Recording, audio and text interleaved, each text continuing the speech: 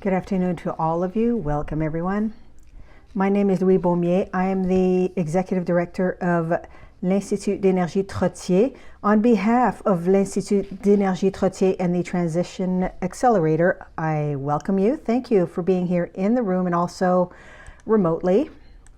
Several people are joining us online, and that is much appreciated. So welcome to this midterm forum on biomass carbon neutrality. This is a project that is funded by the Climate Action and Awareness Fund from Environment and Climate Change Canada. And these are projects that were launched to support the mandate of the Advisory Group for Carbon Neutrality. A few rules for the day.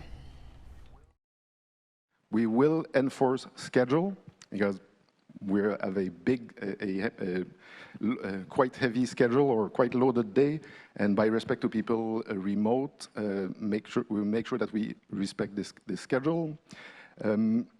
It's an hybrid event, like I said, so if you ask a question, make sure for the Q&A session, if you're in the room, make sure that you have a microphone so that people remote will be able to hear you. And for remote people, there's a web portal, there is a Q&A section, so you can put your question there. You can also make some online contribution for people remote for the end of the day when we'll do the roundtable discussions. For people remote, there's a possibility to answer the same question that we'll be discussing here through Slido, and even for people in the room, if you want to give some answer there, you are welcome to do so. It's a bilingual event, so on fait ça bilingue. There is a simultaneous translation. Please feel free to speak in whatever language you want. And but slides will be in English only. That's the compromise we're making. For presenters and panelists, we'll keep introductions short. Just their bio is on the website. If you want to know more about those people, you can read that there. And last point, we put the panelists in alphabetical order, so there is absolutely no editorial choices in the order that people will be talking with us today.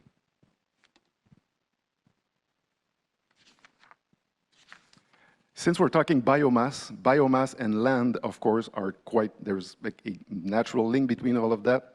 And since we're having a national event, making a land acknowledgement is a bit hard. However, I would invite you to visit nativelands.ca, which gives actually an overview of who occupied this territory before the arrival of Europeans.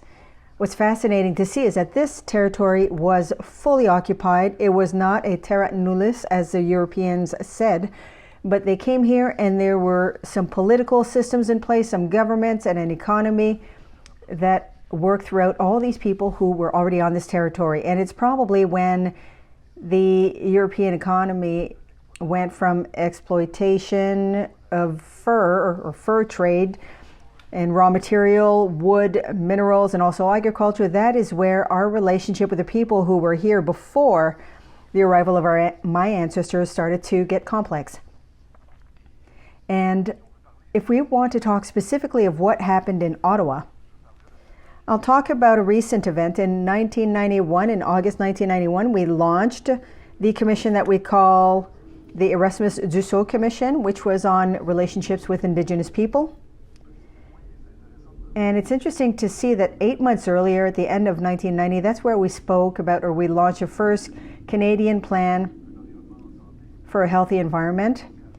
And that's where we really tried to be concerned with environmental issues. We said, yes, we have to do something because we may be hitting a wall. And unfortunately, we can see that there's still a lot of work to be done in order to at once make sure that we can ensure a healthy future here, but also to have better relationships with those who occupied this territory before we did. I would propose that we inspire ourselves from the principles, the broad principles that guided the Erasmus Dussault Commission. Particularly, there are two of them. The one of recognition. We should recognize that we are all dependent on what nature can provide for us, particularly when it comes to biomass. So we all depend on this. And the fourth principle, which is the responsibility. We must exploit these resources in a responsible manner. And I think that minimally, if we can succeed in doing this, we can say that our project has at least contributed significantly. Now, before going any further, I would invite Robin Hardnoon to come say a few words on behalf of the Net Zero Advisory Body.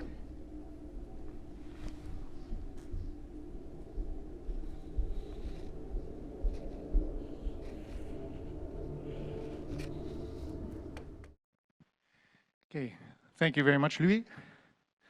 Bonjour à tous et merci pour l'opportunité de me joindre à vous pour cet important événement aujourd'hui. I'm here today as a member of Canada's Net Zero Advisory Body, or NZAB, as we call ourselves. The NZAB was established in 2021 under the Canadian Net Zero Emissions Accountability Act. This act seeks to bring transparency and accountability to Canada's efforts to reach net zero by 2050. Our mandate is to give the Federal Minister of Environment and Climate Change independent advice on the most likely pathways to achieve net zero emissions by 2050, including emission reduction milestones leading up to 2050, as well as any other matters referred to us by the Minister. NZAB shares a summary of its advice to the Minister through an annual report, to which the Minister must respond publicly within 120 days. Our first annual report was published in early 2023 and called Compete and Succeed in a Net Zero Future. And we're now working on our second annual report, which will be published in the near future. Pour élaborer nos avis, nous tenons compte des meilleures informations scientifiques disponibles, des engagements internationaux du Canada, et des connaissances autochtones. But we're also mandated to engage with Canadians to inform our advice, including with experts such as yourselves. At this time, we're working to develop advice in many areas, including measures to close the remaining gap to Canada's 2030 emissions target, to inform the development of Canada's 2035 emissions target, and further developing our current lines of inquiry, which are focused on net zero governance, net zero industrial policy, and net zero energy systems. So I'm actually very pleased to be here today because your work is relevant to many of the current priorities of the NZAB. In fact, through our engagement processes, the NZAB has received feedback from a number of stakeholders, encouraging us to do more thinking about the potential contribution of biomass toward net zero pathways. In that spirit, as Louis mentioned, I'm pleased that we've been able to play a small role in supporting the work being discussed at today's forum. Back in 2022, we were engaged by Environment and Climate Change Canada to develop the research themes for net zero research projects to be funded through the Environmental Damages Fund's Climate Action Awareness Fund. And the Biomass and Carbon Neutrality project that's the focus of today's event is one of 16 projects the NZAB is currently supporting. We are very interested in better understanding the potential contribution of biomass to advance Canada's net zero goal.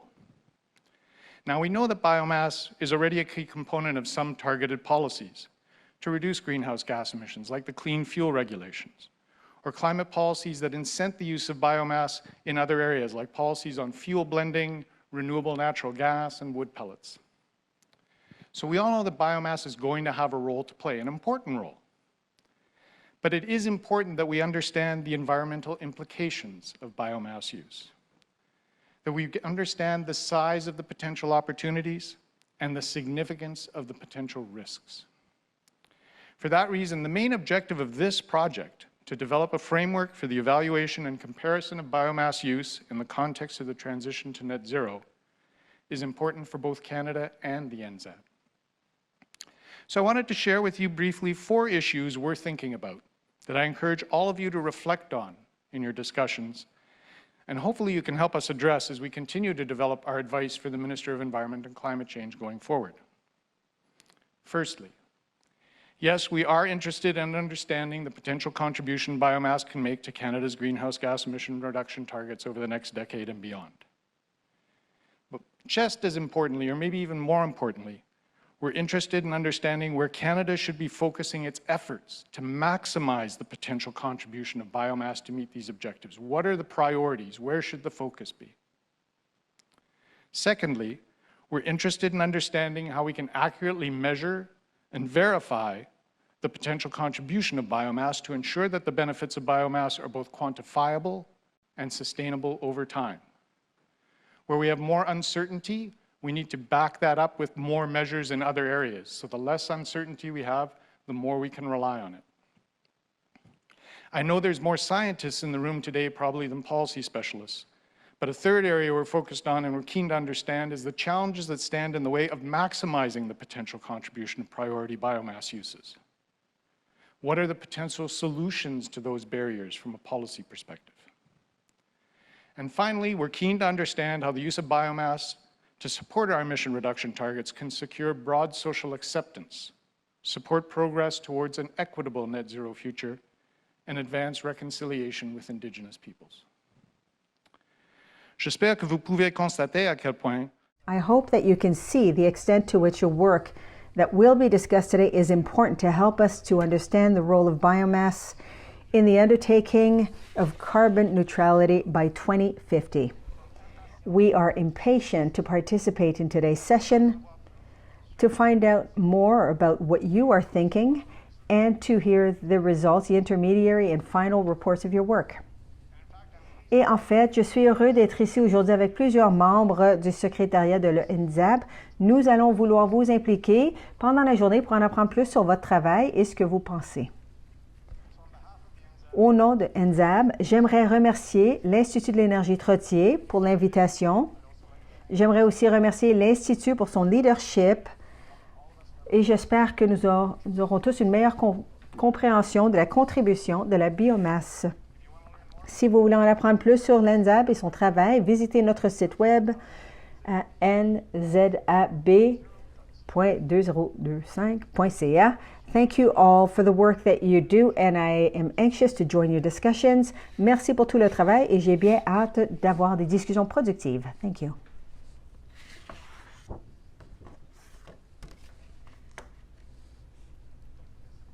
Thank you very much, Robert.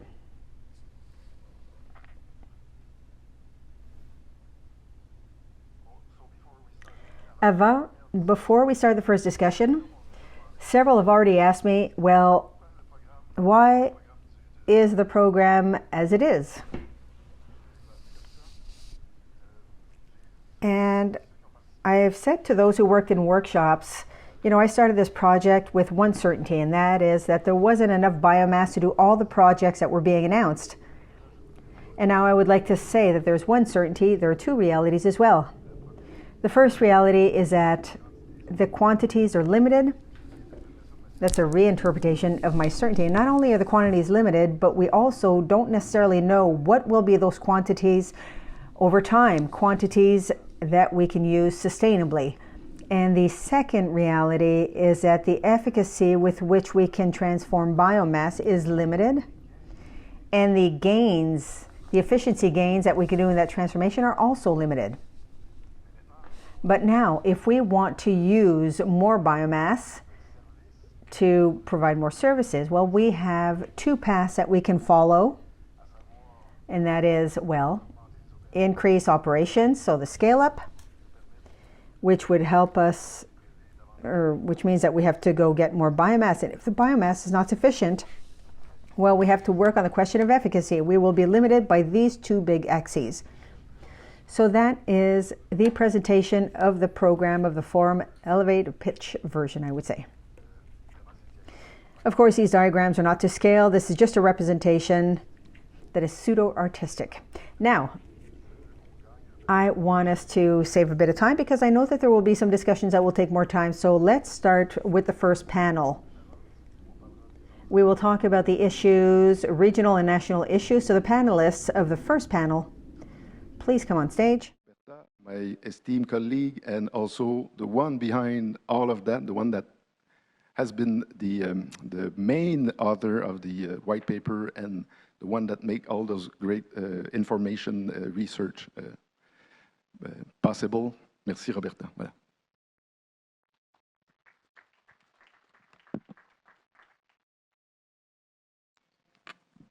Thank you, Louis. And thank you everyone for being here. I would like to invite the panelists, please, also to come on stage right now. So Tina, Will, Evelyn, and Mahima, please. Okay, so thank you everyone for being here today. Yeah, as you.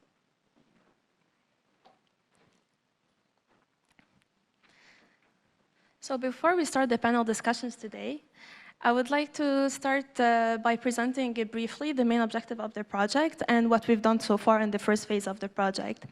So as it's been mentioned, the main objective of this project is to co-develop through a series and various exchanges with stakeholders and experts an evaluation and comparison framework for biomass use in the context of transition to net zero.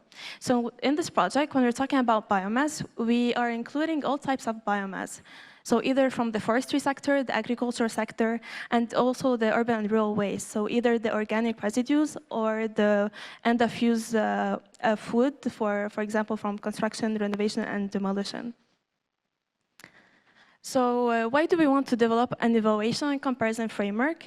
So first, it's because we see in many energy modeling studies that are projecting transition to net zero, that we see a significant role of biomass and bioenergy in the results. So biomass contribute to the decarbonizations of many sectors, for example, in transportation and heavy industries. And we also see that there's with bioenergy, with carbon capture and storage, is one of the few ways that will allow us to have negative emissions, which would be necessary to reach net zero in the absence of decarbonization solutions for all sectors. So other than bioenergy, biomass also already contribute to many essential uses and some emerging usage also, for example, for some bioproducts in the chemical sector for primary chemicals. And we already use it, for example, for the forest biomass and construction for engineered wood products and as lumber, or in the agriculture, not to forget that we use it for food and animal feed. So even if biomass resources, we know that they can grow again, the quantity that we can harvest each year and use it in a sustainable way is limited. So constraints on the availability of sustainable biomass will limit its application in different sectors. So to attain the main objective of the project, what we did the first phase of the project was we started with a preliminary analysis. So that was with a literature review to see what is the current state of the biomass sector in Canada. So what are the resources, how much do we currently produce, how are they used, and how much do we consume. So all that was the objective of the first white paper, which was a preliminary version that we shared with many stakeholders and experts to get suggestions and comments and what are the elements that we missed. So the white paper was used as a starting point for the discussions that we organized throughout the organization of 5 regional workshops that we did across Canada. So the objective of the workshops, and it was an opportunity to bring together stakeholders either from academia, from governments, from the industries that either process or use biomass resources, and to know what are the elements that we should consider. So following the workshops, we recently published a report which is a synthesis of the discussions and comments that were mentioned, and the notes that were taken during the discussions. And also we received some comments and suggestions from stakeholders, also by other means like by email. So the report now is available on our website, this link, and we can also see the synthesis of the comments and also all the original comments that were on the Miro platform, which was a whiteboard that was used during the discussions, are also available on this link. So I would invite you if you would like to see also the results from the workshop discussions. So many comments stood out during the discussions. If I were to mention a few comments, I would say the first one was the need to consolidate the priorities across the industries now and on the longer term. So I would say like a risk that was mentioned is the risk of taking decisions in silo and not having a holistic approach. So by having a holistic approach, we can take a look at the bigger picture and see what are the alternatives, not only for the end use of biomass, but also the destiny of the resources if we don't use it for a certain usage. For example, if you're talking about logging residues will be just left in the forest, will be burned, or for other types will be diverted to another use, or will be sent to landfills. And another point that I would mention is that it was mentioned that we should take into account other aspects also, which are harder to quantify but are important to take into consideration, which are the impact on biodiversity, energy security, food security, and water security, in addition also to net zero objective. And most importantly, the community must be a part of the process, and I would say that's why it's important for us to have events like this, so community will be part of the process, and we would make sure that there's no elements that we are not taking into consideration. So first, I would like to invite our panelists to tell us a little bit more about their work and their sector and their views on the current state of the biomass sector. So we'll start also by alphabetical order. So we'll start with Bill, please. Thank you very much, everyone. Greatly appreciate your time and the opportunity from Roberta and Louis and the IAT to speak to you today. I come from the agricultural sector. I work for Alberta Canola, so that means I represent the over 12,000 canola producers within the province of Alberta. I also work interprovincially with our other partners, as well as nationally with the Canadian Canola Council and the Canadian Canola Growers Association. Happy to be here to speak directly about canola, as well as agricultural and the crop production sector. Brief overview as to canola as a crop, for those that may not know it as well as I do. Canola represents approximately 30% of the Canadian production across the prairies and 28% of all crop production. Holistically, we saw in 2017 the largest input in production, 21 million metric tons. Currently, over the past 5 years, we've seen an average between 17 to 18 million tons approximately of production. There's a few factors that have come into equation with that. Pest management with the impact of some diseases like verticillium stripe, clubroot, blackleg, as well as insects. We've seen weather conditions. Currently, 2023 was a bad drought year. 2021 was a historically bad drought year for canola, and an abnormality, as you can see, where we had 40% reduction in production from a year-over-year average, as well as the impact that what we're seeing with other uses for land, industrial, residential. In Alberta alone, we've lost over 156,000 acres in the last decade of land that's gone to residential and industrial production, specifically related to our top producing high quality soil. Getting into where canola plays a role here at this biomass discussion, twofold: biofuels and crop residues. Looking at the biofuels discussion, we've seen a dramatic uptake and change into what is going on with canola production. Historically, we've seen exports of approximately 50% of canola seed. As you can see in the map at the bottom, we've had a pretty substantial capital investment that's flown into Western Canada, specifically into Saskatchewan, that's set to increase the crushing capacity. That's a value-add process to our canola seed that's going to change where our market and availability is. So that's moving from 11 million tons of crushing capacity by what's been proposed to another 6.7. So nearly adding over another 50%. And the expectation behind that is that we can have 80 to 90% of the canola that's produced in Canada, if all of these investments go ahead, have at least a portion of which be value-added process. And it's in that when we talk about canola oil, for example, which is a heart-healthy, very good cooking and vegetable oil, that's well known as a high quality product around the world, is also used as a feedstock and source for biofuels production. What we've seen, particularly with the United States and the RFS that's established there, is an influx of canola oil exports to the US. Within 3 months of RFS signing on that canola is a viable feedstock product for biofuels production, whether that be sustainable aviation fuel, renewable diesel, we saw an over 100% increase in canola oil exports. And we're already looking at 2023 as a record-breaking year, and the export numbers for canola oil are just increasing over and over. It's one of the reasons why acknowledging that biofuels production in Canada would be critically important. The last piece is crop residues and soil health. This comes into more of the biomass specifically. Traditionally, crop residues would be looked at as an ancillary portion of production. However, there's a portion of which we can look at and be involved in biomass production as a beneficial piece. However, It does have a wide range of uses on farm, whether it be in the livestock industry as a bedding material or a feedstock, and feed systems, as well as the impact it has on the nutrient cycle.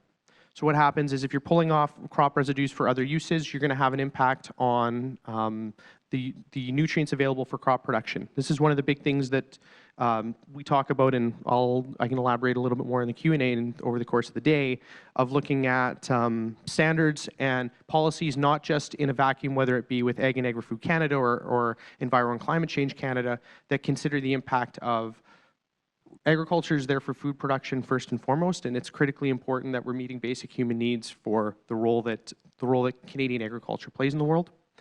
And the fact that we can safely and effectively produce food while also feeding into biomass and bioenergy production is critically important. I'd be happy to continue on the discussion with anyone in a personal level, and I'll hand it off to Roberta for our next speaker. Thank you very much. Thank you, Will. Now, I would like to invite Tina Rasmussen, please. Yeah.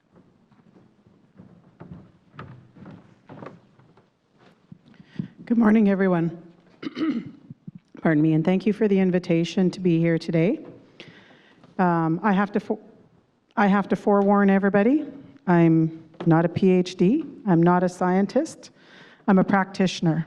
So, as introduced by Roberta, my name is Tina Rasmussen. I'm the Chief Business Officer for MLTC Industrial Investments.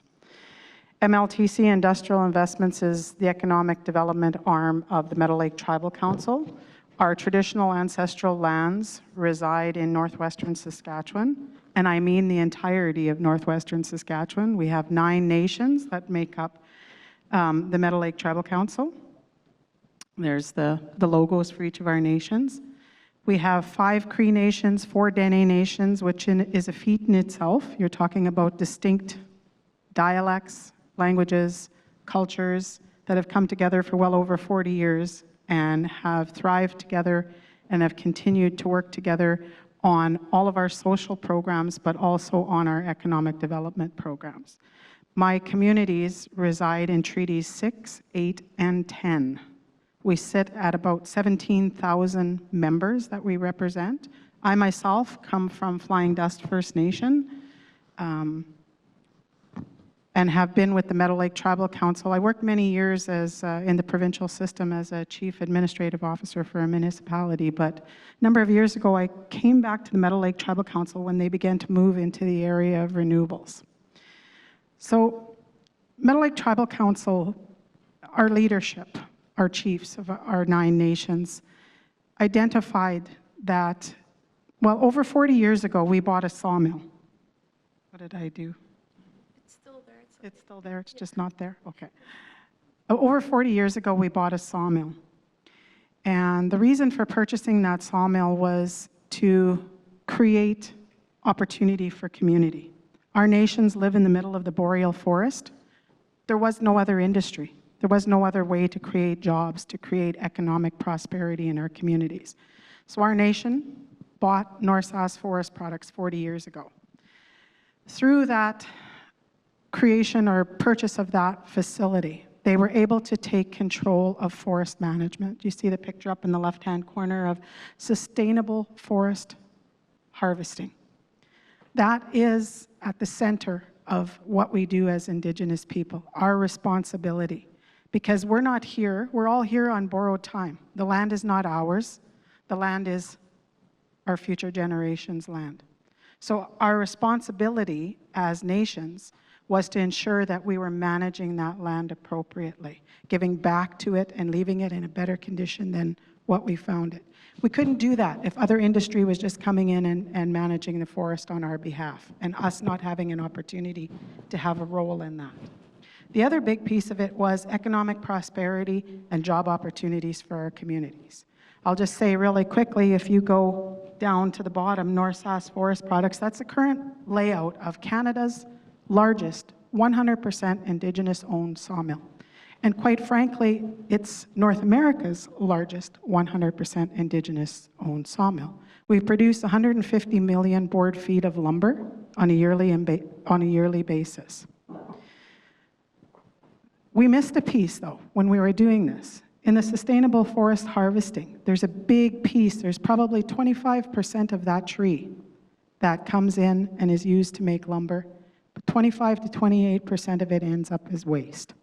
If you look at that picture of Norsask, you can still see the old beehive burner standing there. Saskatchewan was one of the last provinces that still permitted beehive burners. So up until October of 2022, we were still taking all the waste, all the slabs, all the sawdust, everything off of what we were doing inside of the mill, and it was just going by conveyor into an open fire, being burnt. Our nations, for a really long time, said, that's not acceptable. We have to do something different. So it took a really long time. It took us over 8 years, but what you see in the bottom right-hand corner is the MLTC biomass facility attached to Norsask Forest Products. We now take all 56,000 oven-dried tons of waste from that sawmill and use it to create 8.3 megawatts of electricity. So for us, as Indigenous people, we look at this as in a circular way. It has a beginning and it has an end, and it comes right back to the beginning again. The sustainable forest management goes all the way from the harvesting all the way back to the reforestation. The use of the tree goes all the way back. So I'm hoping today that I'm able to share more about that. You look at it externally, I guess it's a really nice image to look at, but let me tell you, running a biomass facility and managing biomass, forestry biomass, is a very, very difficult endeavor, and hopefully we're able to share some of that with you today. Thank you, Tina. I would like to invite Mahima, please.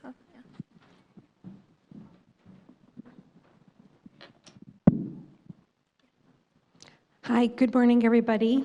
It's great to be here this morning.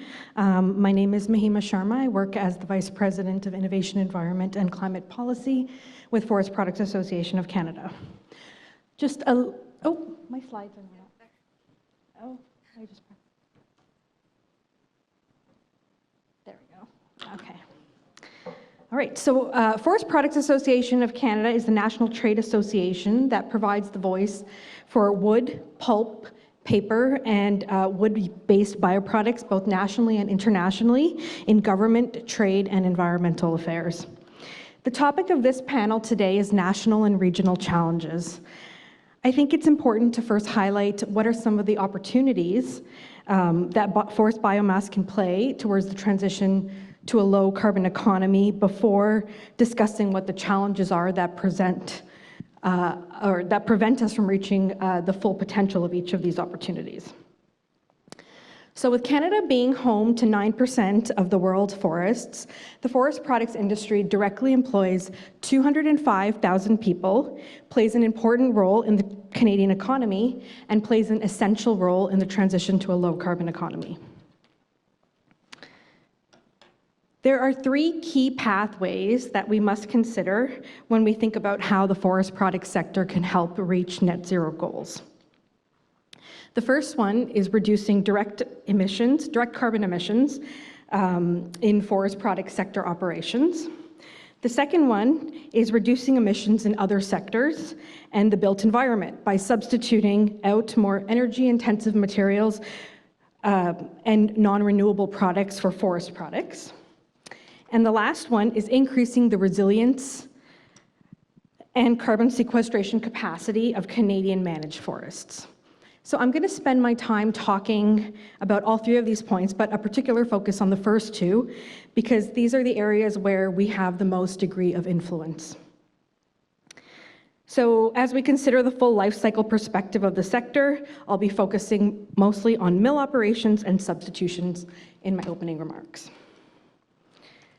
So converting wood into usable materials is an energy-intensive process. The Forest Products has done a lot to date. We have reduced our GHG emissions by 55% since 1990. We have some key opportunities that are still ahead of us, and we need to work to realize these. Some of these key opportunities, if we consider the pulp and paper sector, are lime kiln decarbonization and bioenergy carbon capture and storage, as well as reduced consumption of electricity. These are some examples where government can help support through funding programs, incentives to scale key technologies like lime kiln decarbonization and BECCS, and well-designed regulatory policies, such as the Clean Electricity Regulation, to ensure that biomass plays a key role in making the grid net zero by 2035. Additionally, if we think about our forest sector operations, the harvesting equipment and the transportation, there's opportunity there to electrify some of the trucks and the equipment that's used there by using alternative fuels and more efficient use of biomass. And finally, or well, not finally yet, but increasing the carbon that's stored in products by substituting forest products in place of more energy-intensive materials. So if we think about long-lived wood products, they're a great solution because they can store carbon for long periods of time. And this really presents a key opportunity when we're looking to decarbonize the building sector. The manufacturing process of shaping wood into a form that's usable in construction reduces far fewer GHG emissions than alternatives such as steel and cement. The forest products materials can also be used in building retrofits, and we have some key policies as well around here, such as the Canada Green Building Strategy, the Greening Government Strategy, and the LCA Squared Initiative. These are some key federal policies which must continue to be supported and must be well designed to help enable the use of wood in mass timber construction or in decarbonizing the building sector. And then also substitution of forest biomass in place of fossil fuel incentives, such as biochemicals, biomaterials, and bioproducts. And finally, it is imperative that we continue to see support of biomass residuals as a sustainable, low-carbon option for energy use by government. This would help Canada to improve its competitiveness in the face of similar incentives that we've seen in the US, such as the USA Inflation Reduction Act. I'll just close quickly by saying, if we consider the example of a building, we can look at a solution where wood can play a massive role in decarbonizing the full building. So for example, if we think about a sustainable building solution, we would have the building envelope that would be built out of cross-laminated timber or glulam timber, the energy systems that are running on biofuel. Wood fiber insulation presents a big opportunity in the future. The interiors of the building would be made out of wooden furniture. There would be a green roof, and you could have lignin-based asphalt on the outside as well.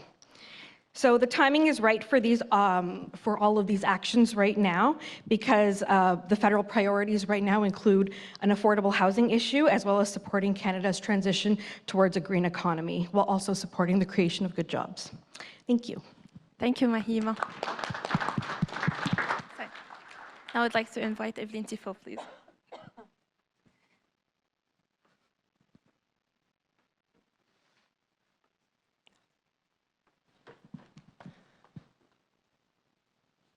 Hi, I'm Evelyn Tifo. I'm a professor in forest ecology and management at Laval University in Quebec City.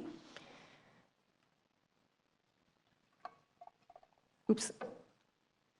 Okay, so when we do forest harvesting, when you want to take out of the forest a log of sound wood quality, so our high quality log, so we heard how important wood for material use is for climate change mitigation, so it's a great material to use. But when you take out a log of sound wood quality, you also bring with it a basket of other products. And this is even more true in region where we apply an ecosystem management approach. So we promote diversity in forest stands, in forest landscapes. So that means when you do harvesting, you have a diversity, you end up with a diversity of biomass qualities. So it gives headaches to foresters in the field, but at the same time, it represents a diversity of opportunities for innovations. So we can make conventional wood products, but it means because we have a high diversity in the biomass qualities, it leaves space for new bioproducts and bioenergy. So it's true that there is an ecological limit on the amount of wood, of biomass that is available from a Canadian forest, but we are very far from reaching that limit. So those are examples of harvesting in Quebec. So those are biomass and logs that were left in the forest because they didn't meet the requirements of the regional industrial sector because they were too degraded, so they could not meet the current quality demand of the sawmills. So it all represents opportunities for developing new products. So before we valorize all this biomass, we have a lot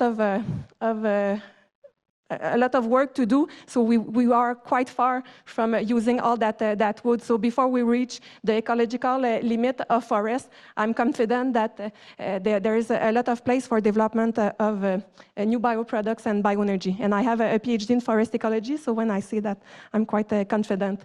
And the fact that we leave that in the forest, there are also ecological consequences. So the last summer, we saw the high risk of wildfire. So this represents fuels that we leave in the forest, so it increases the risk of wildfires.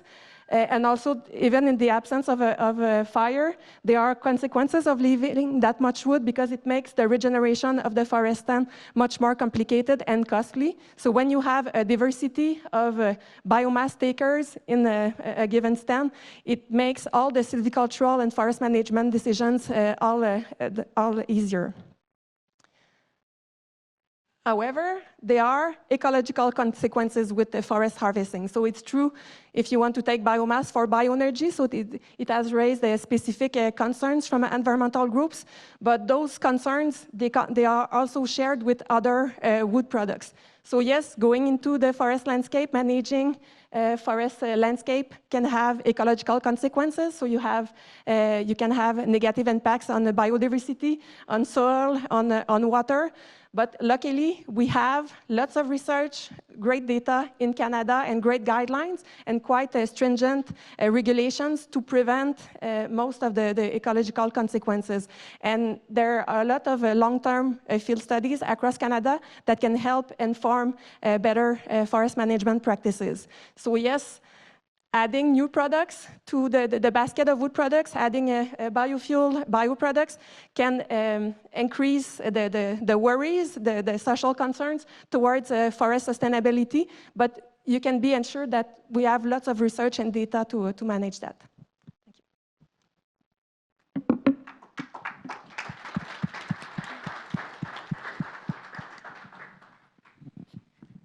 So I would like to start the discussion with my first question to the panelists. So what do you see now as major challenges and barriers for biomass harvest and use today in Canada, either national challenges or also if they are more regional specific? We can start for the first questions also by alphabetical order. We can start with Will. That's a great question. I look at it as, I represent over 12,000 producers in just the province of Alberta alone, and the amount of regional differences that we have is it has been eye-opening to me throughout my time in role, whether it be the amount of production that goes on in the Peace Country, which is almost the equivalent amount of crop acres that you have in the entire province of Manitoba, to the issues that some of our irrigated producers have in the south, where we're facing another year of drought. We had a drought year for 2023 in crop production. We've had 2021 was a horrible drought year of 3 or 4 years for drought symptoms, and weather variability is huge in trying to figure out what available amount for biomass, whether it be crop residue or what production is available to be used into biofuels and renewable diesel and sustainable aviation fuel production down the way is hugely difficult. And each portion of the prairies that you're looking at the agricultural sector with, you're going to have wide variance of production where things like biomass and pulling crop residues off in some parts of the regions that I represent is a non-starter because they need to manage their soil health and their organic matter in order to be good stewards of of their cropland in order to maintain a sustainable level of production. Versus, like I mentioned, the irrigation producers, they have too much crop residues on their lands given an average year, and they are finding alternative uses for it, usually as livestock feed, for example. So there's a really wide array on the regional level that like we can hyper focus in and go into detail if anyone's interested. Tina, the same question. What are the major challenges right now for biomass use and harvest, and major barriers? Yeah. I think for us, the biggest thing that we experienced at the Tribal Council was how little support is actually out there for biomass usage. For us, we sell 6.6 megawatts of electricity directly to our Crown utility, Sask Power. That was a very difficult endeavor because utilities are not always welcoming of electricity production from a very expensive process like biomass. The cost of bringing that material in to create the fire that actually burns and creates the electricity is hugely expensive. The capital cost of developing the facility itself is hugely expensive. So for utilities to purchase that power, it becomes a very expensive power. And right now, I would suspect not only in Saskatchewan, but in every province, it's kind of last on people's list. Because if you don't have a sawmill and that waste product delivered to your biomass facility, you couldn't afford to bring it in from the bush and just burn it to create electricity. They would never pay the price for it. So I think that's one of the hugest challenges is there really isn't a push for the use of biomass. And particularly, it kind of irks me that none of our governments, we're a country of excess, and none of our governments seem to be very worried about all of our waste products, whether they're agricultural waste products or wood waste products. Leave it in the bush, push it up into piles, start it on fire. You know, that's not the way to get to carbon neutrality. Mahima, or? I think one of the biggest challenges that the forest sector is up against is the risk to the competitiveness of the Canadian sector. If we consider, for example, our relationship with the USA down south, we mustn't understate the importance of having an integrated market between the two countries. So Canada is currently the largest softwood exporter to the US. And the American demand for softwood lumber far exceeds what they actually produce. So Canada helps fill that gap. And so this gap is expected to continue to remain large over the coming years as the US also looks to transition towards more affordable housing solutions and stuff like that. So if we think about some of the provisions that were recently introduced in the US in a post-COVID world, such as the USA Inflation Reduction Act, that is a very aggressive policy that's quite heavy on incentives, and it can really present the risk of eroding the Canadian market's competitiveness. So they also have introduced some buy clean or buy American provisions. So in Canada, in order to remain competitive, I think it's important that there's a couple of things that we need. We need supportive tax credits. So we recently saw in the fall economic statement, biomass was included in the Clean Technology Investment Tax Credit, as well as a clean electricity tax credit. We need well-designed funding programs as we look to a landscape where the cost of carbon is going to be increasing to $170 a ton by 2030. We need to be able to promote the use of biomass to further displace more fossil-based intensive alternatives.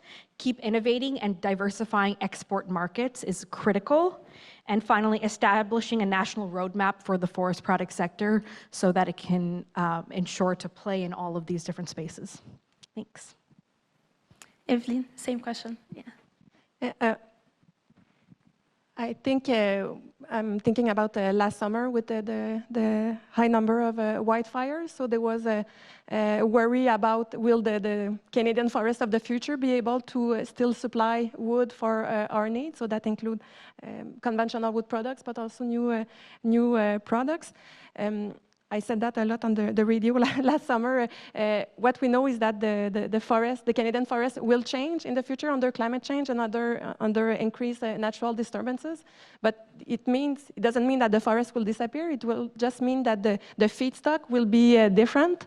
So we'll have a new species, a different quality, probably lower quality of wood because of increased natural disturbances like wood from wildfires. But it means we need more innovation in the forest product sector, and it means we need new products that can transform lower quality wood, such as wood from wildfires. So I think there's we can see that as a threat, and we have to take that seriously, but we also need to see that as an opportunity to develop innovation and have new products that can put value to the wood that we will have in more supply in the future.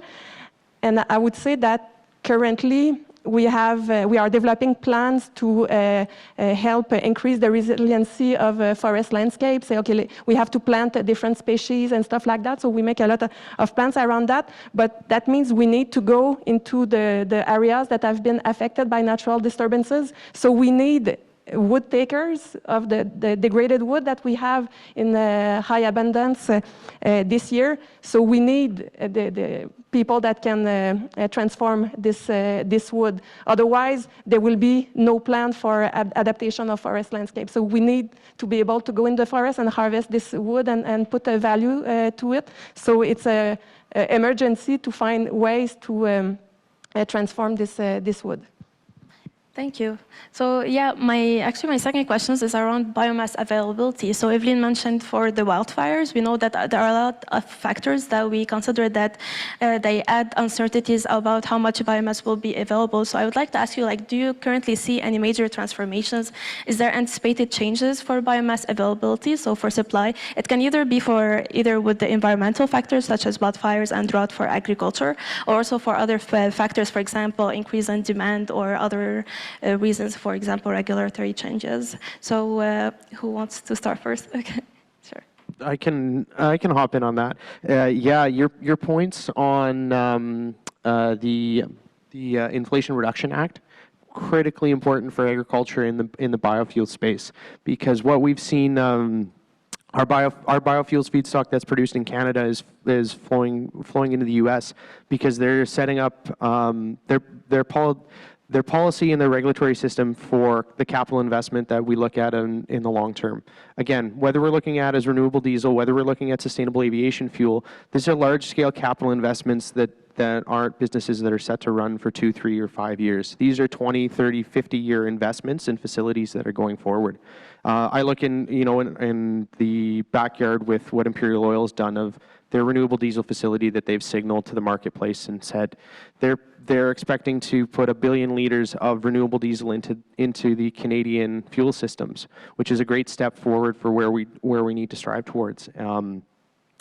But again, the biggest thing for production, in the principal production for agriculture, is the variability of it, whether it be due to weather, due to policy that's negatively impacting farmers' ability to produce primary food and secondary agricultural products like your biomass and crop residues, and doing it in a way that's economically viable and environmentally sustainable.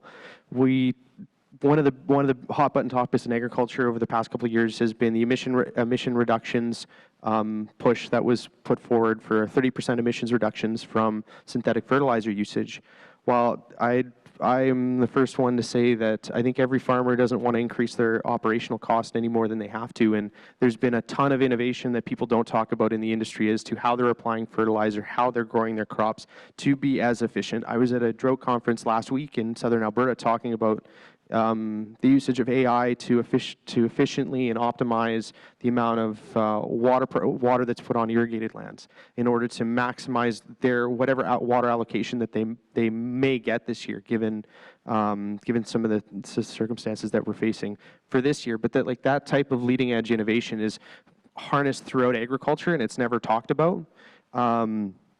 And driving back to that, it's being on that leading edge and having agricultural producers understand that they have to look for more innovative ways to sustainably produce agricultural products for food production. When you're looking at principally and foremost, but the ability that it can also be used in other means, and there's even more efficient ways that we can be environmentally sustainable as an industry.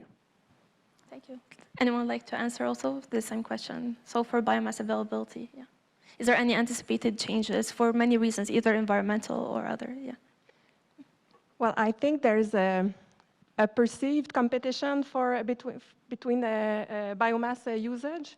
But for forestry, it's mostly about cost. So there's a competition for low-cost biomass, so that's for sure. But in terms of the theoretical availability of biomass, there's a lot, and we have examples from other countries when in some regions they don't have enough low-cost biomass, they grow more. So it's a renewable resource, and they adapt forest management practices to produce more biomass. So I don't think we should be too worried about low supplies, because there are so many ways to increase supply and without having a negative impacts on forest ecosystems. So there's a competition in terms of cost, so that's true. But let's put aside the worries about the theoretical ecological availability of biomass. Anyone would like to add something? Yeah, Tina. I would agree with that 100%. We can't even figure out what to do with the waste that we're leaving behind now. You know, if you come up to Meadow Lake where I live, there's 4 mills, a pulp mill, an OSB plant, and a sawmill that all operate in northwestern Saskatchewan and are all harvesting out of the same wood basket. You know, making use of that mixed wood forest, using the hardwoods and the softwoods, making sure that it goes to the correct mill. But for all of us, you know, the OSB probably does the best job because it requires a cogeneration in order to do the process to make their OSB panels. But for the pulp mill and for Norsask, we burnt all the waste that you know came from just cleaning up the trees so that we could use it to actually make our end product. And that for all of us, could you imagine the amount of wood? I think between Paper Excellence and MLTC, we take probably almost 2 million cubic meters of wood out of the forest. Can you imagine all the biomass that's laying there that none of us can afford to pick up, grind up, and bring into a biomass facility? So I think we got to step back and really start to think about policies and supports for that. You know, I go back to my comment earlier. Canada is a country of excess, and out of sight, out of mind. Leave it there. We don't need it, and it's all about the cost. So we need to step back a little bit, and that's where government needs to really start thinking. Mahima? I completely agree with what Evelyn and what Tina said. I think maybe if I reframe the question instead to, you know, I think wildfires are one of our biggest issues. So what if we could instead focus the priority on mitigating some of those fires? So I think some of the biggest challenges right now that Canada has in that regard are the insect outbreaks as well as the wildfires. We have limited influence over some of the natural disturbances that we've seen, and I think the effects of climate change actually exacerbate all of that. 2023, as Evelyn already mentioned, was a very unique year in Canada where we saw record-breaking wildfire seasons. There was more than 18 million hectares of forest burned. That's more than 25 times the amount of annual harvest each year in Canada.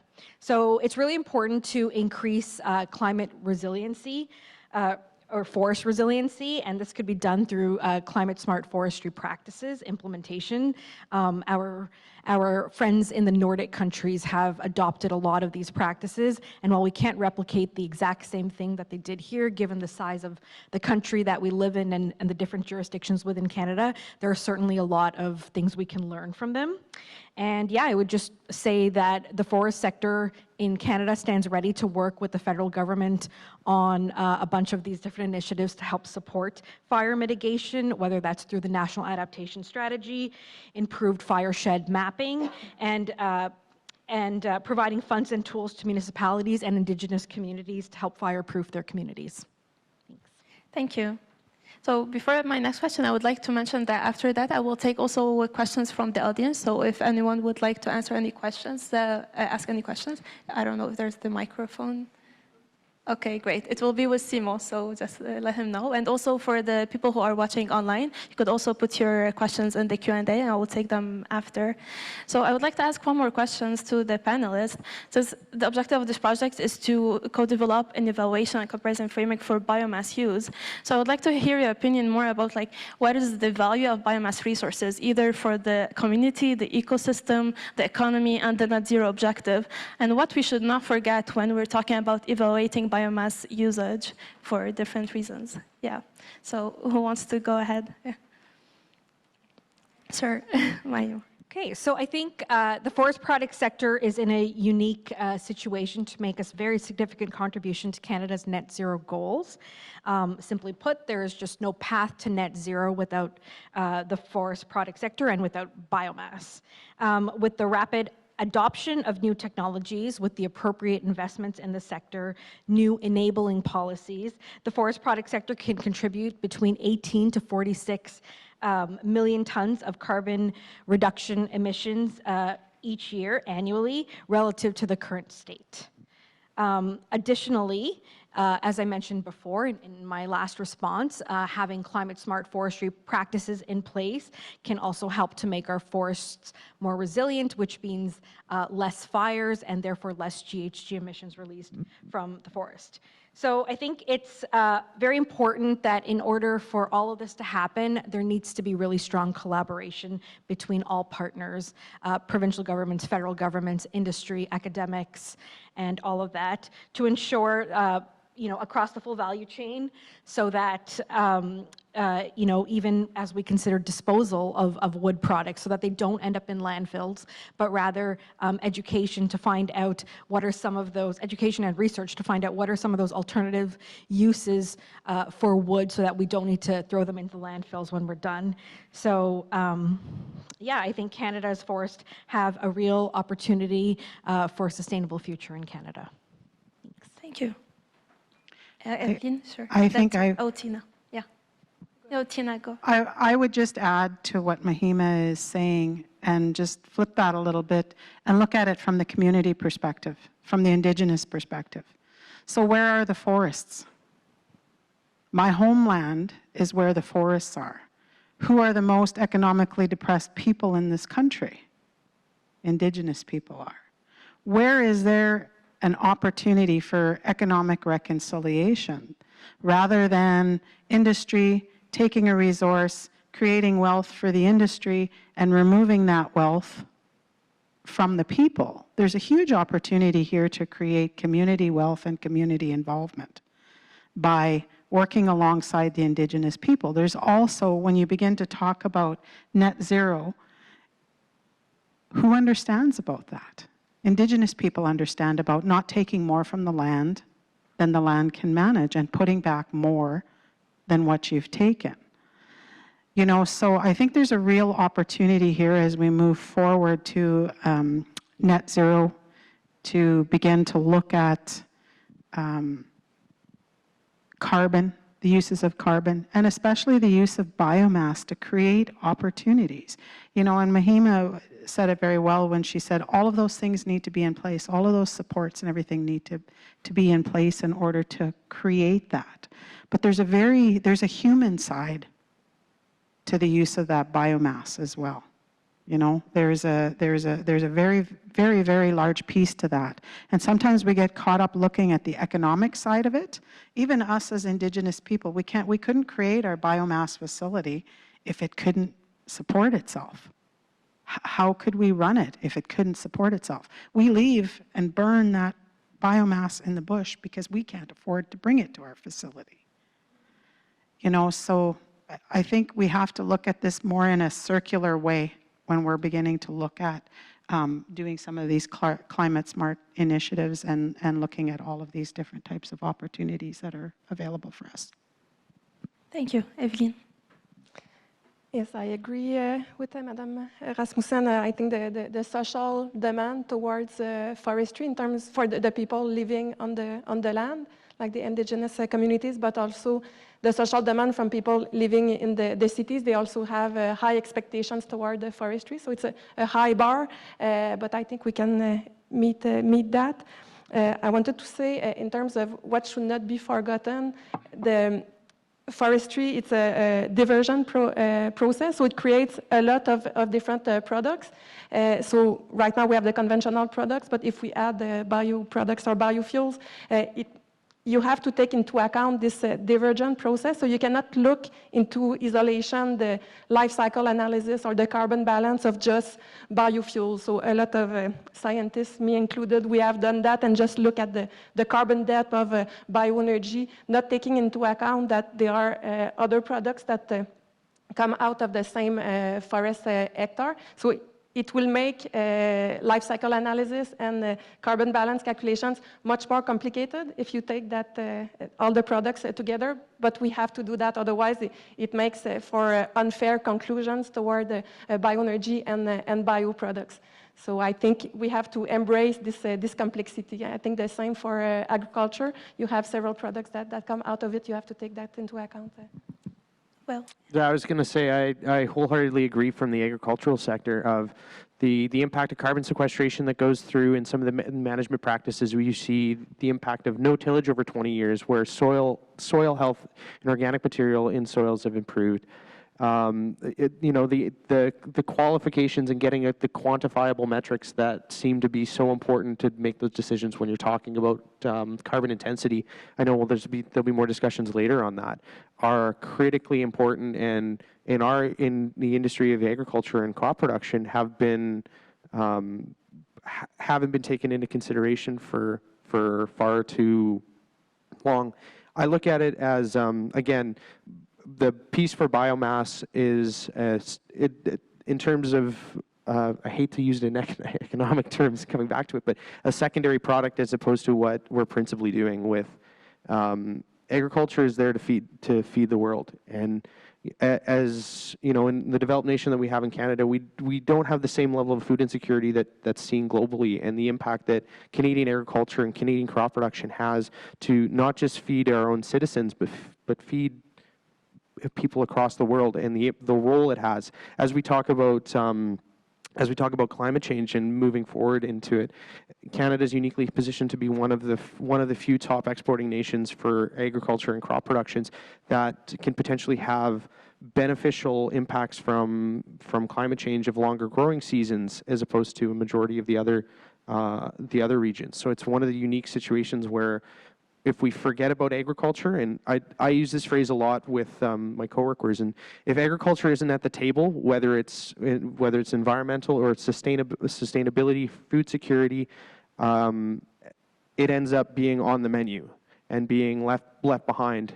And so, like my biggest push and piece is for working between ministries, between departments, between agencies, federally and interprovincially, with municipalities, to have a holistic approach trying to build sustainability in the agricultural production. Because there are ways that we can improve things. There's ways that we can, you know, have secondary sources from crop residues in regions that make sense that can then fill into the biomass piece. There's the role of moving towards a carbon neutral state, of transitioning from petrochemical diesel fuel to renewable diesel fuel to sustainable aviation fuel, and finding transportation means where we can't have a direct zero carbon source, but factoring in the carbon sequestration that goes through with crop production, or the improved and beneficial practices that are happening on farms across this country, can help balance that out to get to a carbon neutrality state. Anyone would like to add anything before we transition to questions? Yeah. No. Okay, so now we have a bit of time for questions from the audience. If anyone have a question, the microphone is with Simon. Yeah.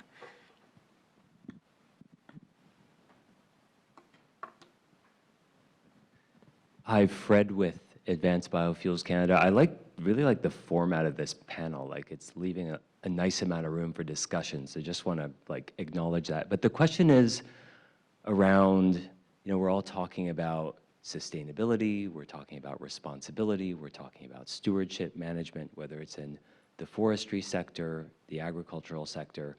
But now that we have the clean fuel regulations, this isn't just ESG driven, these are actually regulatory requirements. So I wanted to see what your perspective is.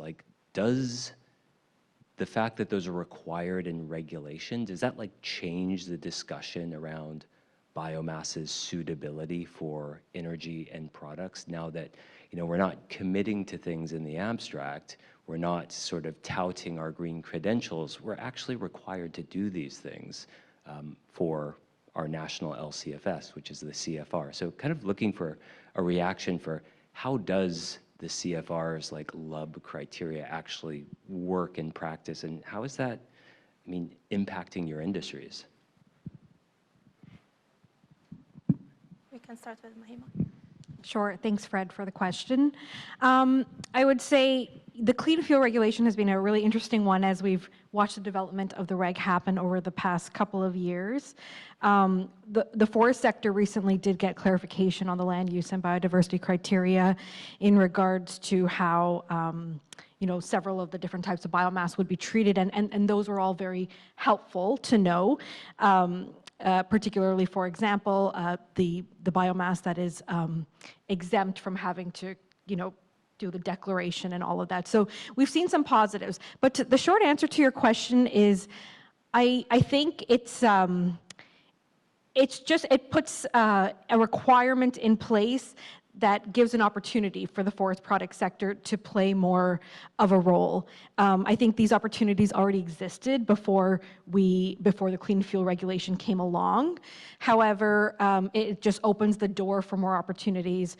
For example, if we were to look at certain bioproducts that we can create out of biomass at forest sector facilities, and the opportunity that those can play through credit creation at pulp and paper mills that can be purchased by other upstream users that are looking to decarbonize. So it's a positive for sure to have the clean fuel regulation in place. But again, I always do come back to you get the true benefit of that regulation when that regulation is really well designed.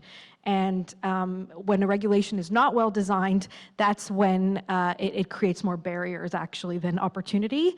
And we've reached a good spot on the clean fuel regulation, but it was a lot of work to get there. So I just leave it at that. Well, yeah. It's a great start. It's a great starting point, and you know what? It's pushing from the innovation and investment side of things. It's a sign that is driving there in terms of capital investment. I mean, if it wasn't for the CFR, the Imperial Oilers facility, I would have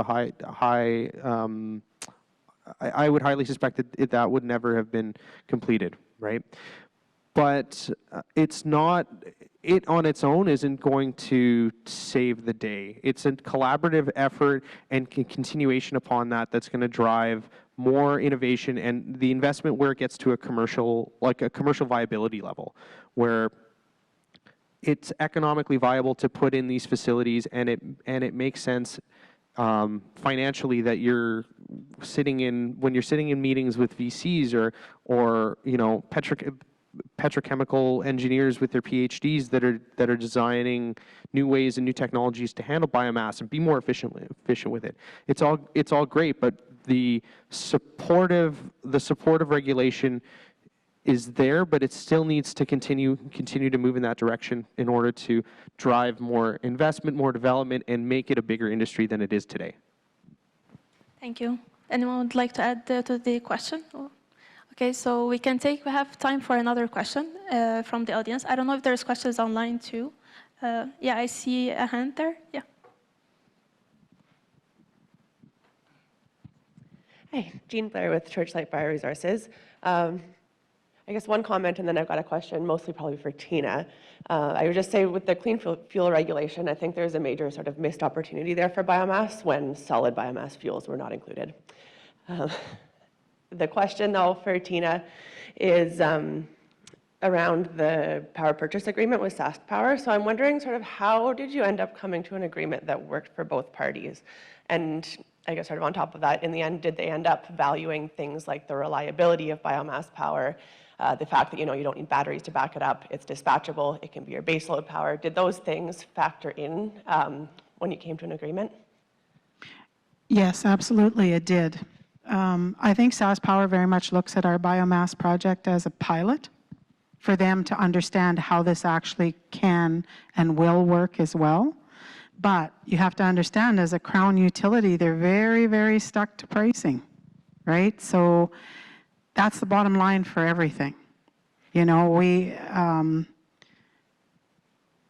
not only the need for public policy to be able to, and grants and all of that to build these facilities, you also need to be able to create power purchase agreements that actually will pay in order to really recognize what it takes to operate these facilities. So all of that is still in progress with Sask Power, shall we say, because things change. We negotiated our power purchase agreement in 2018. It's now 2024. Prices are not the same. We came through COVID. Prices are not the same. But with Crown corporations and a utility like Sask Power, and I would suspect all utilities, they locked you in at that price, they expect you to produce it for that price.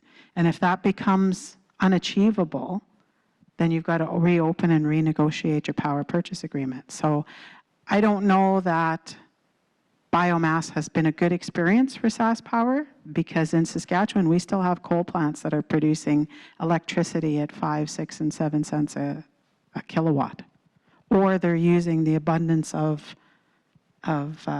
water, hydro. We can buy cheap hydro from northern Manitoba in comparison to the 14 and 15 cents a kilowatt hour.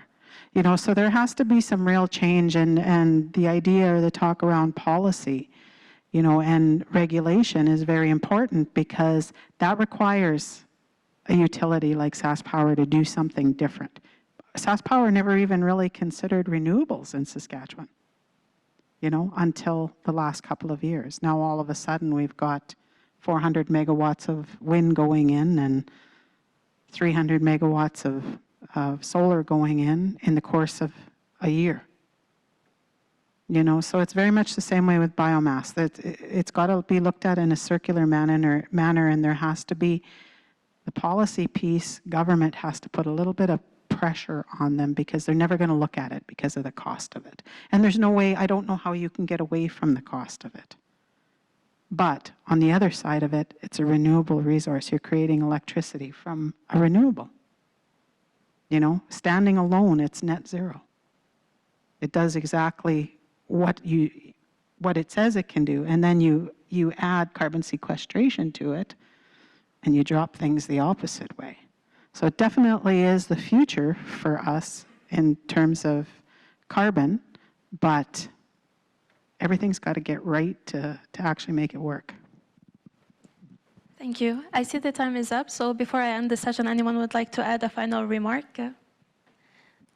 I'd just like to say thank you very much again to Louis and Roberta and everyone at the IET for bringing myself out. Like I said before, if agriculture is not at the table, we feel like we're at the menu. We're on the menu, so we're happy to be here and raise a voice for that. For anyone in the audience or anyone online, feel free to reach out over the course of the day, and happy to continue our discussions. Thank you. Thank you to all our panelists for your participation today. It's really appreciated. I'm looking forward for the discussions during the day. I will give the microphone back to be now. Thank you. Thank you. Thank you. Merci, merci tout le monde. Je crois Thank que ça you, met la... everyone. I think this sets the table for the rest of the day. Very interesting. Now we start the first presentations round, 2 presentations until lunchtime, to then come back in panel discussions. First presentation will be by Romain Chaffanjon, from SMEA Consultant, he's been working for a while, but he will present this new approach to the extension to modelization that they do on how the demand in bioenergy will change, how the demand will change if we aspire to go towards net zero. How the exercise of modelization with Canadian Forest Services and how rather conceptualize the decision-making in usage of biomass products. So I'll invite Romain to come on stage.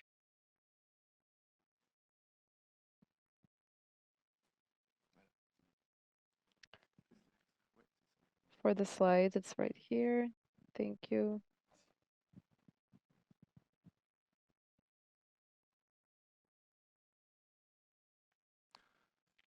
Bonjour à tous et à toutes. Hello, everyone. I'm Romain Chaffanjon, and I'm an energy system modeler with SMEA. I'm very glad to be here today to present to you some very interesting work we did about the optimal development of the Canadian forest sector for both climate change mitigation and economic growth. Well, SMEA, in brief, for those who don't know us, we are a modeling and consulting firm founded in 2013 based in Canada. We provide integrated system modeling for strategic decision making in North America and globally in the 4 continents. We are now a team of 10 modelers with very strong analytical skills, including engineering, mathematics, and economics. We have some experience in policy modeling and analysis with more than 20-year experience across SMEA. We are based in Montreal, Vancouver, and Grenoble, and we work in English, Spanish, French, and Russian. Well, the agenda for today will be first to present to you to contextualize the work, so I will present the project goals. Then we will go into the detail of NATEM for those who don't know the model. I will present to you some analysis and methodology update we did in the model for this specific project. And then we'll go through the results and the key findings from the analysis. Well, this project was in collaboration with Natural Resources Canada, and it aims to develop a model with the capacity to define strategies for optimal use of harvested wood product. Along this presentation, we will call that HWP, so for you to understand. And the second objective, of course, was to better understand the forest sector contribution in achieving climate targets and economic development. Well, NATEM. So in a nutshell, NATEM is the most comprehensive energy system for net zero pathways we own in Canada. In terms of spatial disaggregation, we model the 13 provinces and territories within Canada. We model 9 census regions in the US, as well as California, New York, and Texas. And we model Mexico as one region. We use a flexible approach for time period resolution. We use an annual database, technology database from 2016 to 2060. We have a flexible time period definition. We use some hourly database for key parameters, especially in the electrical field. And we have a flexible subannual disaggregation, seasonal and intraday. Of course, we are a technology model. So it means that we model all the economic sector, energy and non-energy sectors. We have more than 75 demands for energy service in each region. I mean by that, it can be square meter of building or ton of cement. So it can be many different things. we model more than 5,000 technologies per region and more than 500 commodities also per region. We replicate the GHG inventory for Canadian census and provinces with the national inventory. Well, just to illustrate the fact that NATEM is really a technology model, so we model all the energy supply chain from the resource supply. So for example, biomass harvesting to the demand for energy service use, so the use of this biomass in space heating in buildings. So we model, of course, production, conversion, and transportation technologies, as well as end-use technologies. In terms of input-output, NATEM is taking a lot of input data. Of course, we are taking some economic and energy input, including the energy service demand, the demand price elasticities, the price of imported goods and services, the reserve supply curves, and discount rate. We modeled some policies to make some policy analysis, including GHG caps for net zero scenarios, some taxes, and of course, sector-specific measures, including provincial and federal measures. And the biggest, I would say, element, the biggest database we have in NATEM would be its techno-economic database, which is a very exhaustive techno-economic database, including, of course, all the relevant technical and economic variables, including efficiencies of technologies, investment cost with projection over time. And all of those data enable us to have a very rational model which computes the equilibrium between supply and demand across the energy system. So we can provide a lot of output, including the technology investment roadmap to achieve GHG emission target. We, of course, provide some emission trajectories, marginal prices for energy and material commodities, and the discounted cost of the system.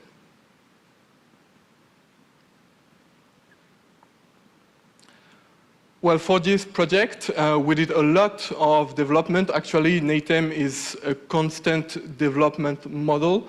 And for this specific model, we extended the representation of harvested wood product for the construction sector. So we model the wood harvesting process now.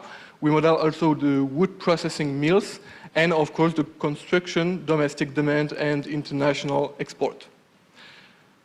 We now capture interplays between the different building construction material in the model. So we had the iron and steel and the cement supply chain, which were already modeled.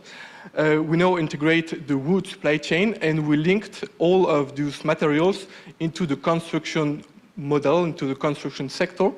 So the model is now able to build actual buildings. Of course, we capture interplay between short pulp and paper biofuels and long-lived harvested wood product, which will be mainly used in the construction sector. I speak about lumber, plywood, and so on. Of course, we capture all of that by Canadian jurisdiction, and for this specific project, we extended the final year of the model to 2070. Well, let's see in detail what we actually modeled in the new version of NATEM. So what we can see here is in the left side, you can see the previous version of NATEM, and in the right side, you can see how it's now modeled in the new version of NATEM. Typically here we are speaking about the wood harvesting supply chain. So previously we modeled the forestry sector as an economic sector, taking some energy input, providing some exogenous demand, and having some GHG emission. We also had some supply curves for biomass which goes to the bioenergy sector and the biomass which goes to the pulp and paper industry. But all of this wasn't really linked, so we didn't have a holistic approach for the modeling. What we did in this new version of model is very different. Now the very basis of the modeling, it's what we call the forest management strategy. A forest management strategy is an amount of biomass which can be harvested per year and the corresponding carbon sink of the wood harvested. So we start with that. We can now model the harvesting of the wood, which is modeled as a technology in the model. Different quality of wood from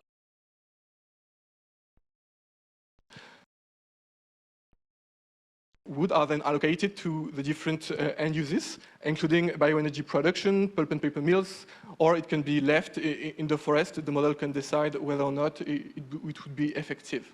And of course, it can go to the other type of wood mill, including plywood, OSB mills.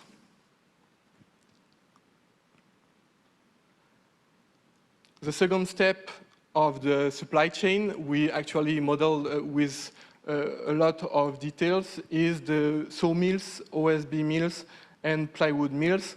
So now each of those mills are able to produce different refined quality of wood.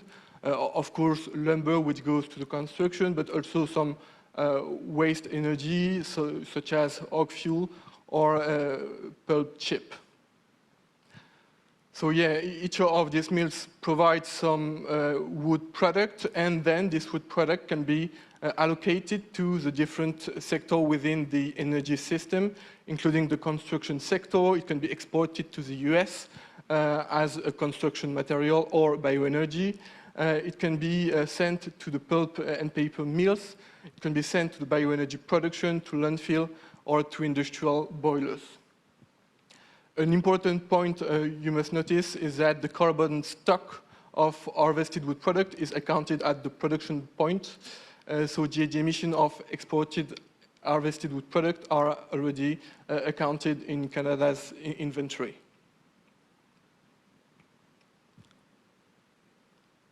And the last step of disaggregation of NATEM is actually the disaggregation of the construction sector. So previously, we modeled construction sector as an economic sector. So basically, as a forestry, it was taking some energy, producing a demand, and some emission associated.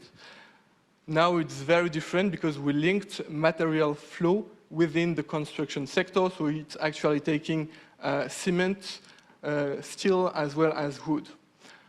The model is now able to build two types of building, wood buildings and non-wood buildings, would be steel and concrete. And we further disaggregated the model with 8 subsectors, so non-building construction, commercial building, and residential building, and we have different height for those buildings. So each of these subsectors will have different penetration rate, maximum penetration rate of wood-based building.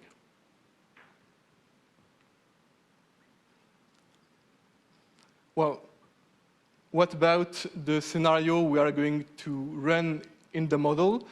So in this table, you can see that we are going to run 4 different scenarios. The main goal of the project was really to benchmark the impact of the new modeling compared to the previous version of NATEM. So we are going to run 2 types of scenario, the base scenario and the FMS scenario. The base would be based on the previous version of NATEM, which used the carbon neutral assumption to account for biogenic emission. The FMS scenario is much more different. It's using the NATEM CFS model, and the way to account for biogenic emission, now it's different. We're using the CBM CFS model, which is a model which simulates the dynamic of carbon stock within the forest. It's compliant with the IPCC guidelines, so it's a very strong model, and this is the model where we take our forest management strategies. So yes, we are going to model 4 main scenarios, 2 reference, 2 net zero, and then we'll go to the sensitivity scenario where we are going to assess a new forest management strategy with the NATEM CFS model. So we can go to what those forest management strategy are. We have two indicators. First, the biomass sequestration potential, and second, the harvesting potential. What we can actually see is that when we use the carbon neutral assumption, we have between 1.5 and 2 tons of CO2 per ton of biomass harvested, which is actually the stoichiometric approach. You know how much of carbon you have in your biomass, and so you calculate the equivalent of CO2. But now with the forest management strategy, we have values which are kind of different. For FMS1, which is the current forest management strategy, we have between 1 and 1.2 tons of CO2 per ton of biomass harvested. In the FMS2, which will be used for the sensitivity, it will be very different. We'll have a drop, a fall of the carbon sink, reaching almost 0 carbon sink by 2060.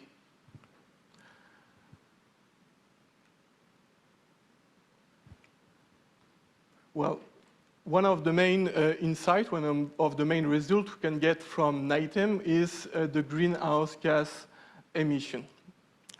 What we can actually see is that the FMS scenario have higher GHG emission than the base scenario. That means including all the harvested wood product supply chain and the new way to account for biogenic assumption will increase in the model the resulting GHG emission. So at this point, what we could conclude would be that the carbon neutral assumption for biomass emission may not be completely accurate, and that we will have to deal with an update of the methodology.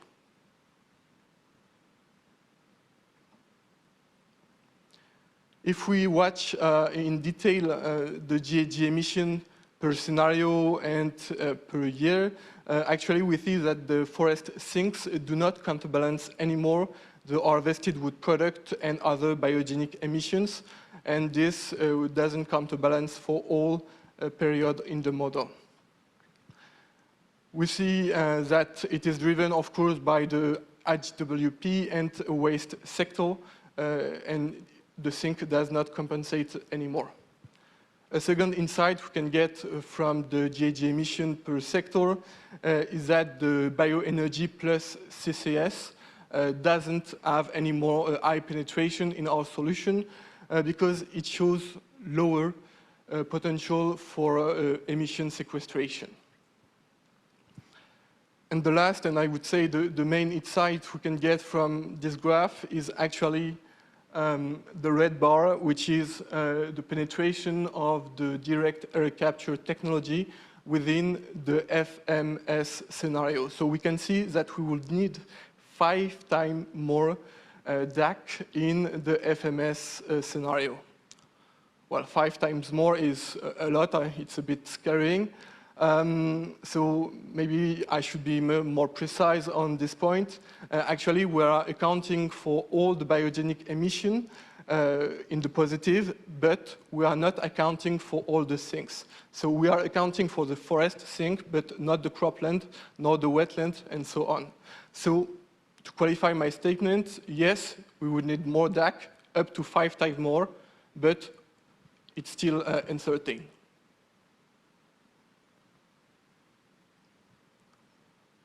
About final energy consumption, so this is one of the other output that NITEM can give, and which is very interesting. We can see that in the FMS scenario, this time we have 50% less bioenergy in the scenario. That means that bioenergy is better used in other sectors. A second insight would be that we see now in the solution very expensive e-fuels, including sustainable aviation fuel, yes, and synthetic methane fuel. And when we see that in the solution, it means that the marginal carbon abatement cost is very high in the model. And the last point, which is linked to the penetration of DAC, is that we have a higher electricity requirement to reach net zero in the FMS scenario. So it would be driven by 3 main drivers. The first one is that we have less bioenergy availability, so we would need more electricity to substitute this unavailability.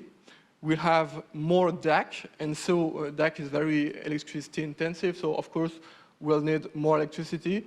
And we produce some synthetic fuels, which are e-fuels, and actually it's also very electricity intensive.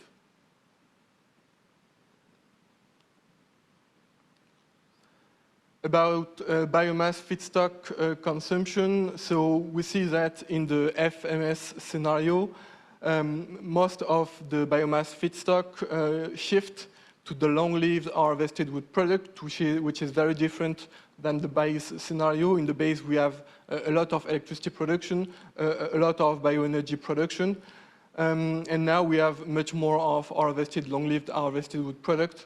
And it seems that the model likes it. It's enabled to sequestrate a lot of carbon.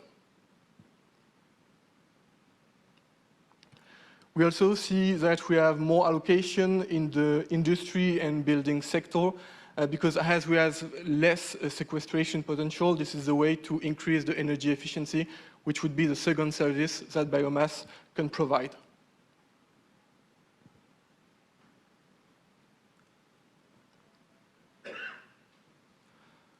Well, let's have a little talk about the sensitivity. So, little reminder, we now study two different forest management strategy. We have FMS1, which has a quite high forest sink, and which is the current forest management strategy. And we have FMS2, which is a low carbon sink forest management strategy, but with a higher harvesting potential. What we see by 2050 is that we don't have any more sinks in the FMS2, and so this non-negative emission should be compensated. That's why we see an increase of DAC within the solution.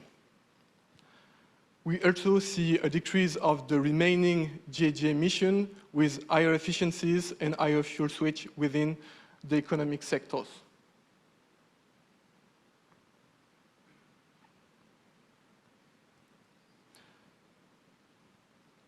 What is very interesting when we see how the model is actually handling this biomass is that reaching net zero tends to optimize the carbon emission of the harvested wood product along its supply chain.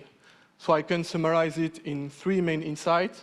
The first one is that we have no longer residues which are left in the forest because they will decompose and create emission anyway. The second insight is that the residues are diverted from landfill, which also produce some biogenic emission and doesn't produce a lot of energy. And the third insight is that we have more residues which are allocated to the secondary energy production in the net zero scenario. Well, and when we see FMS2, we know that we have more harvesting potential, and so we can ask where this additional harvesting potential goes. Actually, we see that it goes to the bioenergy production as well as the long-lived harvested wood product. A new, very interesting functionality the model now has is the capacity to build actual buildings. So as it's a new capability, I just want to show you how impressive it is. So we see two different trends, first in the reference case and another trend in the net zero case. What we see in the reference case is that we see an increase of the harvested wood product penetration, but not a lot of increase.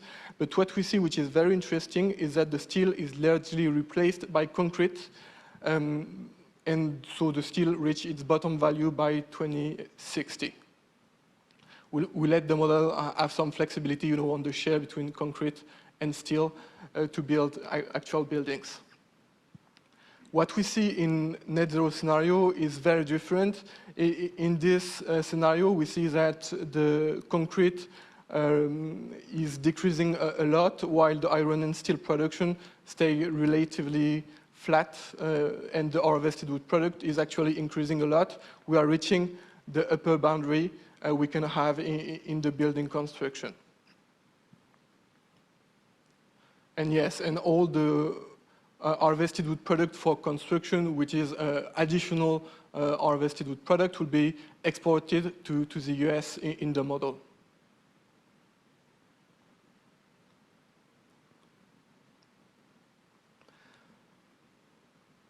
Well, I will have 4 key findings for you today. 1, use of harvested wood products for building construction may be more optimal than energetic uses in achieving climate targets. Second, under the time horizon used for modeling, GHG emissions impacts from biomass use may be significantly higher than what expected under the carbon neutral assumption. 3, GHG emission accounting should evolve at some point to a net-net approach for land use change, and forestry emissions accounting as part of the emission target, and therefore it would avoid the carbon leaks related to the carbon neutral assumption. 4, research should inform policy making to optimize near and long-term sequestration potential of forest and other carbon sinks through sustainable forest management practices. Of course, we are using a model. Each model has some limitation and some possible development to improve the model. We did a lot, but we still have some additional development. The first one would be that the E3 model NATEM is not yet soft-linked with the CBM-CFS model, which of course limit the number of scenarios that can be provided within the solution. A second possible development and limitation would be that the shifts in forest management strategies and end uses have some impacts on the long term which are not captured by the model. I tell about 200, 2,100 and beyond. Of course, concrete substitution potential in the construction sector should be assessed more finely. It could be assessed more finely by building type and height to represent the diverse technical potential of wood construction. We have some limitation also on how we see the export. Of course, Canada's ability to export its harvested wood product depends on a lot of factors that range from trade dispute, competitiveness, and GHG emission abatement in those exporting countries. And last possible development and also limit I want to point out is that additional development on land use change, and forestry sectors should be conducted to align with UNFCCC guidelines and integrate extensively the carbon sinks within the NATEM model. Well, thank you for listening. I hope you have some questions. Just before ending, I want you to acknowledge that most of the modeling work has been modeled by my colleague Marie, which couldn't attend today because she's actually in France, so it's a bit far. I must also thank all of those who support the project and helped us to collect all the data we needed for the modeling. Thank you.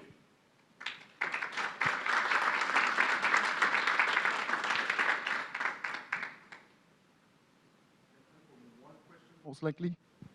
Maybe a quick one because we have 2 minutes. Okay, I guess my question is, from what I understand about the CBM-CFS model, it models only the wood that's harvested and not the rest of the forest. Is that correct? Is that the way it's being treated here too? So it's only the harvested wood products are entering into the model? Well, how we use the CBM-CFS, actually it's 2 inputs. Well, the quantity of biomass which can be harvested per year, so we have like a supply curve with a quantity, and the corresponding ton of CO2 sink of the forest. So using those 2 data, we are able to compute some solution in NATEM. What happened actually in CBM-CFS is out of scope in our part of the model. Okay, so is the forest that's not harvested, that's remaining in the forest, is that being captured in the It's in the already model? captured in CBM-CFS, actually. part of the residues will be left in the forest. And so we have a quantity which can be harvested, which already account for some which are already left in the forest. Yeah, in the area that's harvested, but what about the area that's not harvested? Because this whole carbon neutrality assumption is based not on the wood that's harvested, it's the forest that's still there that's growing. So as long as you're removing less biomass or less wood overall than what is growing on an annual basis, if you take out less than what grows, it's neutral. So if you're not accounting for that 99.9% of the forest that's not harvested, you're not really getting the whole picture. No, that's the goal of using the output of CBM model, is that we have a consistent series of what we take from the forest and what is left in terms of carbon sink. So what we take from CBM is a consistent output of data that are compatible together. So the different management, forest management strategy represent, like for example, different ratio of what you take and what is left. So it's exactly what we take. Yes, yeah, but as an input. So we had no other option but to use the CBM model to do that. Kathleen Vaillancourt, by the way, the owner and founder of ESMIA. So the time is up, but if there is some more question, if you want to cut on your break time, I'm happy to take a question. Or if you crave for coffee, then just say thanks to, there's a question there? Make it quick. Hello, Serge Bédard, Natural Resources Canada. If you go to your second to last slide, the first bullet point, yeah, I try to understand the first point is use harvested wood product for building construction may be more optimal than energetic use in achieving climate change target. I'm not sure I understand why there is kind of a dichotomy between the two, because normally the wood product, the lumber and stuff that can be used for building is used first, and anything that remains would be used for energetic. So why there is kind of a, that they are put like in opposite in that sentence, I found. Maybe my question is not clear. Yeah, I understand completely. Well, those two usages are very, as you told, like complementary. Most of the roundwood will be used in the building construction, and the residues will be better used for bioenergy, pulp and paper, and so on. What we see is actually when we increase, the harvested wood potential in the FMS2, that it's allocated both in the construction as well as the bioenergy. So both are optimal, but it depends on the quality of the biomass, as you told. Okay, thank you. Thank you. One more question, or we go to the break? Before going to the break, then I would like to thank again Romain for that great presentation. Thank you.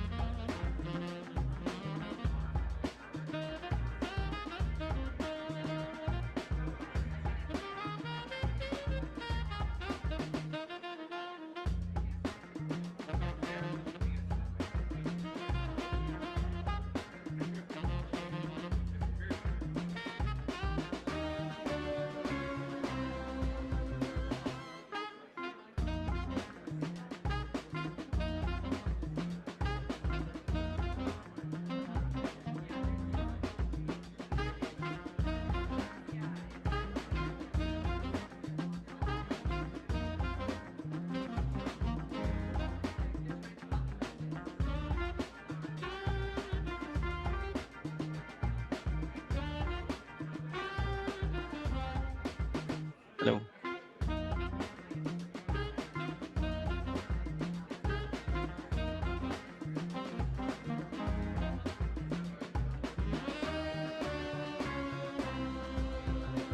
Hello, Miranda. It's me, Camilo.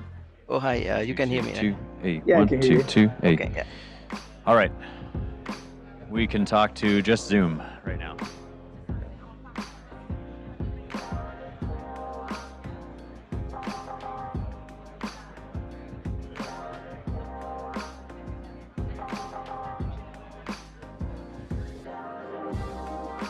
You want to test? Yeah. All right. Yeah. Perfect. Yeah.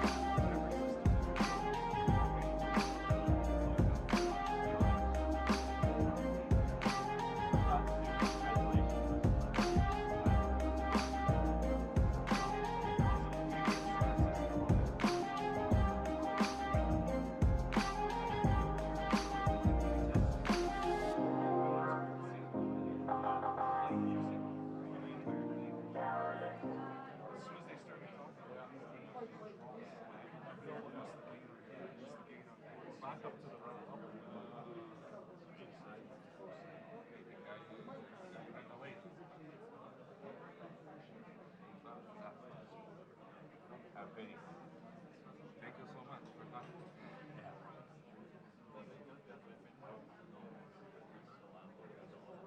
Okay. Go to the toilet.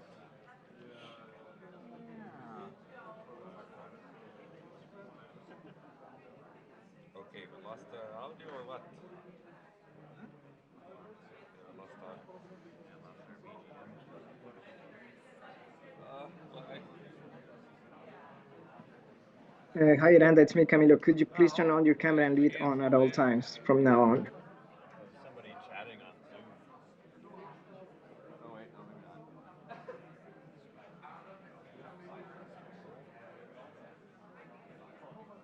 Miranda, do you hear me?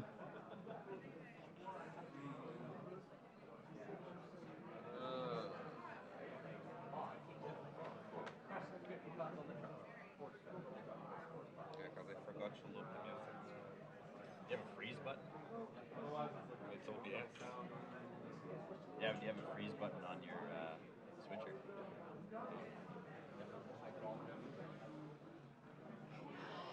No, I don't think so. I don't think there is a freeze in there. Although,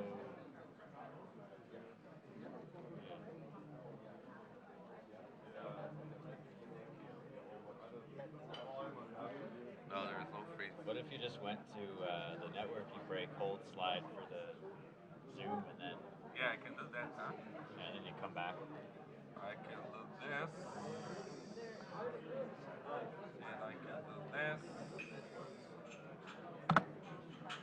Yeah. How do I look the audio?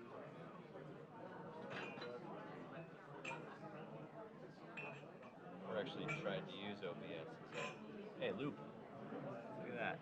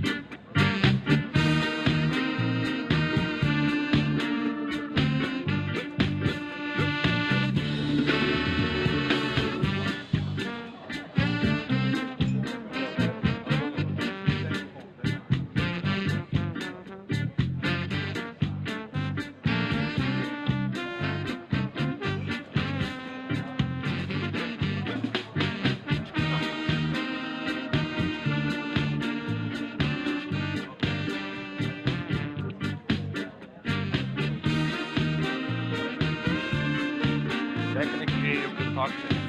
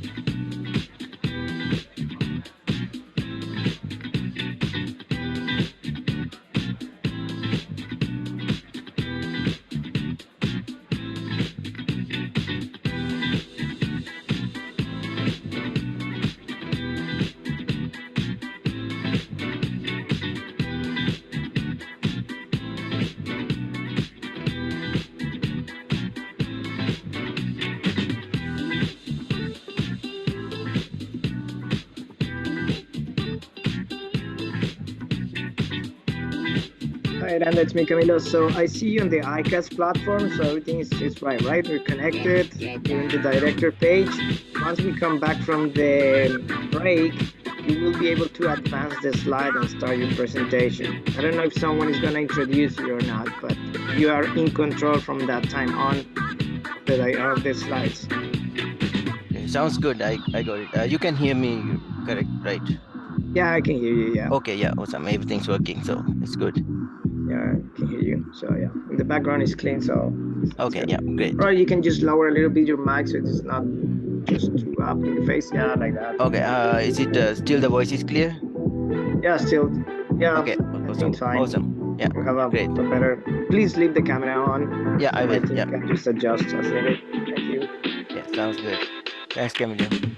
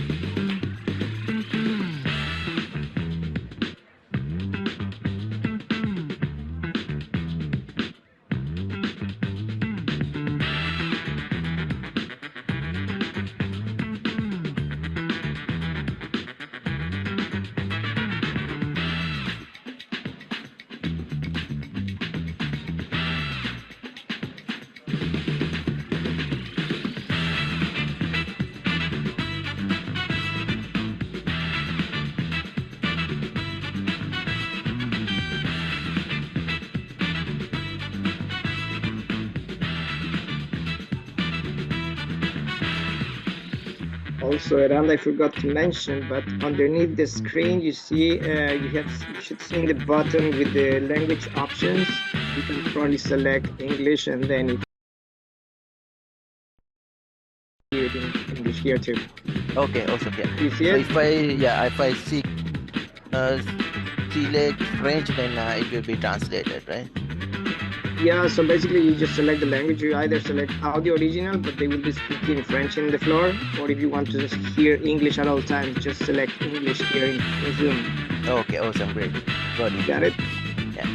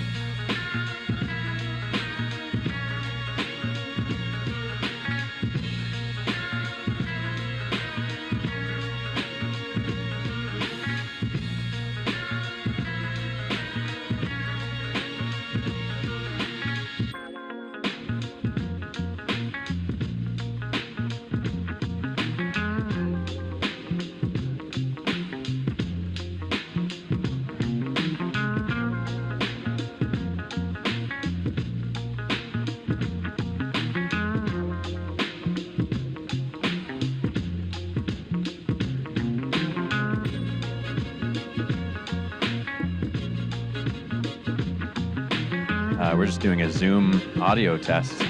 Just quick. Sorry to bother you. Do you just want to give us a thumbs up to make sure you can hear us okay? I can hear you. Just hold on one moment. I'm going to put on some headphones to see if I can hear you back.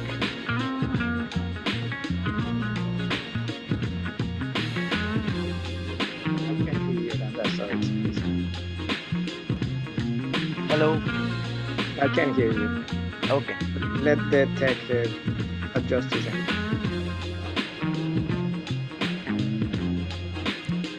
Sorry, sir. Do you just want to speak just a few seconds more? Hello, can you hear me? Oh, right on. Yeah, I can hear you. That's awesome. Thank you very much. You can hear us okay? Yes, I can. Great. Perfect. Thank you very much. Thank you.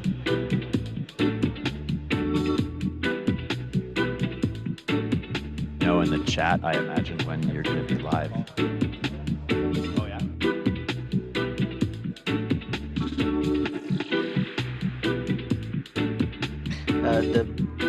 The background music is going to be off, right? I can hear the background music. It will be off, yeah. We're just on the break right now. Yeah. Okay, yeah, okay, great. Yeah. So I guess I hear that the MC is actually just going to call you verbally for your presentation. So, right. Yeah. Great. Sweet. Thanks. Okay. Thank you.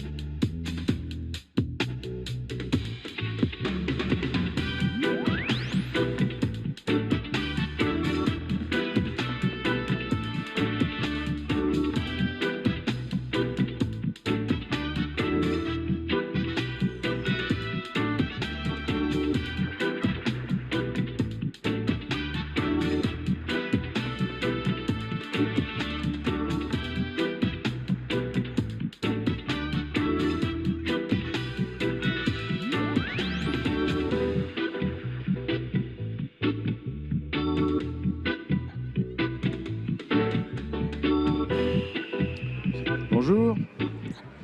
Bonjour. Rebonjour. Je vous demanderai de... Hello. Welcome back, and I'll ask everyone to take a seat now. Please, your attention, please. I will ask everyone to take their seat because we will resume in less than 30 seconds.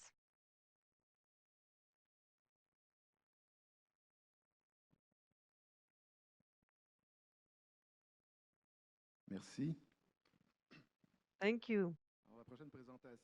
So the next presentation by Eranda from the Régie d'énergie du Canada. This is a complement from what was published in Canada's Energy Futures in 2023, and where we're seeing the role of bioenergy and how it will transform or be transformed in our reaching net zero. So we have our speaker online. Yes, there. Hello. Hello. Okay, so the floor is yours. Thank you.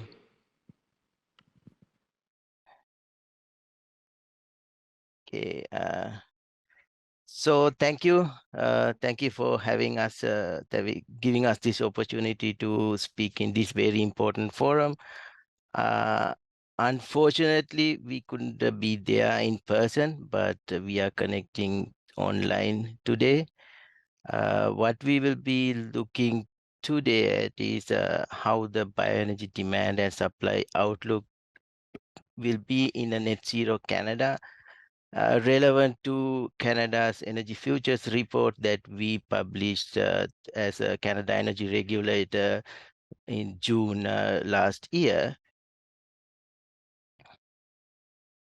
So a little bit on Canada Energy Regulator and what we do. Yes, as most of you probably know, that we are the independent federal regulator for pipeline infrastructure Esta mierda, weón, tiene mamado. and also electricity transmission lines that are designated either as provincial or international. But within some of our core responsibilities, it is also the a function of energy information. That means we have a responsibility to provide timely and relevant energy information products or energy information to Canadians. And one of the important products or energy information products that we have is the Canada Energy Futures report, which is a series of reports that we have been publishing since 1967. And it looks at the long-term outlook of how the energy future is going to look for Canadians in the long term. In EF 2023, or the last iteration of this report, we looked at achieving net zero greenhouse gas emissions by 2050. We have looked at achieving net zero emissions by 2050 for electricity sector in Energy Futures 2021, but this is the first time that we have looked at a net zero for the whole economy. So, little bit on the Energy Futures 2023 study design and how it all works out. In Energy Futures study design, we have three different scenarios. Two of them are net zero scenarios, and one we have what we call the current measure scenario, which is similar to a business as usual case. What differs between the net zero scenarios and the current measure scenarios is one thing is the policies that we consider. In current measure scenario, we only consider any policy that is currently in place, that is already active. In the net zero scenarios, we, in addition to the current policies, we model any announced policies such as clean electricity regulations, EV vehicles mandate, or something like oil and gas cap has been modeled in that scenario. In addition to that, because we need to reach the net zero goal by 2050, we take into account any hypothetical future climate policy assumptions. Also, on the technology front, on the current measure scenario, we have a limited technological progress or modest technological progress, whereas in the net zero scenarios, you have rapid, more rapid or more faster technological progress and more faster commercialization of some of the upcoming technologies. So the difference between the two net zero scenarios, which we call the global net zero scenario and the Canada net zero scenario, is they are both net zero scenarios for Canada, but on the global scale, there's a difference of action. That means in the global net zero scenario, we expect the outcome to be consistent with the 1.5 centigrade outcome that is as agreed with the Paris climate agreement. But in the Canada net zero scenario, there's increasing action, but that action happens at the lower rate or slower rate, and it is not consistent with the 1.5 centigrade outcome. So those are the three main scenarios we have, and the assumptions behind the study design and the scenario design.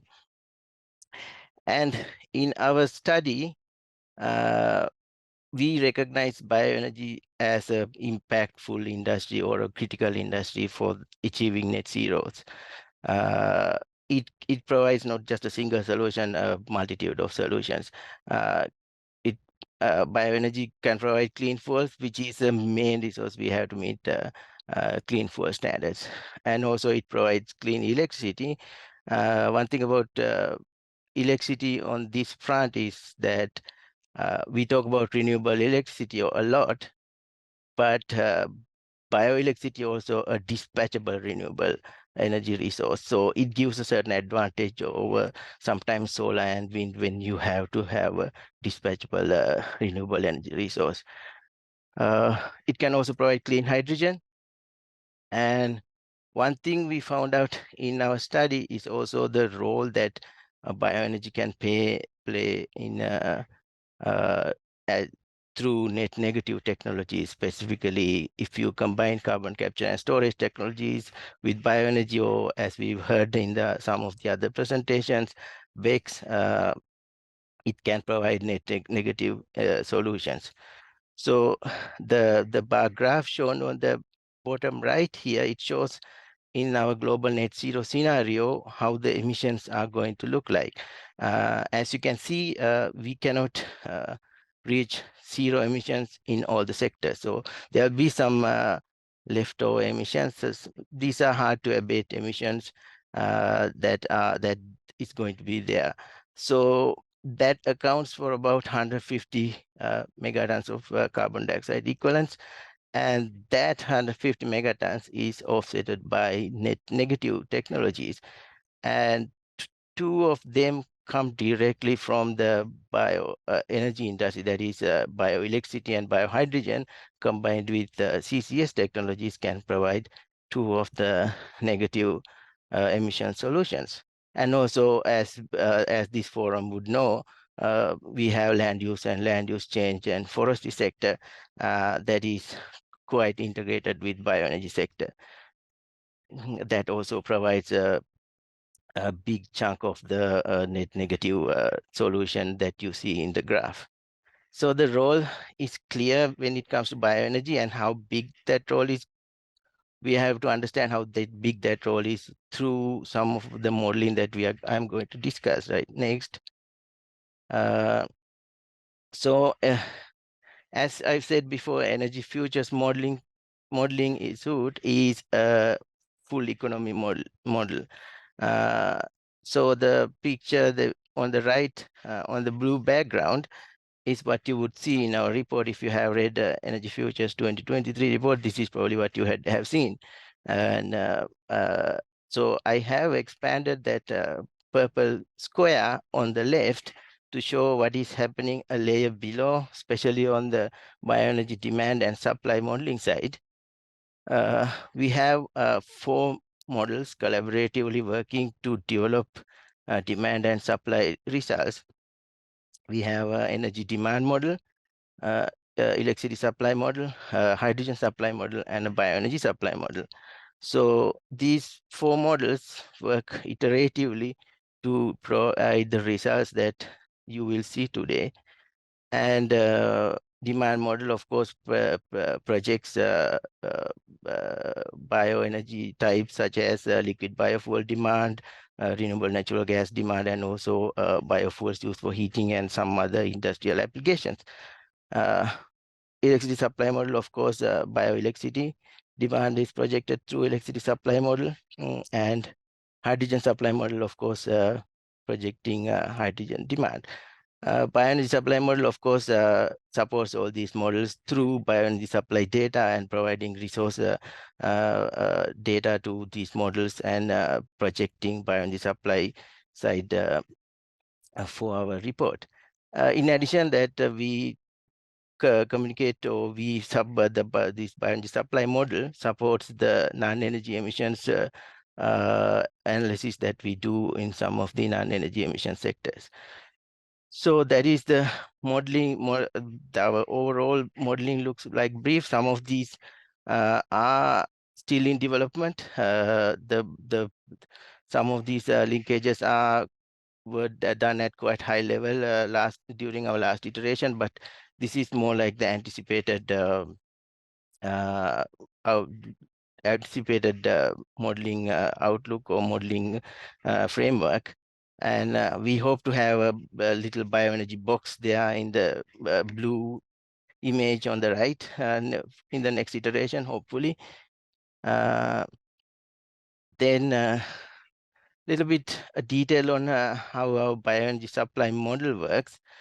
It takes into account about 30 different feedstocks, and we have 8 different bioenergy products that I mentioned in the previous slide. And instead of looking at a single product or a single feedstock, we look at the integrated solution to bioenergy supply, taking into account all the feedstocks and all the products. And I've highlighted some of the parameters and some of the considerations that goes into developing those results. Of course, although we have 30 feedstock, the results that you will see will be categorized into 6 categories as shown in the image on the right: 2 energy crops, crop residue, forestry and forest residue, livestock residue, and urban residue. The idea of our supply model or bioenergy supply model is to answer 3 questions. One is the availability. The next one is supply, how much we have, and how do we have enough? Those 2 questions. Then where are we going to use it? Which feedstocks goes where? That's something that we are trying to figure out through our bioenergy supply model. So getting into some results. Bioenergy demand in the graph shown on the right, it shows the demand increase in current measures, global net zero scenario, and Canada net zero scenario on the 3 scenarios. Also on the secondary axis, what is shown in the secondary axis are those black bullets that shows the percentage contribution to the final energy mix through bioenergy. So you see the demand increases significantly in both the global net zero scenario and Canada net zero scenario. And the contribution to final energy mix is about 17% in global net zero scenario, although the total increase in energy is lower than Canada net zero scenario. The final energy demand in the global net zero scenario is a lower value. So as a result, the contribution from bioenergy is a little higher value. So key trends that you see here is that bioelectricity and biohydrogen demand contributes a lot to the increase in demand. And also, we see a little bit of a reduction in ethanol and biodiesel demand in net zero scenarios, mainly because these are used as blending fuels. And in our net zero scenarios, the oil and gas production declines. As a result, you will see ethanol and biodiesel demand reduces. But on the other hand, sustainable aviation fuel and renewable diesel demand increases. Sustainable aviation fuel is one of the main resources we have to decarbonize aviation sector. So as a result, the demand increases, whereas renewable diesel can also be used as a drop-in fuel, not just a blending fuel. So as a result, the renewable demand also increases in our net zero scenarios. Then looking at availability, we estimated this is how much bioenergy that we estimated that can be allocated non-energy the energy sector or bioenergy sector based on the feedstocks that we studied. We estimated about 2,000 petajoules of primary energy. Now, this doesn't account for animal fats or waste cooking oil, that is tallow and yellow grease in bioenergy terms. But our recent estimates show that there's about 800 to 900 petajoules of tallow and yellow grease available, can be available for bioenergy production. So in this graph, you can see some of the provincial differences of different feedstocks available. For example, BC and Quebec both being a little bit dominant on the forestry sector, whereas Alberta more on the agricultural sector, and similar observation in Saskatchewan. and Ontario having somewhat of an even distribution of feedstocks or feedstock types. Then we go into supply. So these are the results for global net zero scenario shown on the graph here. On the what is highlighted in that red square is the availability of residual feedstock, which is the aggregated from the results from the previous graph I've shown. And then the next, right next to is how much of the residual feedstocks that have been used. And through our, that is through our modeling. So what we saw is that about 57% of the available residual feedstocks used by global net zero scenario in 2050. But the key, another key observation behind that is that about 86% of the available forest residues were used. So that does play a part in the next point, that is on the next two bar categories I've shown in the graph, that is energy crops and forestry use. So because of that, we use a lot of forest residue.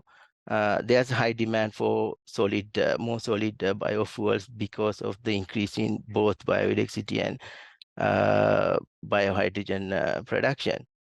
So as a result, both these are predominantly thermochemical processes. So as a result, you need more solid feedstocks.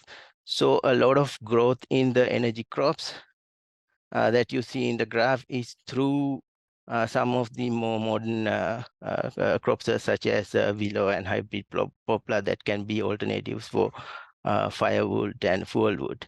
Also in the forestry sector, the growth here is through more harvesting of firewood and fuelwood. Course. So getting into biomass end use, of course, when this graph shows the previous two graphs show the energy content in primary energy, but this one shows the end used energy of the 8 different bioenergy types we had. You can see, and another point is that this one includes animal fats and waste cooking oil, as opposed to the previous two graphs. And you can see a livestock residue playing a critical role by 2050 when it comes to the liquid biofuels and also renewable natural gas. And when it comes to bioelectricity, biohydrogen, and heating fuels, you see it's going to be dominated by the more solid feedstocks such as the harvested energy products and forestry residue. You can also see there's two additional feedstocks types here, not necessarily feedstocks types, two additional categories, which are imports and what is produced as byproducts. You see a little bit of byproducts coming into play, but they are not very dominant. Imports, especially mainly on the liquid biofuels, we estimated about 47% to be the current contribution of imports to satisfy liquid biofuel demand, and that total contribution seems to have reduced to about 31%. However, the total imports increase about 50%, if I remember correctly, by 2050. So, of course, when you say end use, there's another step after this one, that is to visualize where all the products going to end up, whether it's going to be in transportation, residential, industrial, and commercial sectors. We have that data available in our data supplements. You can check it out, where each of these biofuels are going to end up.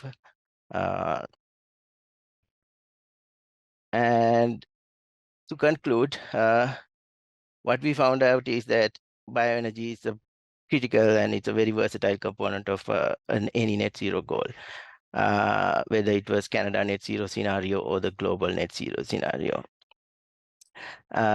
So we also saw doubling of demand because of our the policy framework that we use to predict or project net zero energy. And we also determine that we have enough biomass resources to satisfy demand, but it's not going to be just residuals. It has to be a forestry industry. It has to be new energy crops that needs to be harvested and grown. That needs to satisfy demand. So overall, we do continue to improve our models. Some of the elements that we have not taken into consideration is the non-energy products through some of these processes play in our modeling, as well as energy export potential. So, so those elements that we try to include to our modeling as we improve our models. And that concludes my presentation. Please, any questions? Thank you.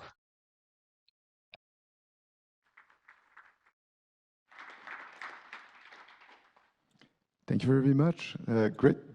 Great presentation with a lot of information. We have a few minutes for questions. If there are some questions from the rooms, there is a microphone back there. Simon will be our roaming microphone.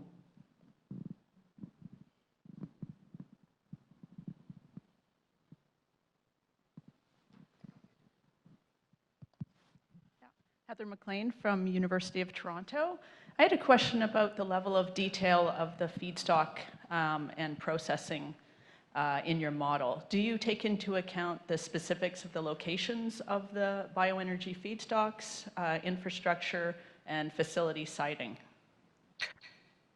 Yes, we have a provincial based model. That means it's modeled at a provincial granularity. But some of our pre-processing is done at the census division level if the data is available. So transportation distances, availability of land, of local land, all that does go into our modeling. And also we do take into account any existing facilities and the capacities of those facilities. But in future, where the future facilities is going to be, that is not predicted through our model, but any existing data we try to include as much as we can.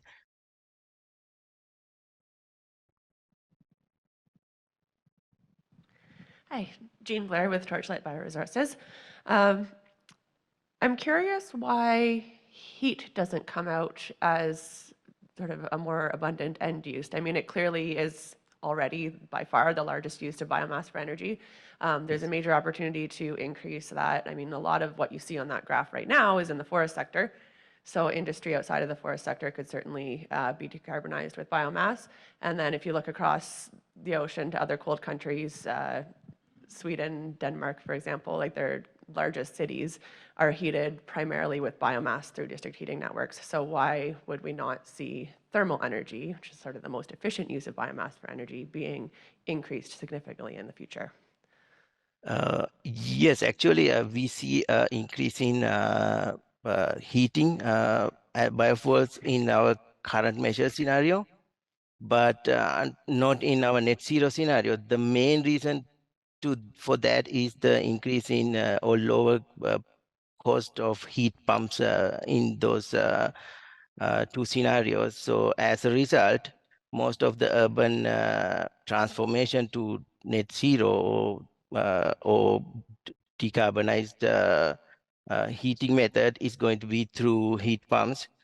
And there's a few, maybe there's a few other solutions there as well, but that seems to be the main reason why there's not a large uptake on bioenergy. Actually, there's a slight increase in industrial bioenergy, but the residential demand is what that's going to decrease in a net zero scenario. Okay, and in that net zero scenario, is the cost of like upgrading the whole grid and adding all the generation, electricity generation you'd need to meet the added electric demand from those heat pump on the very coldest days of the winter, because we're already seeing all the provinces are, you know, strapped for electricity on the cold days. Are all those costs taken into account when that solution is chosen?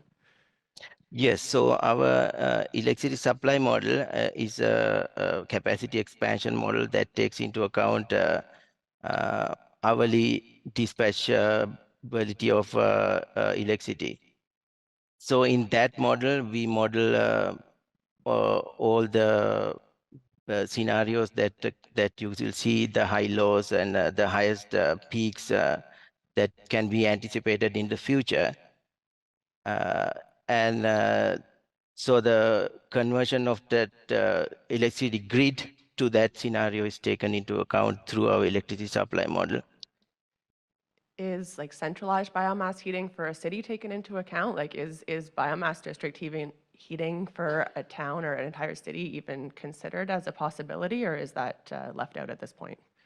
I don't think we specifically have a technology category for bio district heating, but in our technology models, we have few options for bio heating. I think it's mainly on boiler heating, if I remember correctly.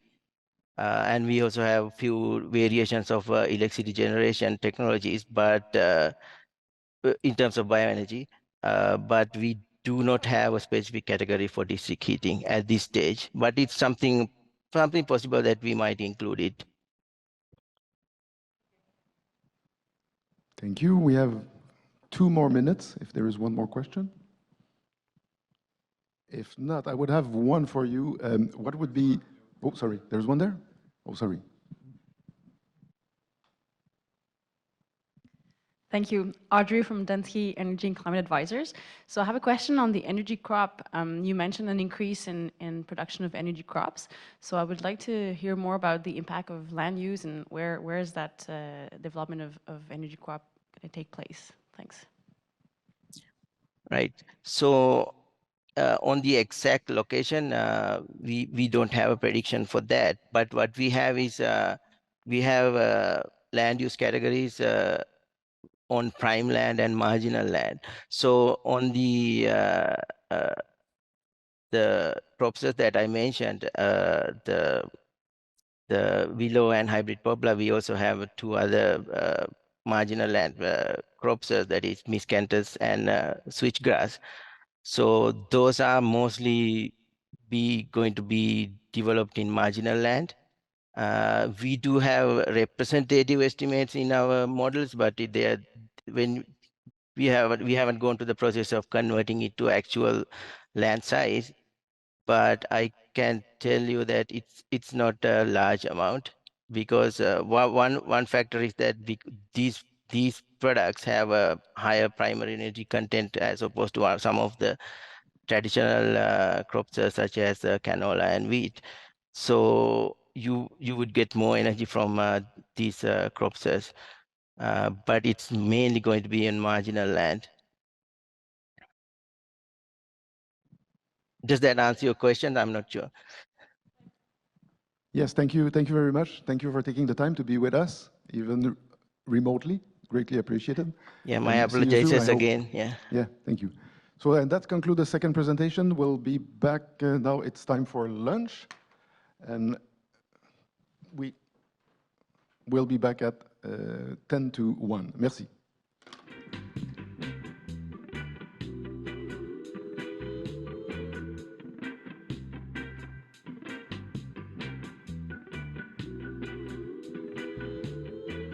One more, a few housekeeping details. Lunch is served where you get the same place as you get the breakfast.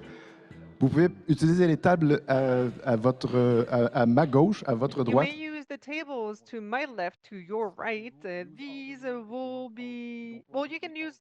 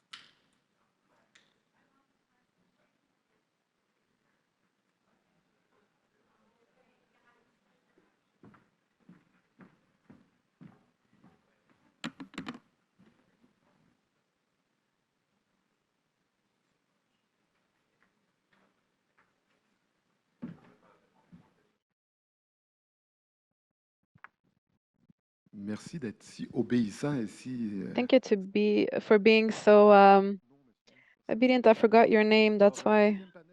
Second panel of the day, we restart talking about one of the two avenues to increase bioenergy production and biomass usage. We were wondering how can we update some of the existing the things that we already have. So Normand Mousseau will also be the host for this session and the scientific director. So thank you, Louis. We can have the panelists. So we're missing one, Edmund. Maybe he went to grab a coffee. Okay, so I'll start slowly while we wait. So we still have to understand the challenge, the way that biomass is in the energetic transition in Canada. So we had to remember that here what we have, if we look at the biomass that was consumed, including the wood, we will have 4,000 petajoules consumption in 2019. To remove the whole energy consumption for export energy, so energy to consume in Canada, it's 10,365 petajoules in 2019, and we are,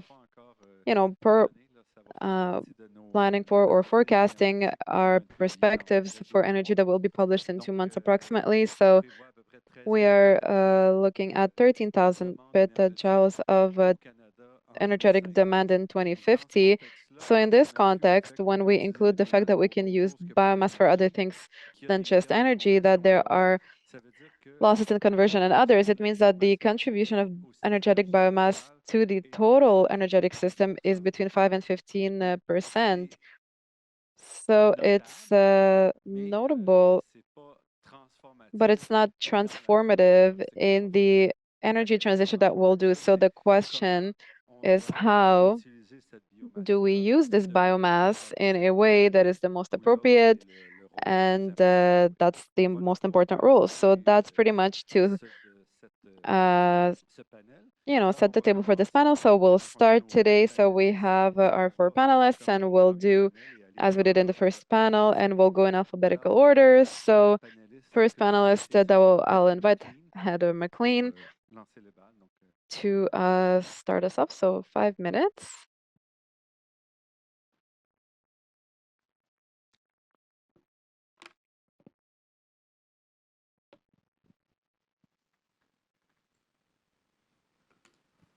Good afternoon, everyone.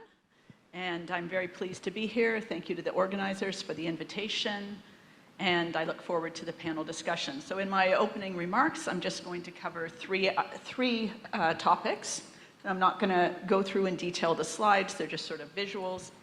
But I'm going to talk about the importance of a systems perspective, walking through how the entire supply chain matters, from the land use, where we get the biomass, up through the conversion technology, and then what product is produced, and finally, what sectors does that product enter, and then any type of feedbacks as well. The second thing I'm going to talk about is how the environmental and other impacts need to be considered, and not just greenhouse gas emissions, but other environmental impacts, but as well technical, social, and economic aspects as well. And then finally, I'm going to talk about the granularity with respect to how we model these aspects and why it really matters how we connect these different types of models together. We've heard about a number of different types of models and seen some results this morning. So in looking at scale up, often from an engineering perspective, we think of what technology readiness level or what type of scale do we have for this technology. But I'm going to emphasize that it's important that we can't just look at the technology in isolation. We really have to look at the entire system with respect to where is this biomass coming from, what is the scale of that system, what scale is appropriate? Is it a small district energy system? Where is that biomass? Is it a very large Fischer-Tropsch process, which is producing a number of different fuels? And we have to pay attention to that, and we have to think about how do we model that in informing our decisions. There are some sectors where liquid fuels are going to be required in the future, not just the electrification focus. So how do we look at some of those different aspects? As someone who does a lot of life cycle assessment and over my career has done so, we have to look at the life cycle implications. And there's a lot of variability in all of these different systems. And how is that captured in some of the higher level and larger scale models? And how do we figure out what that variability is and where it is appropriate to put certain systems and where it isn't? And how do we get at the context that really matters here? As with scale-up in general, we have to understand the costs and benefits of the different systems, and all aspects of the life cycle have to be considered. As mentioned, net zero is an important policy driver, but we also have to think of other considerations. And we also have to realize that the net benefits of any bioenergy system depend on the system that it displaces. And so we have to be thinking of that. Price effects also come into play because we have different environmental impacts depending on what price, the feedstock price of the energy that we have. And then in LCA, we have consequential and attributional approaches. So a lot of attributional approaches are more the sort of accounting, the traditional LCA approach, and then consequential approaches where you look at market-mediated effects and land use change, and how do we capture those within our systems. And the final aspect that I'll talk about in my 3 slides and 5 minutes is that there is a diversity of different model levels. And this is just sort of an illustration of where we talk about sort of specialist models, which would capture things like geographical information system type of based analysis. It would capture LCA type of analysis, perhaps case studies, where we're looking at a lot of details, but they're limited in what are the system boundary that is taken and the assumptions that are made. And then we also have, moving sort of to the right and going downwards, sort of energy system models, which can capture things that, say, the life cycle assessment can't, in that they connect sort of different sectors of the energy system in, look at economics as well. And then we get the integrated assessment models, which are getting sort of to the higher level where we're looking at what's happening throughout the entire economy and how bioenergy may fit within that wider energy environmental system. So there are limitations in all levels of these models as to what we know about scale-up. There's gaps in all of these different models, but we have to understand what types of questions can each of these types of models answer, and we have to understand the remaining gaps, and we have to understand what is transparent versus sort of transparency versus complexity in these, and understand that communication is going to be key in understanding the results. Using multiple level models is probably going to be required, but not even included within this, sort of explicitly at least within this figure, is sort of the ground truthing, or what's actually happening on the ground with respect to these different systems. And how do we add that in and ensure that that matches up with what's in our models today. So I'm pleased to discuss sort of more of the solutions approach in the panel, but I wanted to sort of put out there sort of the importance of the systems approach. So thank you. Merci beaucoup. Bravo. Thank you very much. Bravo for going through these 3 filled slides in 5 minutes. So next intervener, Edmond Moupondois.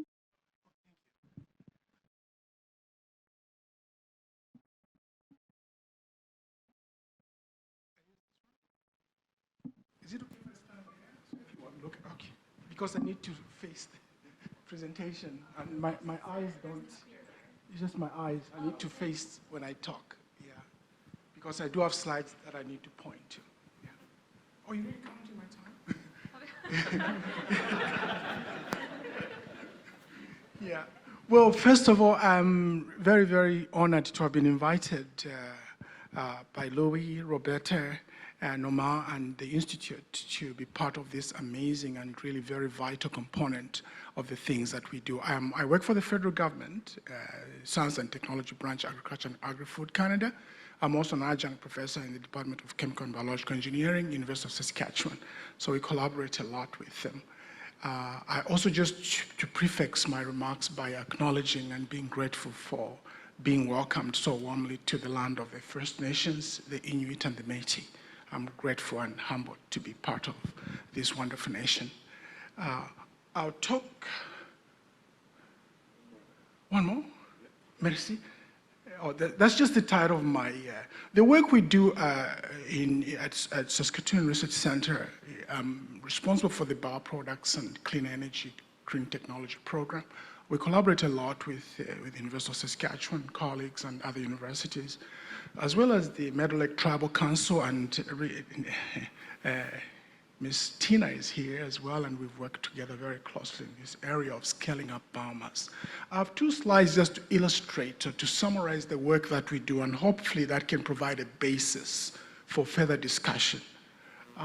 This slide here really tries to encapsulate the work that we've been trying to do from the early stages in characterizing the agri-based residues. So in this slide, as you can see, what I have here is looking at the issues that we think about, the holistic way of looking at biomass, all the way from the sustainability aspect. How much do we have? And how much can be sustainably harvested on farm? And how do you scale that up and integrate it into a biorefinery? So in the early work that we did, is there a pointer here? No pointer. So in the early work that we did, you see, we tried to quantify the amount of available crop residues across Canada, for all the provinces. And that's the slide. And you can see that there's a dominance of certain grain crops like wheat. And then if you break this down by province as well, which is in this other slide, that slide there also shows the concentration of those particular grains, feedstocks, by province. You can see the dominance of and the even distribution. And you can see how underrepresented some provinces are in the supply of biomass. So what we're looking at effectively here is designing a strategy to capture the different types of biomass. In this one here, we have also looked at the availability of crop residues by soil zone, in which, looking at soil productivity, how much of that needs to be harvested.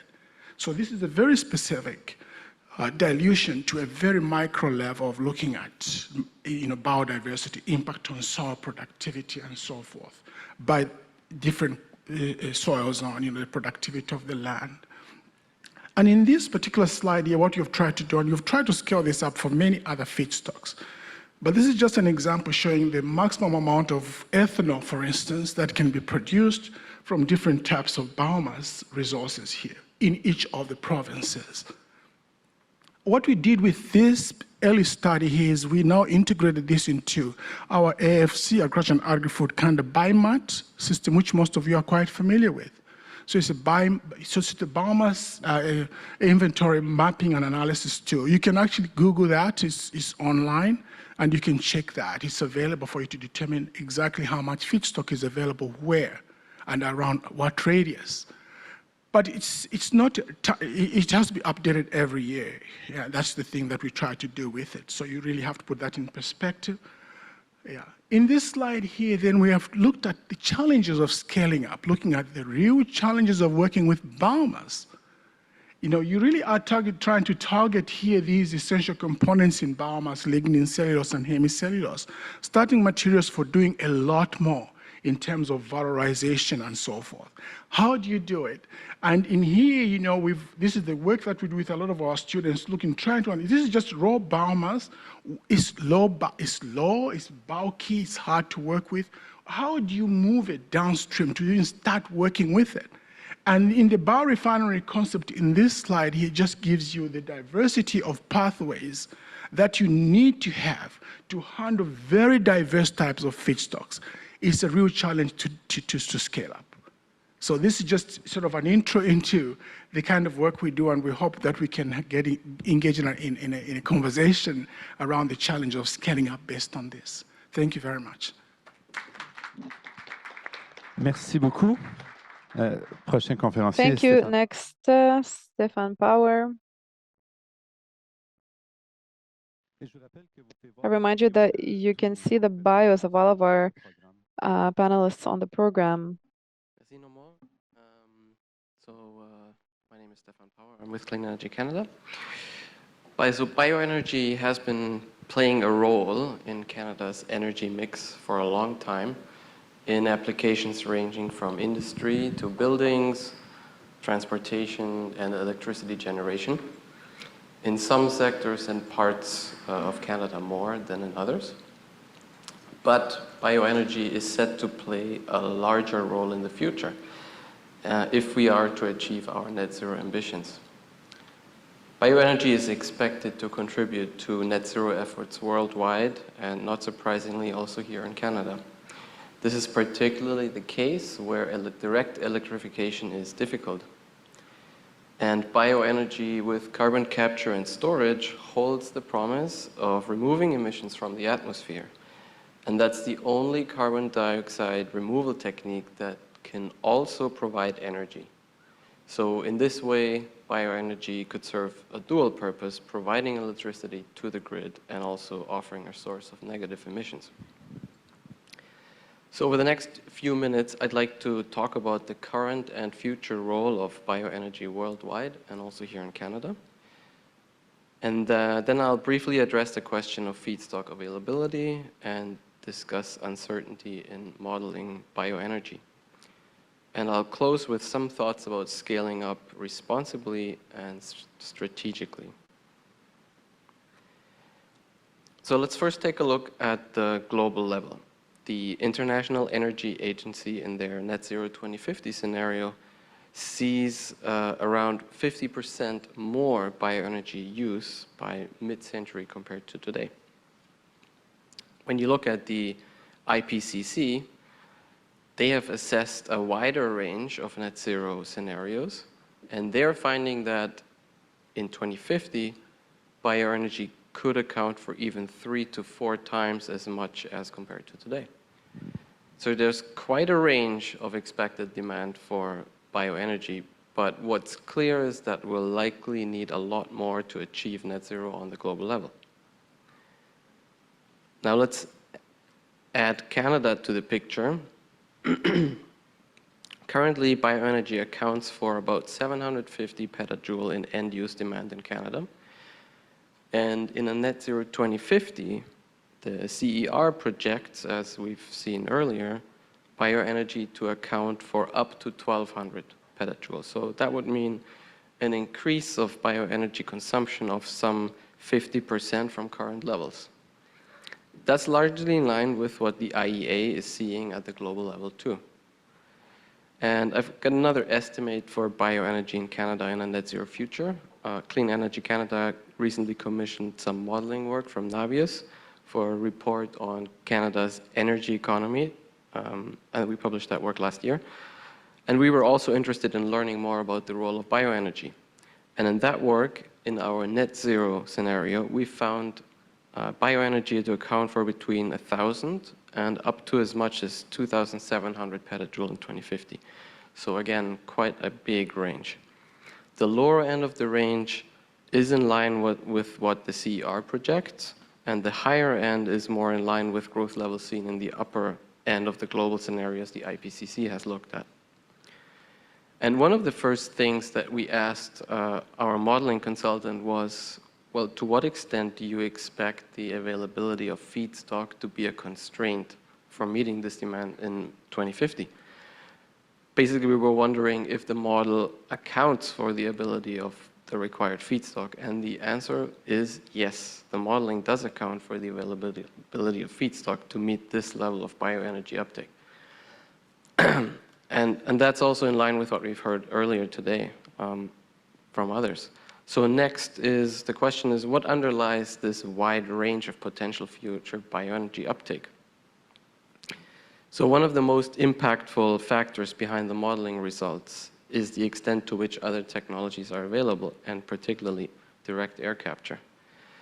If direct air capture is available at scale and competitive price, it will be able to offset emissions in other sectors, and that reduces the need for more costly mitigation measures. So without significant uptake of direct air capture, bioenergy with carbon capture and storage, BECCS, becomes so much more important to achieving net zero emissions. So what would I like you to take away from my remarks? So we know we will need more bioenergy than we're using today, probably a lot more. But that means we need to figure out how to scale up bioenergy in a way that's both sustainable and strategic. The choice of feedstock matters. How do we maximize emission reductions? How do we minimize land use change? And how do we guard against adverse impacts on biodiversity? And how do we ensure bioenergy is used strategically among a basket of decarbonization options? These are some of the most important questions that we need to address as we scale up bioenergy in the coming decades. Thank you. Merci beaucoup. Et dernier panéliste, Thank you. Nazim. And last panelist, Nazim Sebam. Bonjour tout le monde. Hi everyone. So the Association of Industrial Consumption of Gas. Quite French English, so sorry if sometimes I switch to French, it's more comfortable. I will speak about consumption of bioenergy. We are speaking about viability of bioenergy. Now I'm trying to give you another perspective of industrial perspective of how we consume energy.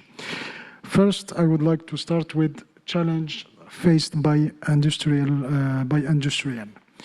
All industrial have targets for net zero by 2050, and by 2030, the first threshold is 2030 with aggressive reduction emission.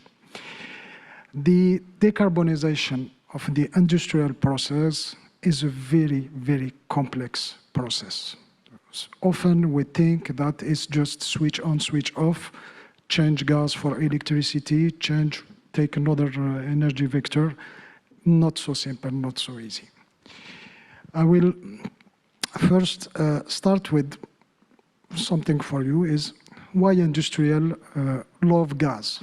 We are sometime in the news, industrial are big emitter, they love gas, they love coal. Gas, it's first reliable energy. It's affordable and reliable energy. We need it not just for heating or for boiling. We heat it, we consume it for all other industrial process, chemical process that need gas as a feedstock, not just for energy itself. In the decarbonization, two vision. We have industrial have a vision in terms of reducing their greenhouse gas emission, not their energy consumption. It counts, but it's not the first and the most important element. The electrification, it's hard.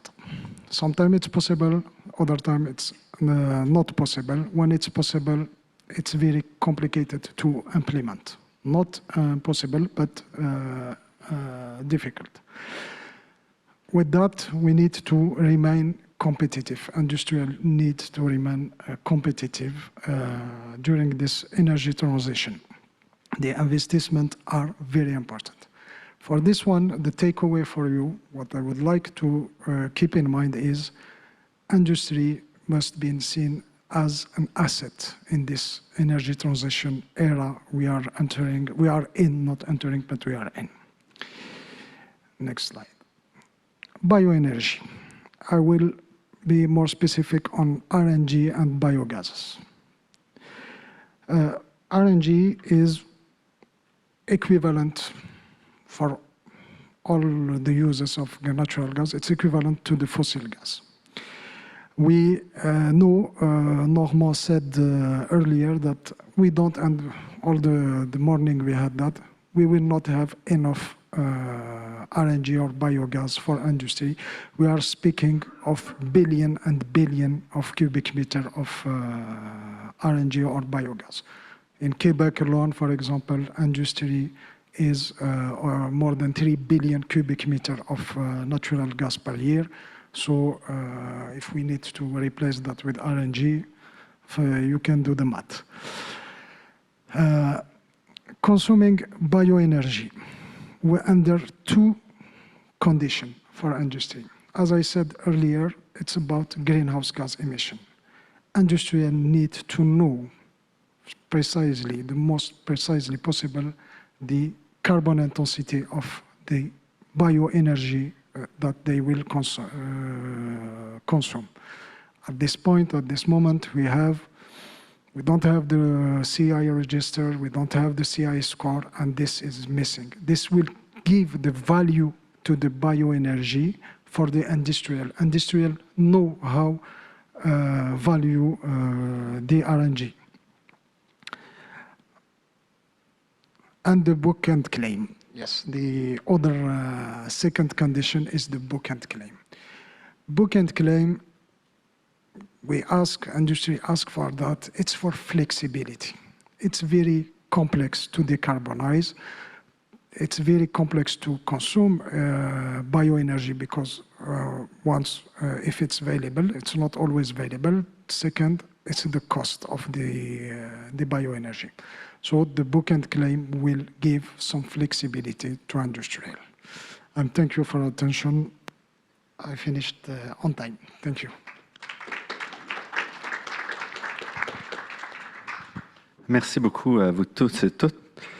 So Thank you all very much. I'll switch to English to make sure that everybody understands. And so let me start with the system. So the first thing that Heather said is that we have to think of this transformation in the bioenergy as a system.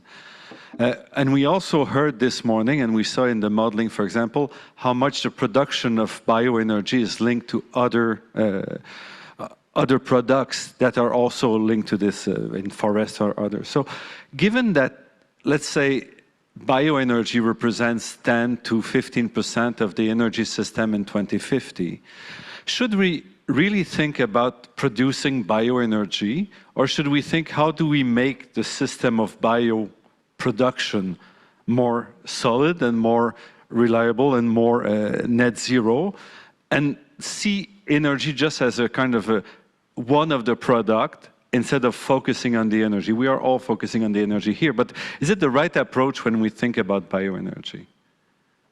So who wants to start? Maybe let's start in the same order for the first time. So Heather. Yeah, is this on?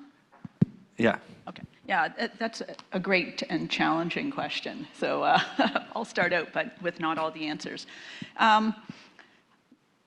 I think that it has to be a step-by-step process, that we're not going to sort of suddenly go from where we are today up to, without a few missteps and without a few changes of plan as we sort of go along the winding route. But I think along the way, we have to think about all of the different criteria for sustainability, including the ones that were mentioned about the industrial system sustainability, the forest, agricultural sustainability, and sort of what's happening throughout the supply chain. So I think we have to embed this energy system in with all of the other products that we're considering and keep thinking of it as a system and not just this push on the bioenergy.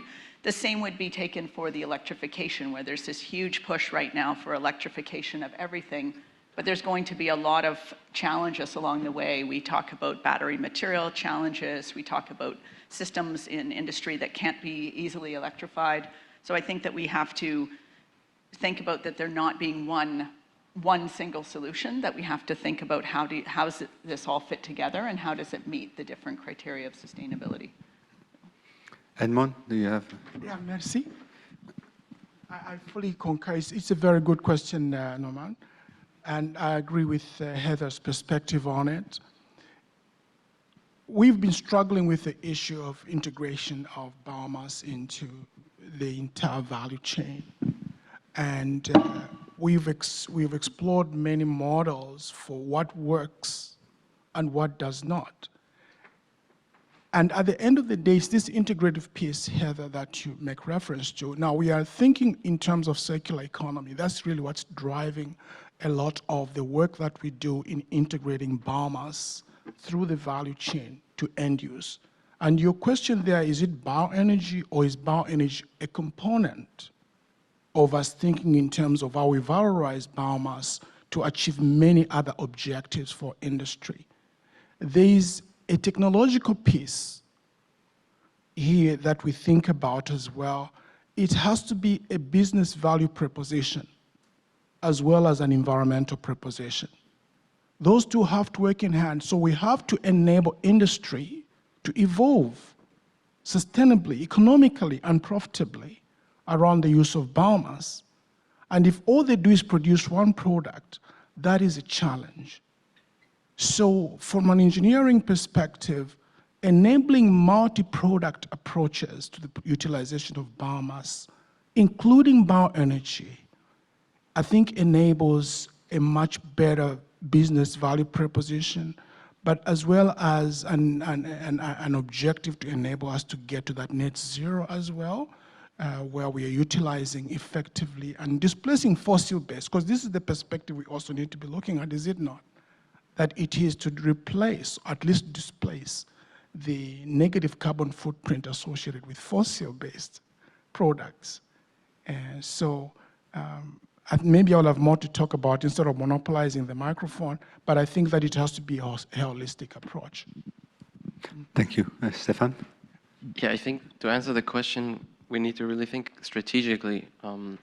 So where is the best, or what are the potential uses for bioenergy that cannot be met with other forms of energy? And then we look at the carbon intensity of each of these options. Like let's take transportation, for example, light-duty vehicles. The electrification of that segment is well underway and technology is mature. The value chains are growing around the world around it, the supply chains.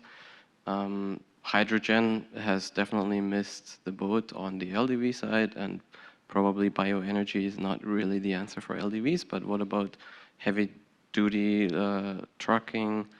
And the same with the aviation sector. Biofuels could play a big role with SAF there. So I think the answer is we need to be strategic. Nassim? Yes. Good question and complex question. You know, we need the fact that my question is good is irrelevant. It's whether your answer is good.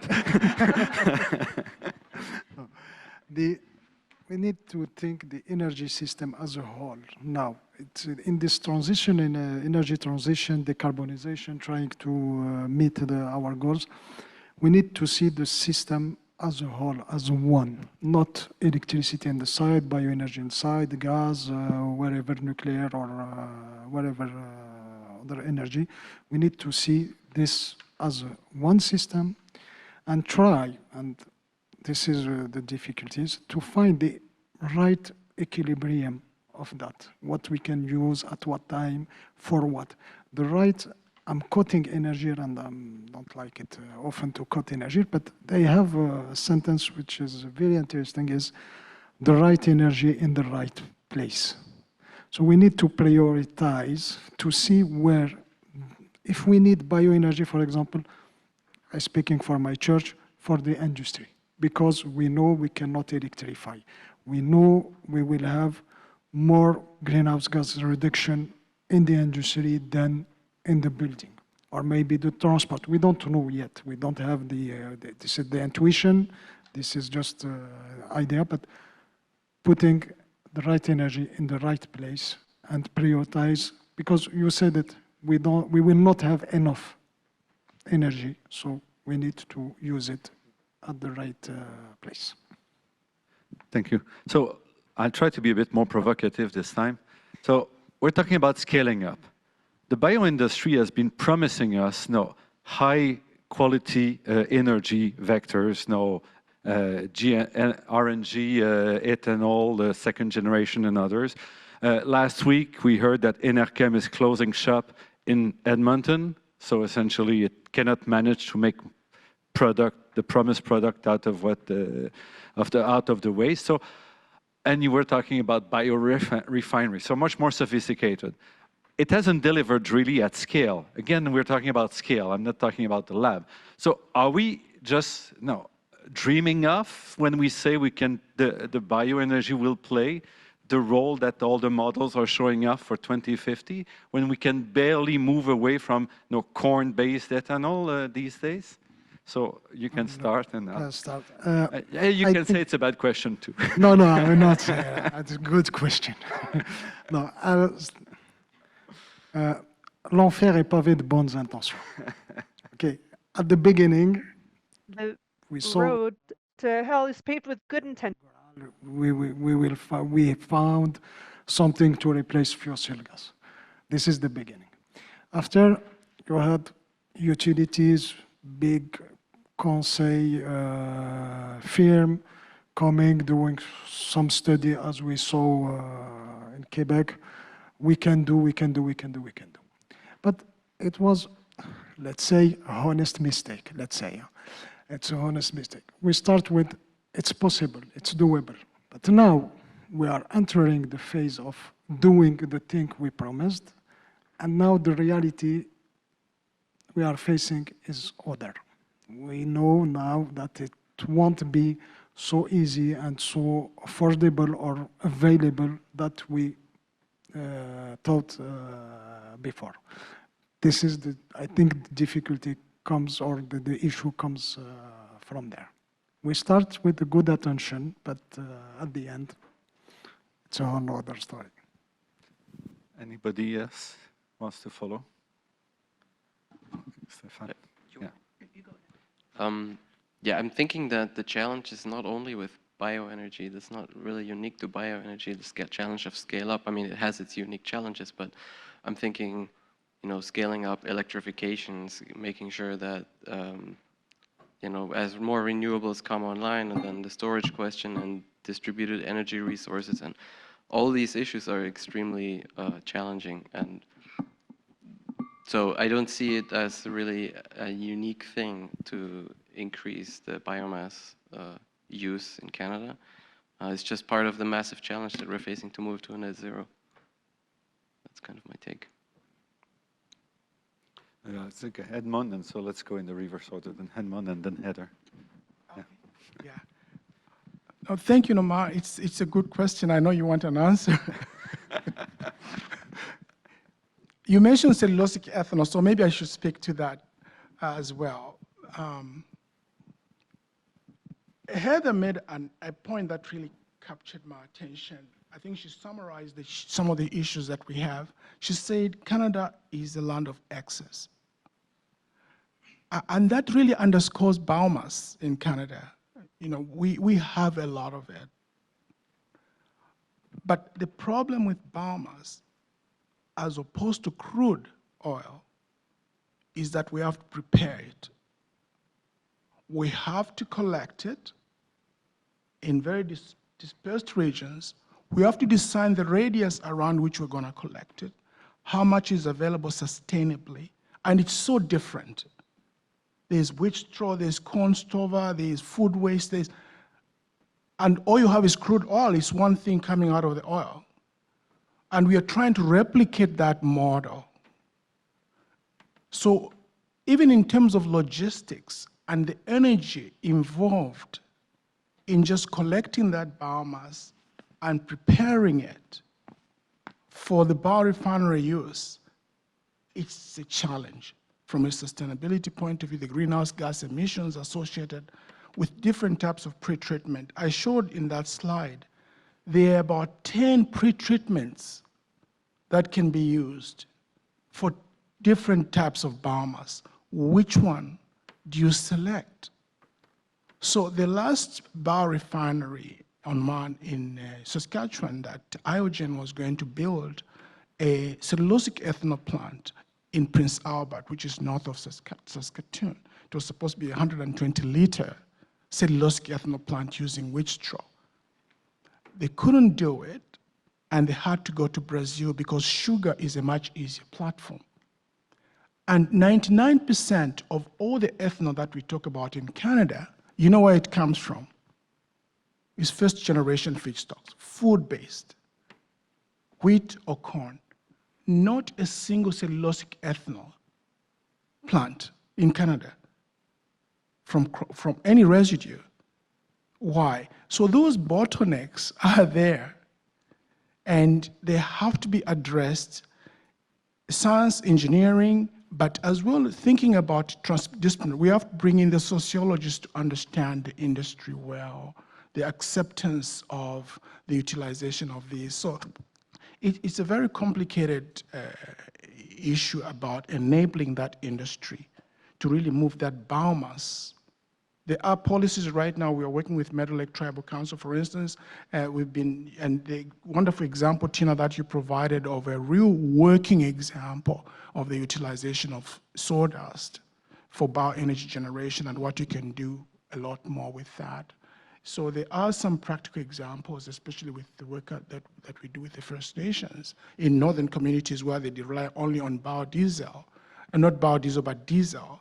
And we have to replace that with new sources of energy. And then the other equation, I think, here is the fact that now we have electrification and the government policy to make sure that we can get to EV, electric vehicles, by 2030, 30%, 50%. So it also says, how do we look at bioenergy systems now, and why do we place emphasis regarding liquid or solid fuels? So many policy pieces as well that have to go in there. Heather? Sure. I'm not sure I have too much to add, but I think that alignment of goals of the various stakeholders is going to be very key. And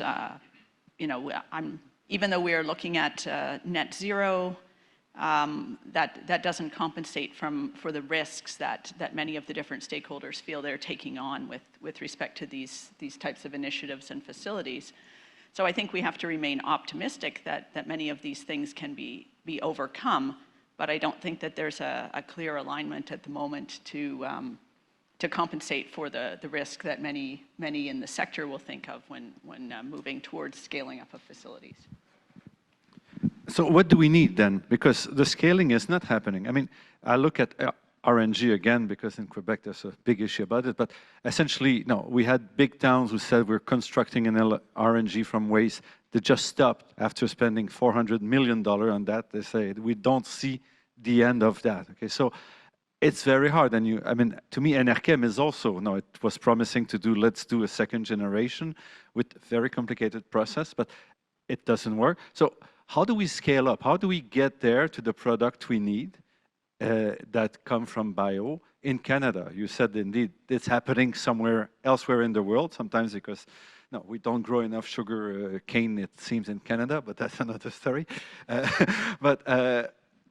So how do we proceed? Do we need a blueprint? Do we need, what do we need to move forward and get to scale?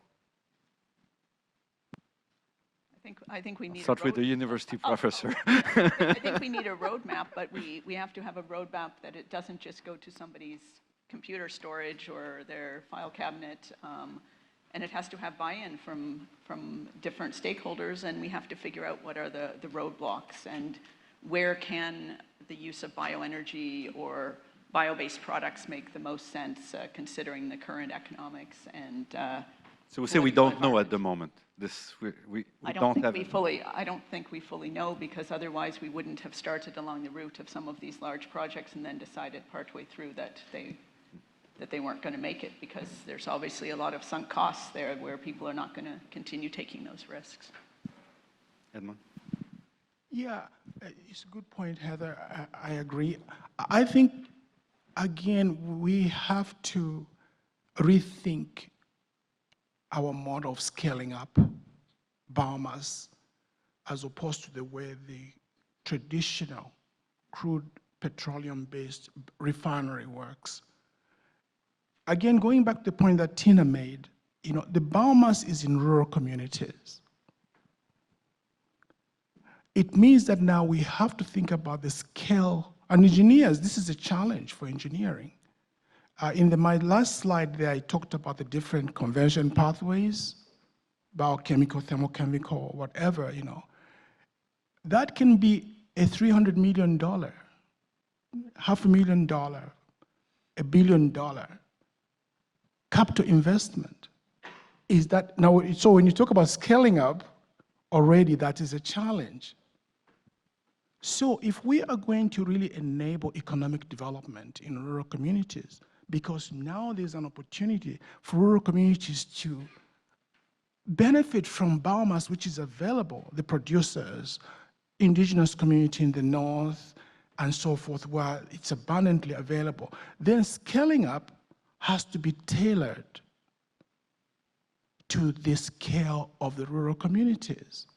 Then suddenly it's not a $300 million enterprise. It's something that can empower communities in terms of skills, training, engineering, artisans, and so forth.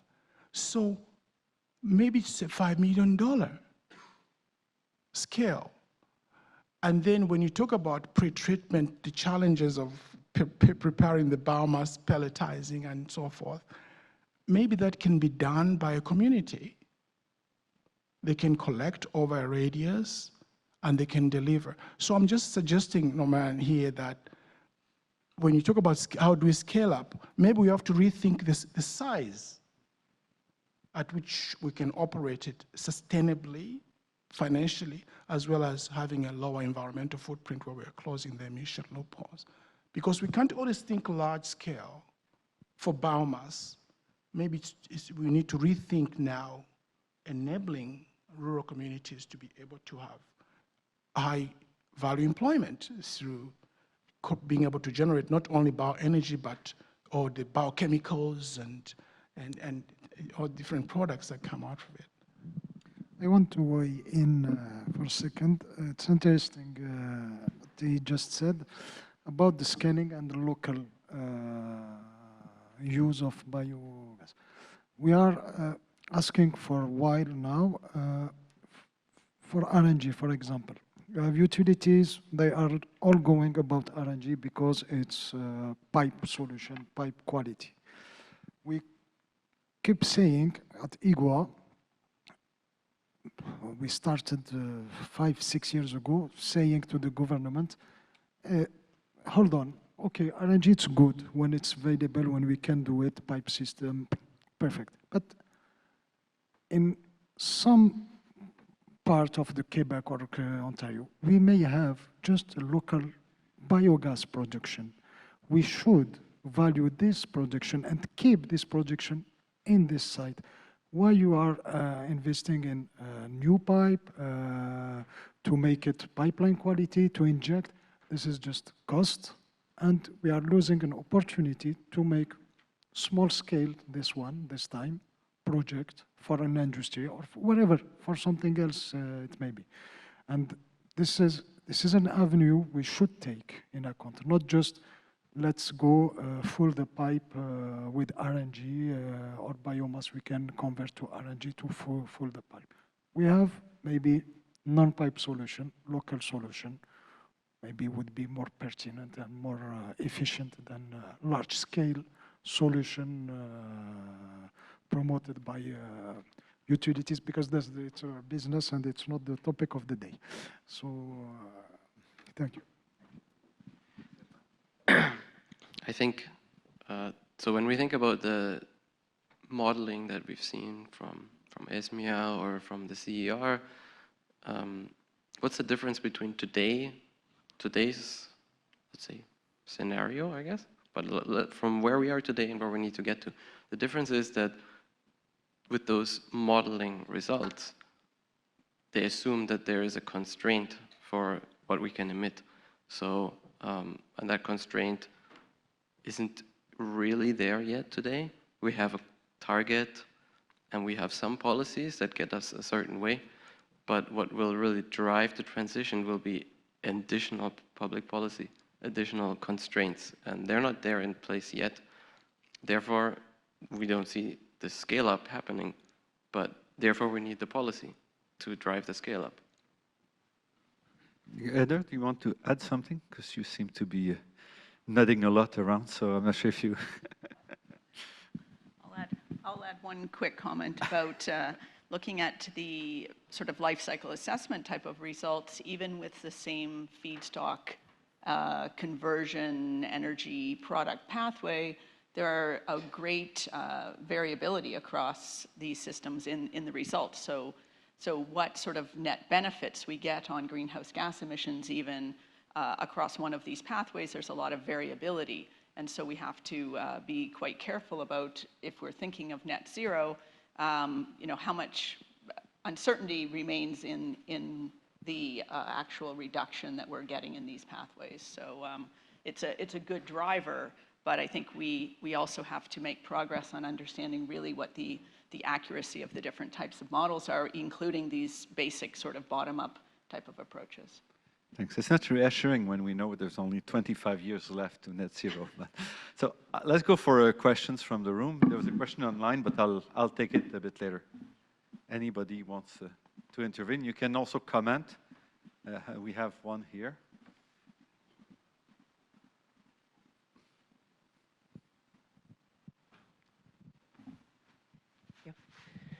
Jean from Torchlight, probably sick of hearing from me by now. Because my question, a lot of this discussion is really focused around scaling up biofuels, liquid fuels in particular. From sort of an efficiency, from a cost perspective, carbon reduction efficiency, carbon intensity, et cetera, biofuels don't make a whole lot of sense. The conversion efficiency is very low. The cost is very high.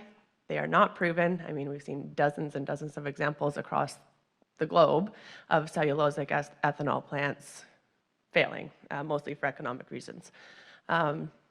So do you think it's maybe time to shift the discussion from, you know, if we're talking about the aviation sector, for example, okay, yeah, we could make biofuels from a tree and put them into the tank, but the other way to do that is through bioenergy carbon capture. So you can have a combined heat and power plant. You produce biomass electricity, replace fossil electricity. You generate heat, replace fossil heat. You need some infrastructure maybe in place to be able to do that effectively. And then you capture the emissions. You have negative emissions. Those negative emissions can offset the aviation emissions. So with the same tree, you're getting like 5 to 6 times the carbon reductions as you would from turning that same tree into a fuel. So do you think maybe it's time to expand maybe to a more sort of system-wide perspective and really look at the net aspect of net zero as opposed to, you know, having to be absolute zero and turning a tree into fuel? Maybe just look at a little more creative ways to do that. Anybody wants to answer? I mean, from my perspective, I don't think there's any illusion by anybody that it would be a 0-0 without much net. I think LULUCF is expected to contribute significantly to a net zero future, and yeah, it's a good question about like what's most efficient. I don't think there are too many decarbonization options for the aviation industry, and what you're saying is potentially maybe we don't and we compensate kind of thing. I think the devil is really in the detail, and this is where LCA is super important. I couldn't agree more with Heather about the need to have rigorous LCA to determine the carbon intensity of various pathways.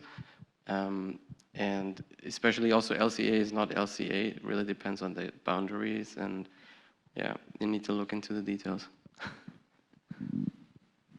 Elman, you wanted to add something? Or? Yeah, sure. Did you want to go for it? I can go. Okay. It's a very good question. And again, that has challenged us as well in terms of how our policy towards research and development for biomass. It goes back to this whole biorefinery concept, both as a business proposition, but as well as something that enables a sustainable approach. So the life cycle assessment, Heather, that you point out is something that really we take very seriously, determining for any feedstock that's coming into the system, and when you're valorized it to get different products, how is that changing? And what is the impact of the different core products?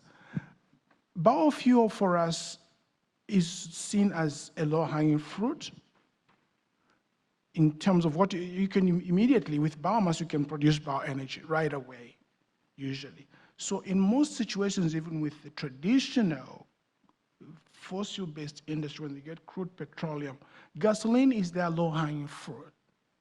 But they produce hundreds and hundreds and hundreds of products from cracking the different pathways of that crude. And we can do the same with biomass. To answer your question, is it just biofuel or is there a lot more that we can do?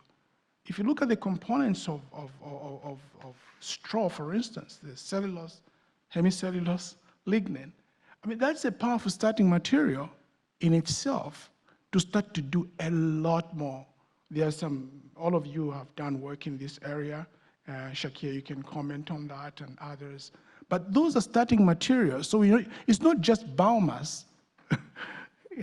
It is a component that we can work with and crack and investigate hundreds and hundreds of biochemicals, biocomposites, and things, including biofuel. It can be solid. Maybe it goes as a pellet to go and heat homes. It could be a liquid pathway.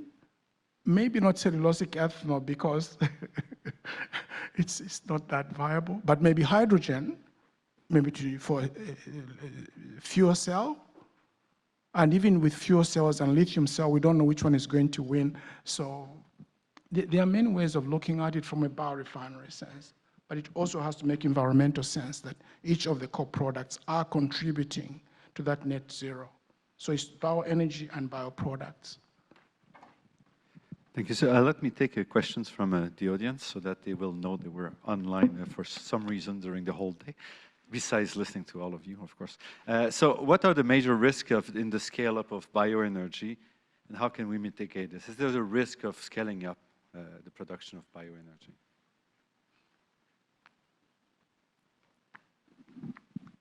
Yes, I can start a little bit on that one, since I know the person who posted that question. I think the risks are that the costs are underestimated, so financial risks associated with it.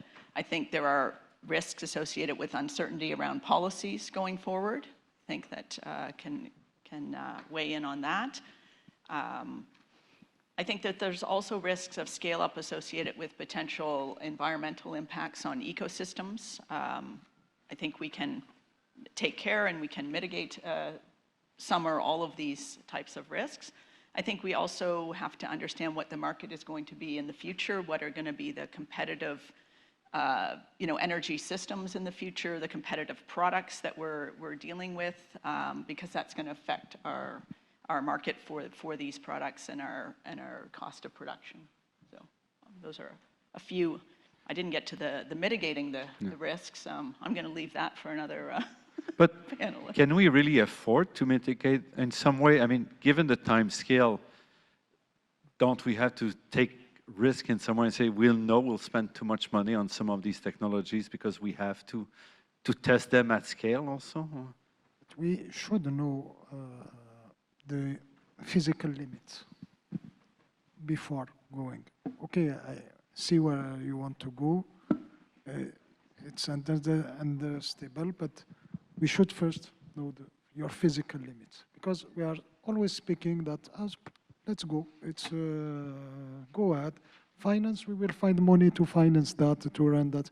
But we very little time we are speaking about the physical limits of the biomass or what we can really produce. So let's see that, forecast that, and after the field is open, we can play as we want.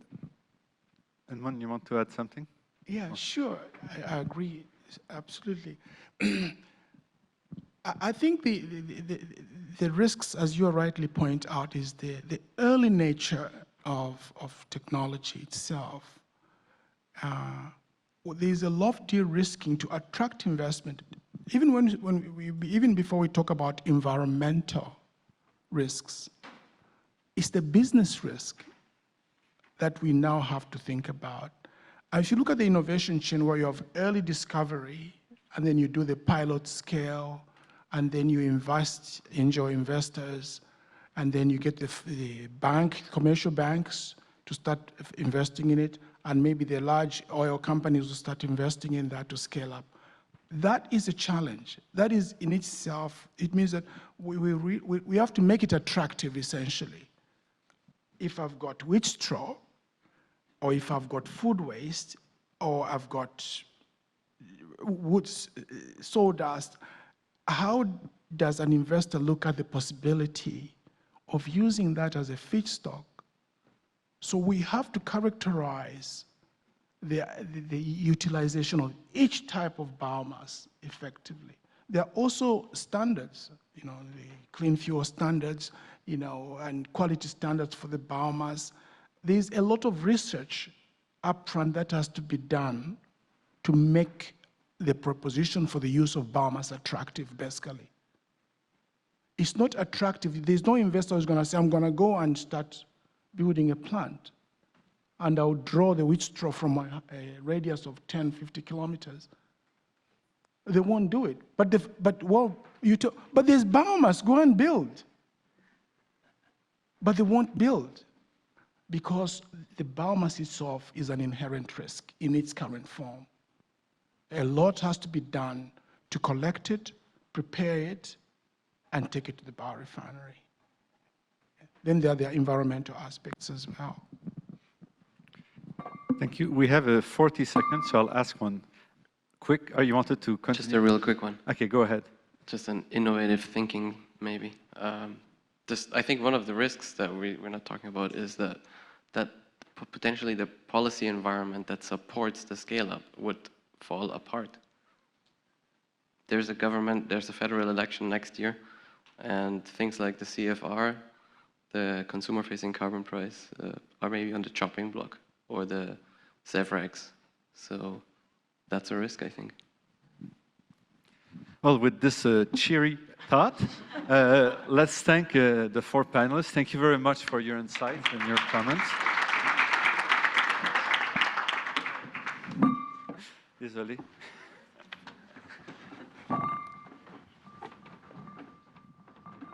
Oui, merci. Merci, vous toutes et tous. Thank you very much to each and every one of you.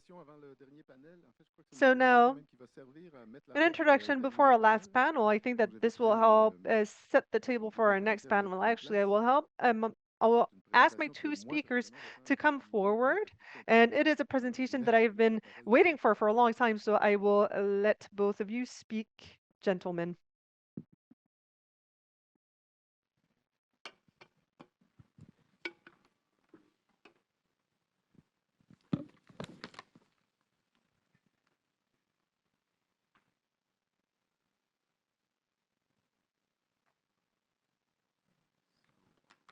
Hello.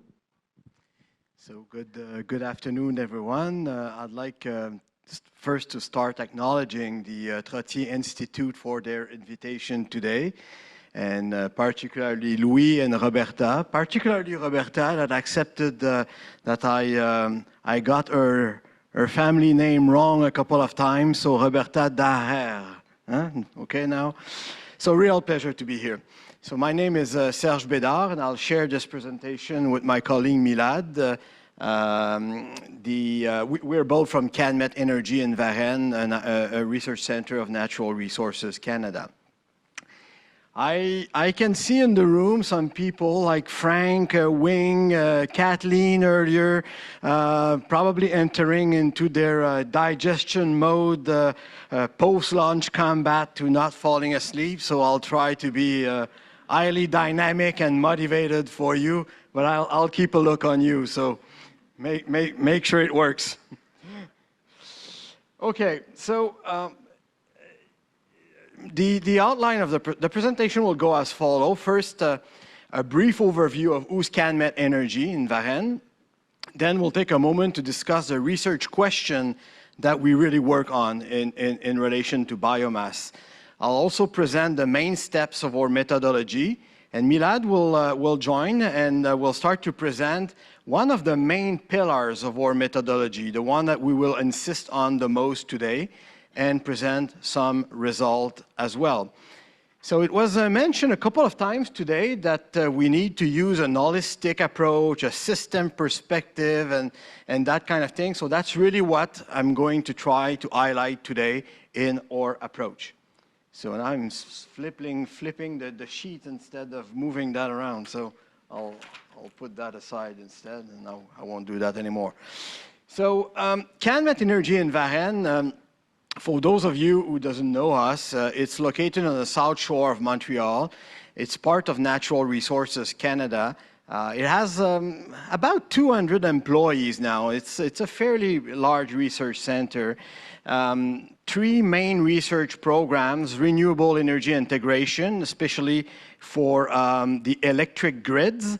We have a building team working on renewable heating and cooling and building envelope and different areas on the building decarbonization, and the industry group. Milad and I are in the industry group, and today we're going to discuss one component of the activities that are part of the industry group. Before I do, I'd like to start with an acknowledgement. Je vais le faire en français. Nous souhaitons I'll do it in French. We wish to say thank you for the Quebec government for their important financial support and their precious technical support in the realization of the study. It's been different, multiple years that we've been working together. There's a frank, transparent relationship and very fruitful between our organizations, and the results that you'll see today, a portion will be adapted for the Quebec, but specifically because we developed them jointly. Now, just a little disclaimer. Presentation is for information purposes only. It does not represent policy position of the government of Quebec or the government of Canada. And that's quite important. What we do here is evidence-based science. We provide knowledge and data to support policy making, but policymaker needs to take into consideration various parameters that we don't necessarily have taken into account. So there might be differences somewhere, but that's 2 separate works, and we know they do their work in a very good way, taking all result into consideration. So here we go. Now, the research question. Research question is quite simple and quite complex at the same time. I think everybody realized that from the beginning of the day. The question, we frame it as, what is the best use of available biomass? Simple, huh? So in this context, we'll focus on forest biomass, and for the rest of the presentation, that will be the core of the presentation. And as you can see on that slide, there is so many pathways and so many technology that can be used to decarbonize. We can use a solid material, various level of quality and refinement for solid material. We can use liquid fuel in the form of renewable drop-in, or in lower quality stuff such as pyrolysis oil. We can use biogas, syngas, RNG. All of these things have their place, a role to play, but we need to find where and when and with what conversion technology we should do that. So this slide is very explicit because not only, there's no pointer here. So not only it presents different form of bioenergy, but also where it can be used. And the 2 of them cannot be disconnected. It's not only a matter of producing biofuel the most efficient way, at the least carbon intensive way, but if at the end it's to use it in an application where there is something much better to do instead, well, it might not be in the right approach, even if the production side was really great.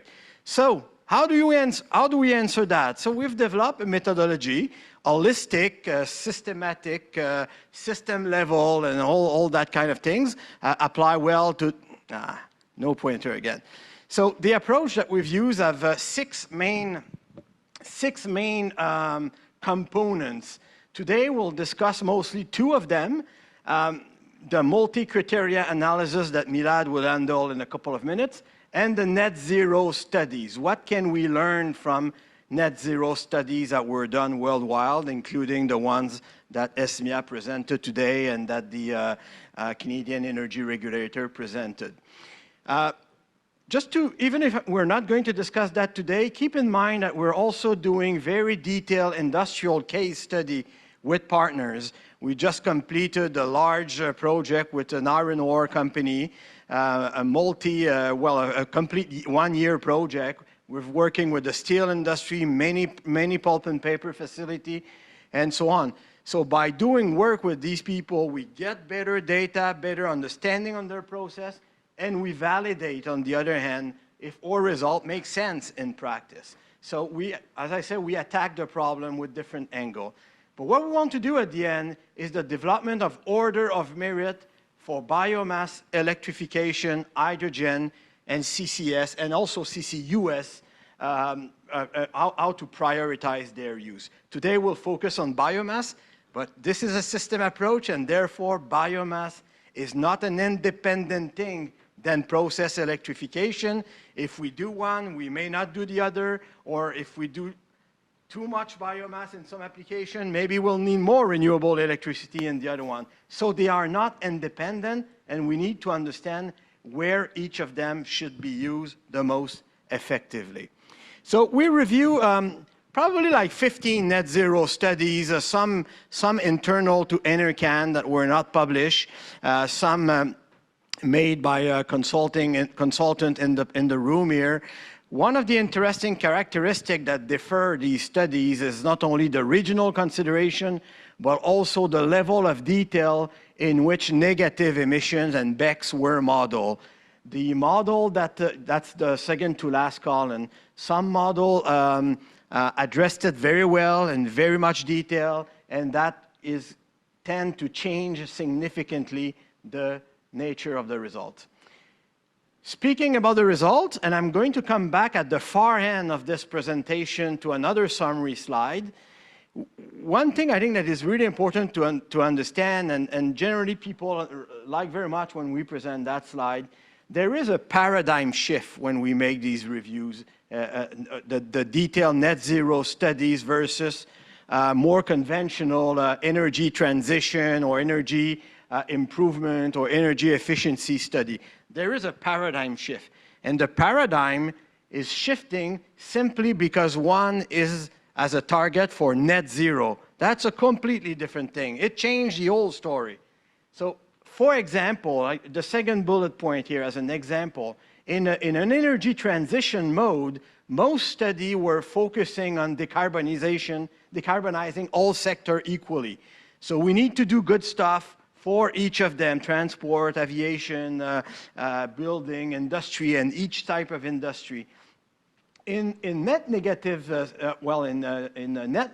carbon net neutral studies, things are different because some sectors, and we're going to discuss that later more, some sectors are much more difficult to decarbonize than the other. Some may not have the technology ready yet. Some may have still a conflicting choice to make between two technology. There is a risk of investing too quickly in this sector, maybe on the low-hanging fruit, yes, but on the massive multi-billion-dollar investment in one large industrial facility, maybe we need to be careful in some cases and wait a little bit longer.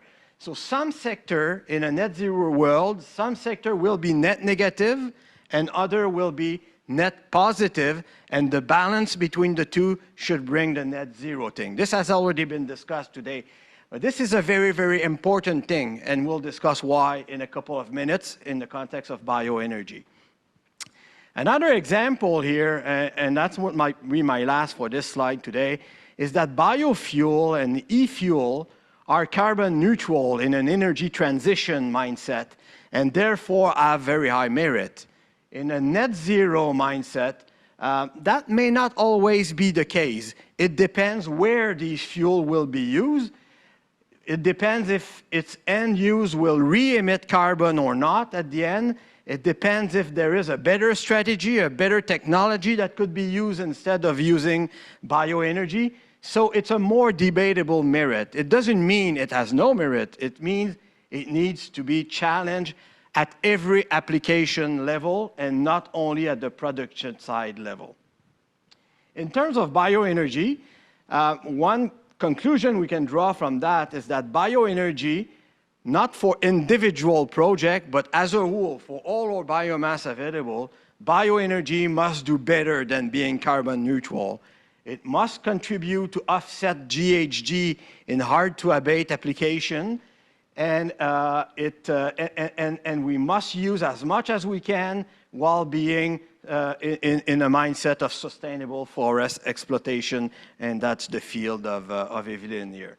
So the rest of the project will assume a quantity of biomass available. Those studies came from the Canadian forest sector and also some studies made in Quebec. We assume that quantity. It could be a bit more, it could be a bit less in the future, we don't know, but that's the amount we assume. And sensitivity analysis that we made have shown that even if we have 10 or 15% more, it will basically change nothing to the priority list that we need to address. It will change the magnitude of the saving, but not where we should put that biomass. So I've discussed the net zero study component of this approach. Now Milad will take the floor and discuss the multi-criteria analysis that we work on. Thank you, Serge. Sorry for my voice. I had cold last week and my voice is not 100% back. So I'm going to explain you the multi-criteria analysis that we have used to determine the most promising application of biomass. So through the net zero studies that Serge mentioned, we saw that the allocation of biomass should be optimized because we know that the biomass volume is limited. So in order to get the the most benefits out of biomass, we have to optimize its use. And some of the criteria we can get from the net zero studies are, for example, the existence of an alternative to bioenergy, or the efficiency relative to electrification. Like those criteria, or also, for example, if the final application of the bioenergy is compatible with bioenergy, with carbon capturing and sequestration. So we tried to use those criteria here and see whether or not the application we are looking at respect those criteria. And at the end, we use our own good engineering judgment to really verify those applications, whether or not if the multi-criteria analysis give a good results. So at the end, it's really our own good engineering judgment. So the first thing we need to determine is the volume of the biomass. Here our study is focused only on the province of Quebec. So we see that from the report published by WSP, around 19 million oven dry ton of biomass is available annually. And most of it is related to the primary and secondary use of biomass, mainly the residue coming from the pulp and paper industry and the sawmills. However, we know that most of it is actually in use. They have their own applications. This morning we had an example that Tina was mentioning, that a big volume of this residue has not been used, so it's going to be burned, so they are going to use it to generate electricity. So it's possible that in future, as the bioenergy gets more popular and there are more demand for it, some of the application from these two sectors will be diverted and then it goes through the bioenergy. But the two other sources that we are sure for now that we have the availability is basically the logging residue and also the non-merchantable wood, those kind of wood that they don't have any takers for now. If we add them together, we have something around 4.67 million oven dry ton available in Quebec. Once again, the results I'm going to present today is related to the province of Quebec, but the methodology and the approach is going to, it can be extended to the other provinces. And in the same study, we can see how this volume is distributed in each administrative region. For example, here we can see the La Mauricie as the administrative region and how the volume of biomass is distributed between different sources. Again, we see the same trend here. The most of it is related to the primary and secondary transformation of wood. basically residue from the sawmills and pulp and paper. And then after that, we have the residue from logging and also non-merchantable woods.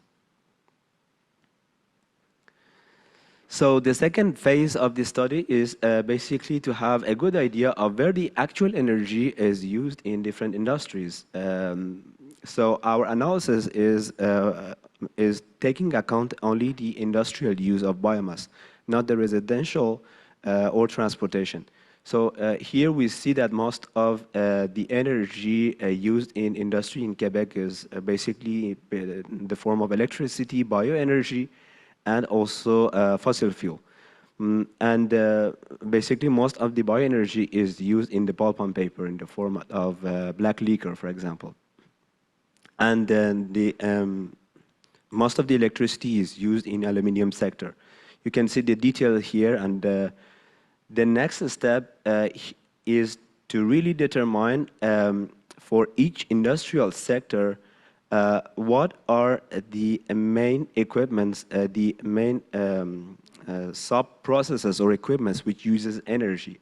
We have to determine what source of energy is used and how much is the source of the energy. So here basically we did an analysis, we did the consultation with some experts from the industry, our own knowledge and expertise, and also from literature review. We came up with a detailed analysis for each sector, industrial sector, how much energy is used in each sub-processes. So here you see a simplified block flow diagram. The highlighted box are the equipments which use energy. And we identify the type of energy which is used and also the amount of energy. This step is very time-consuming and is very important because basically we have to know the source of the energy, the type of the energy, and then the next phase we can determine with which type of energy, bioenergy, it could be replaced. So we did the similar analysis for the other industrial sectors. Here we see 9 other industrial sectors for refinery, aluminum, aluminum production, cement, etc. And basically these are the main data that we are using for the next phase, which I'm going to explain to you. So for the multi-criteria analysis, we identified several several criteria has been already addressed, some of them in the net zero studies. But here, for example, we added some other criteria which we think are really important. For example, the technical constraint. The size of each circle here shows the importance of that criteria for the biomass allocation question. So here, for example, we see that the technical constraint play a very important role on where the biomass is going to be used.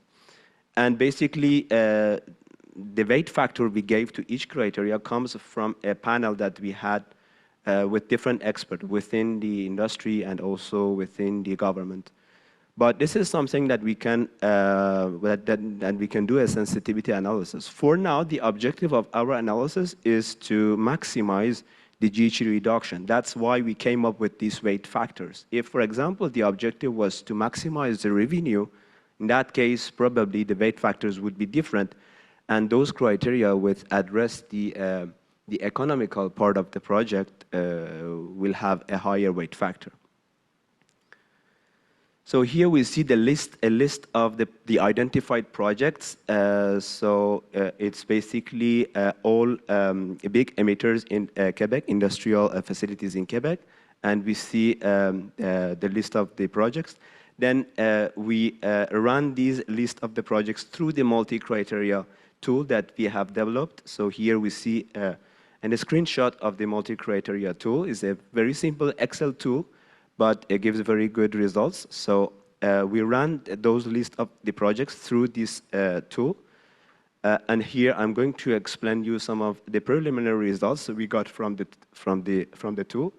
So on the left figure, here we see that in terms of, so the y-axis shows the priority score. The higher the priority score, it means the better use of biomass in terms of achieving net zero targets or maximizing GHG reductions. So in terms of the type of fossil fuel which is going to be substituted, we see that the projects aim to replace solid fossil fuel receive a higher priority score. Then after that, we have the projects attacking to replace the hydrogen coming from the fossil fuel. Then at the end of the list, we have the projects addressing the substitution of liquid fuels. On the right side, we see a different type of results. Basically, we can see which type of equipment receive a higher priority score. So basically, the most promising projects are related to the pre-calciner and rotary kiln for the cement sector. Then we have the pelletizing furnace. So basically, those projects addressing the substitution of solid fuels with biochar, for example. Then after that, when we come a little bit later, we see some other projects related to substitution of boiler. We see that a lot of projects addressing that. So here we see a red line which shows the limit of the biomass. So basically, we have to stop somewhere. We don't have enough biomass to cover all the applications. And if we limit ourselves to the 4.7 million oven-dried ton, which I presented at the beginning of my presentation, we have to stop somewhere here. So basically, all the projects after this line, we don't have enough biomass to realize them. And here is another presentation. Is a Sankey diagram, shows that if we want to realize all the projects related to all the industrial sectors, we require around 16 million oven-dried ton of biomass. And the format of the bioenergy which is required also determined in this, is also presented in this figure. So we see that most of the biomass should be converted to biochar, is around 35%. And it has different applications in different industries. For example, we see that some of it is used in pre-calciner, in the pelletizing furnace, and also most of it is used to prepare anodes. However, we see that if we limit ourselves to 4.7 million oven-dried ton, we have to stop somewhere at the middle, where some part of the boiler projects could be executed, and the rest, unfortunately, there is not enough biomass. So this results is basically based on the objective of maximizing the GHG reduction. If, for example, we had the other objectives, then the priority would change. For example, we could see the aluminum sector comes to the top, and then the other sector, for example, the iron pellet goes a little bit down. It depends on the alternative source of energy. It depends on many other factors. One of the criteria that we have not considered, and we are going to do it in the next phase of the project, is basically the aspect of integrated plant bioenergy production versus non-integrated. You see in the left top figure, we have a standalone bioenergy producer, where basically bioenergy is produced outside of the industrial plant and is transported to the industrial plant. And in the downside, you see the same bioenergy production is located within the industrial plant. There is a good synergy. In that case, we can use some wasted. So in terms of the overall efficiency, we are looking at the higher overall efficiency. In terms of the production cost, it can definitely lower the production cost. So there's a lot of benefits. It can also lower the GHG intensity of the bioenergy. And in the bigger scale, we are talking about an ecosystem, for example. So not only that specific plant, that specific site. So we can consider a lot of other industrial sectors, if there is some benefits for the others or not. So this is the other criteria which we are going to work on it, and we are going to consider it as one of the criteria in our analysis. For example, if a project does not have a very good priority score. However, it can have a good synergy with other industrial sites close, for example. In that case, it could have, it could receive a higher priority, and then it could be considered as a promising project. So yeah. No. Okay, so second to last slide. This is the slide that we call or a consensus order of merit for 2050. It doesn't mean it applies today, but it's a vision of where we should probably aim if we want to get to net zero by 2050. Whoa, I didn't want to show that now. While reviewing a large number of net zero studies, not made by us, made by others, and then our own internal work that we did, we try to systematize in 3 big categories where bioenergy project may fall. So what we call green here is everything that will fit under the definition as a project that can provide a high sequestration potential for carbon and a high electricity offset compared to the electrification counterfactual. So if there is no electrification option for a given project, well, the offset is really good because there was no alternative. But if there is an electrification alternative, how good is bioenergy compared to that alternative? So we don't really care about how efficient the bioenergy pathway is versus the fossil fuel counterfactual. What we care is how is it effective compared to the electrification option that we're competing with. So example of that would be project that allow carbon sequestration. So bioenergy, a lot on the solid form and gaseous form based on the result that we have. So biocarbon, for example, in the steel industry that will be used as an energy but a reducing agent as well. And that is compatible with the sequestration down the road. Cement, lime, kilns, steel, iron ore are also good candidates. We need to do CCS anyway to decarbonize these sectors. So why don't we generate negative emission at the same time to offset some difficult to abate sector, such as potentially aviation fuel? Long-lasting bioproduct, that's definitely a priority because we sequester the carbon for a long time. RNG, renewable natural gas made by agricultural and municipal waste that would have otherwise generate methane and being lost to the atmosphere. This is mainly a very good project in our view. In the yellow category, we have bioenergy project that have a reasonably low, well, let's say a medium offset of electricity and some degree of carbon sequestration, but much less than in the green counterpart. So projects like that would be, for example, biofuel, liquid biofuel mainly, and RNG that is used for application that are unelectrificable, so it's a pretty good application, but for which at the end we re-emit the carbon, for which there is no sequestration option. Otherwise it would rank green. Another example would be district heating or electricity production, an example that was given earlier by the lady that was here.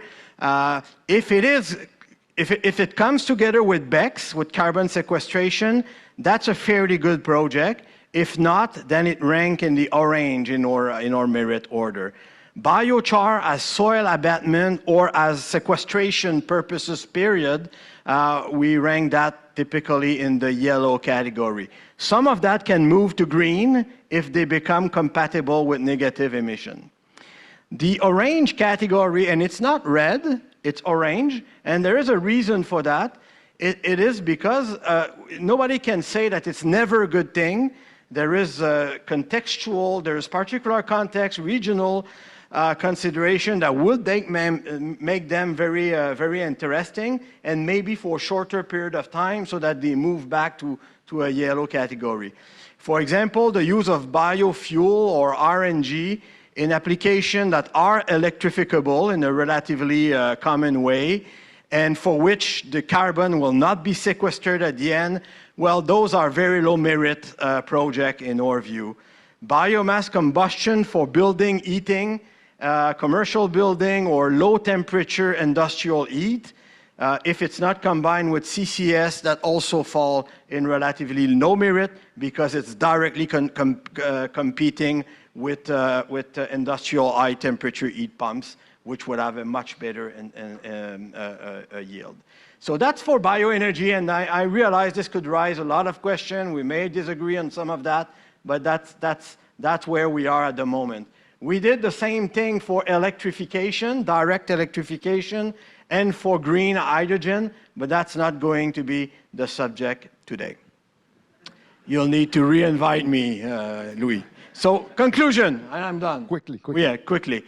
So, we've worked with the government of Quebec to model different decarbonization scenario options from an energy perspective for many years now. We address a problem with different angles. We attacked it, and we try to have consistency in between modeling, theoretical knowledge of these processes, and also practical hands-on info and working with these industrial facilities. Although there is a lot of bioenergy, Evelyn said we can still collect a lot. It's very minimum compared to the magnitude of the decarbonization problem that we're facing. In some provinces, like Quebec and Ontario mostly, the industrial sector can take it all. Just cement, steel, and mining in Quebec can take it all, the residues. So in other provinces where the ratio of biomass availability in industry is different, the situation can be different, but that's basically one of the lessons that we get. Generally speaking, the bioenergy project that scores best in our analysis are solid biofuel and gaseous biofuel. Liquid biofuels are okay for some application, but they are not mainstream because in most applications, they are re-emitting carbon. And if we use them in application that we can sequester the carbon, well, typically solid biofuel will have had a better overall energy efficiency because its conversion efficiency would be typically higher. So that's, in essence, the message we wanted to pass. Thank you. Merci beaucoup. Merci, Serge. Excellente présentation. Excellente présentation. Merci. Merci beaucoup. Excellent presentation. Excellent presentation. Thank you very much. So I invite you to stay on stage because you will be one of the panelists, of course. And I've gotten the question several times, are the slides going to be made available? We will make them available. Apart from the ones that we can't make available, because in some cases there seems to be some confidentiality issues with the data, but everything that we can share, we will share. And we will invite now the panelists for our third discussion. So here we go, the third discussion, third panel. While in the first panel, we talked about the scaling issue. In this discussion, we will be treating the topic of efficiency gain, and it is interesting to think about this in terms of carbon efficiency as well, because these are two simultaneous issues. And I will now give the floor to Simon Langlois-Bertrand, who is the moderator of this panel, and I will also say this for his promotion. He is also the main author of our energy perspectives that are in their third edition right now.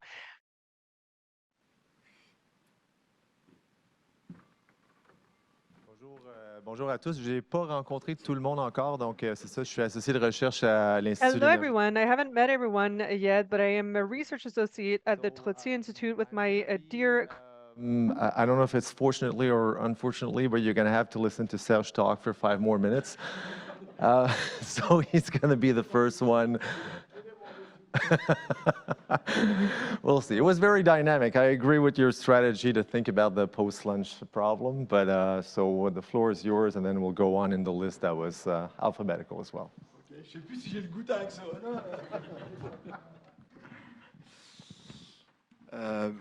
Ben, bonjour encore. Donc, j'imagine que ma première slide va venir bientôt. Hello again. I imagine that my first slide will be shown soon. All right, there we go.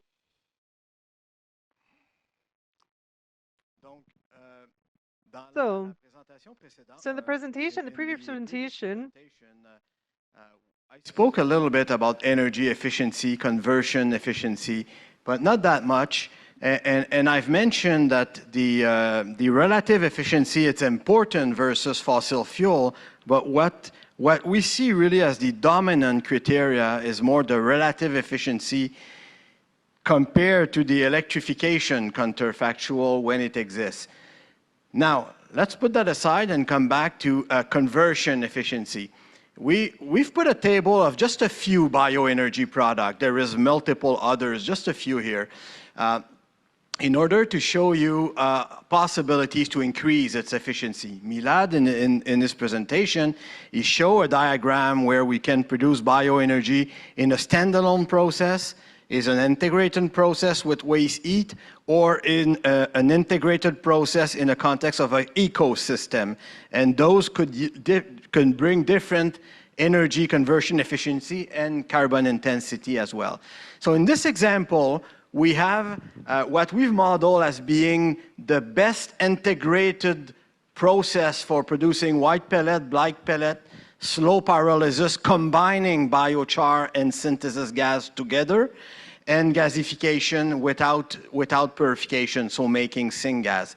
So we've modeled this with a highly integrated process with a lot of heat recovery within it, and this is the best energy efficiency we can get. Biomass, energy in the biomass out versus the energy in the biomass in, plus any input, electricity and others that we can get. If we go in a more integrated fashion, for example, having a slow pyrolysis process being co-located with a steel plant or a mining facility or a pulp facility, and we use the waste heat from that facility to pre-dry the low-grade biomass, then we can reorganize these processes and get to energy efficiency that are even higher. So there is things we can do in terms of improving energy efficiency, and that is definitely one path forward, important to consider. Now, in terms of carbon intensity, and that's a slide that Bruno Gagnon have almost voluntarily shared, it's a bit old, so don't take it with a grain of salt. It's not reflecting the latest data from ECCC with their LCA model. And at Varennes, Cabinet Varennes have a software called iBioRef that can recalculate some of that in specific context and get to more detail and more precise number. But for the sake of the discussion today, it gives a quite interesting perspective.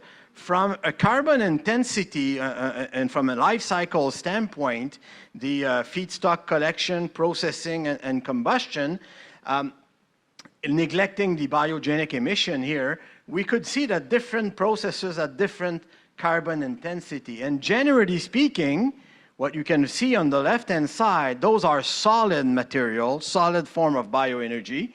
And for those, the biofuel that require the less amount of processing, such as pellets and pyrolysis oil, have lower GHG emission per energy unit, and especially if they are integrated with waste heat from an industrial facility.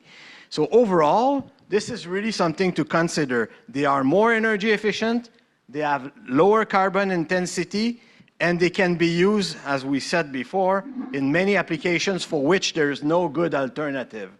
So solid biofuel is an interesting one. But before I conclude, is our energy efficiency or energy conversion efficiency and carbon intensity the right parameter to assess the quality and the value of a project, of a bioenergy project? And to me, at least, that's a personal vision here. The answer is yes and no. They are two important parameters to include, but they are insufficient to qualify the value, the system level value of a project. We have just looking at the intensity and the energy efficiency, we have no idea of what alternative solution we could have at the end application. We haven't assessed if there will be particular technical constraint or if we have carbon negativity potential in these applications. What is the reference fuel that we will be displaced with the fuel that we produce? So even a fuel that is produced at low carbon intensity, high efficiency, if it's used for something for which there is a better alternative and in which there is no carbon sequestration, well, there is good chance and it's not a super good bioenergy project, even if it ranks very high in terms of carbon intensity. So that's my 2 cents here.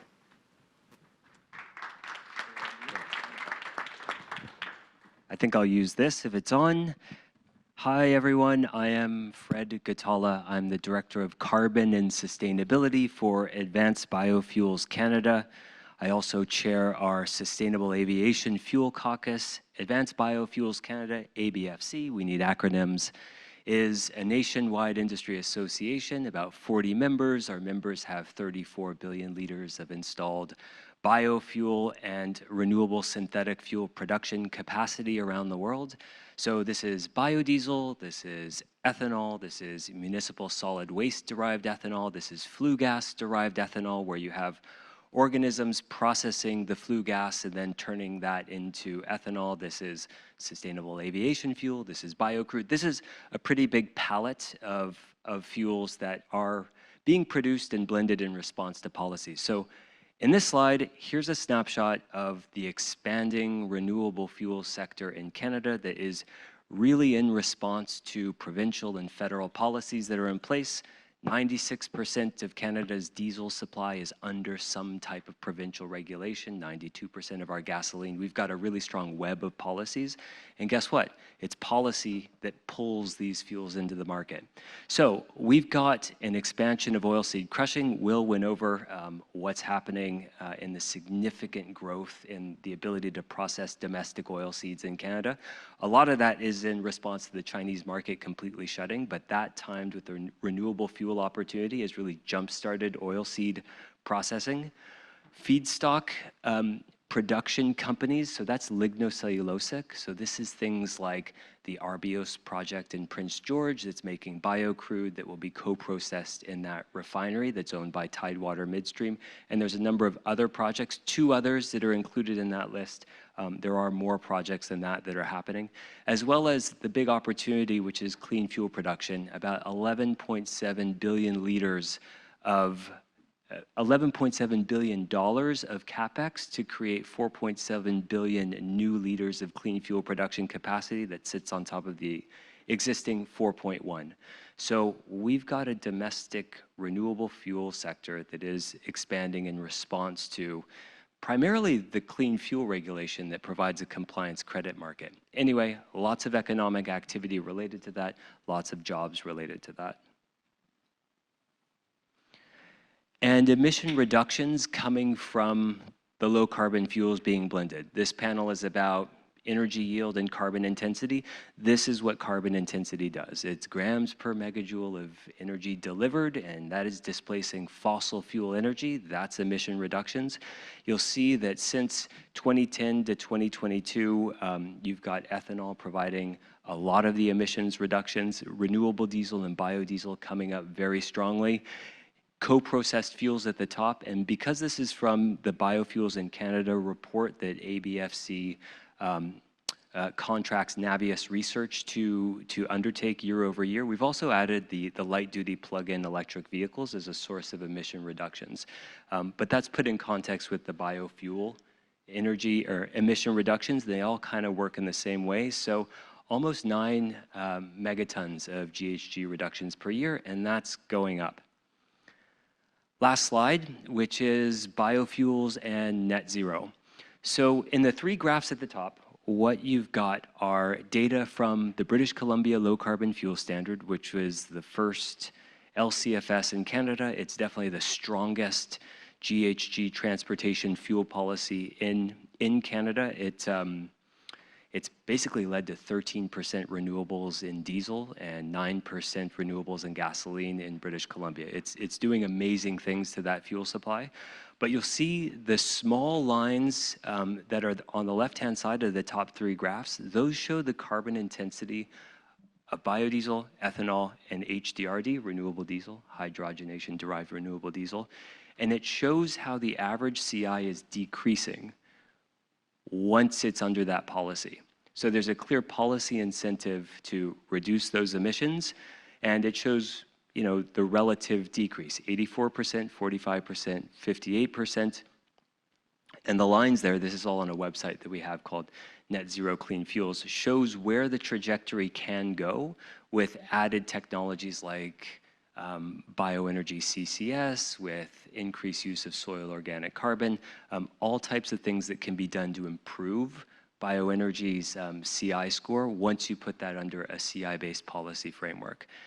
Bottom right, this is a chart that we really like from Nabius Research Inc., and it shows something that's been said a lot of times in presentations today, that bioenergy and biofuels, liquid biofuels, are an absolute fundamental part of the road to net zero. So it's got a 4 to 10-fold increase in demand for energy-dense, low-carbon fuels. So we're seeing, back to the first slide, a lot of that investment taking place and a lot of that capacity coming online. Thank you.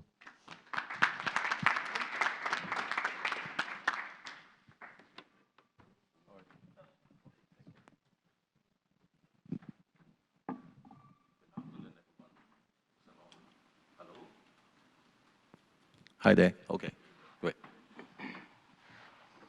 Okay, good afternoon, everybody. And my name is Kevin Ng. I'm also coming from same as Serge. I'm also coming from the Climate Energy family, but I'm local in Ottawa, and he's coming from Iran. And today, what I'm going to talk about, it is a little bit from the end user perspective, because what I'm working on is how to use the biomass in the steel production process. And as you know, everybody is talking about net zero emission in 2050. There's no exception for the steel industry in Canada. That is also the goal. But the biomass is only part of the solution, because of that, as Serge mentioned, there's some industry this is difficult to decarbonize, and steel industry is just one of those. Because the carbon that's been used in the steel production, it is not only for the energy process purposes, but also for the chemical reaction, which is the reducing the iron oxide back into metallic iron.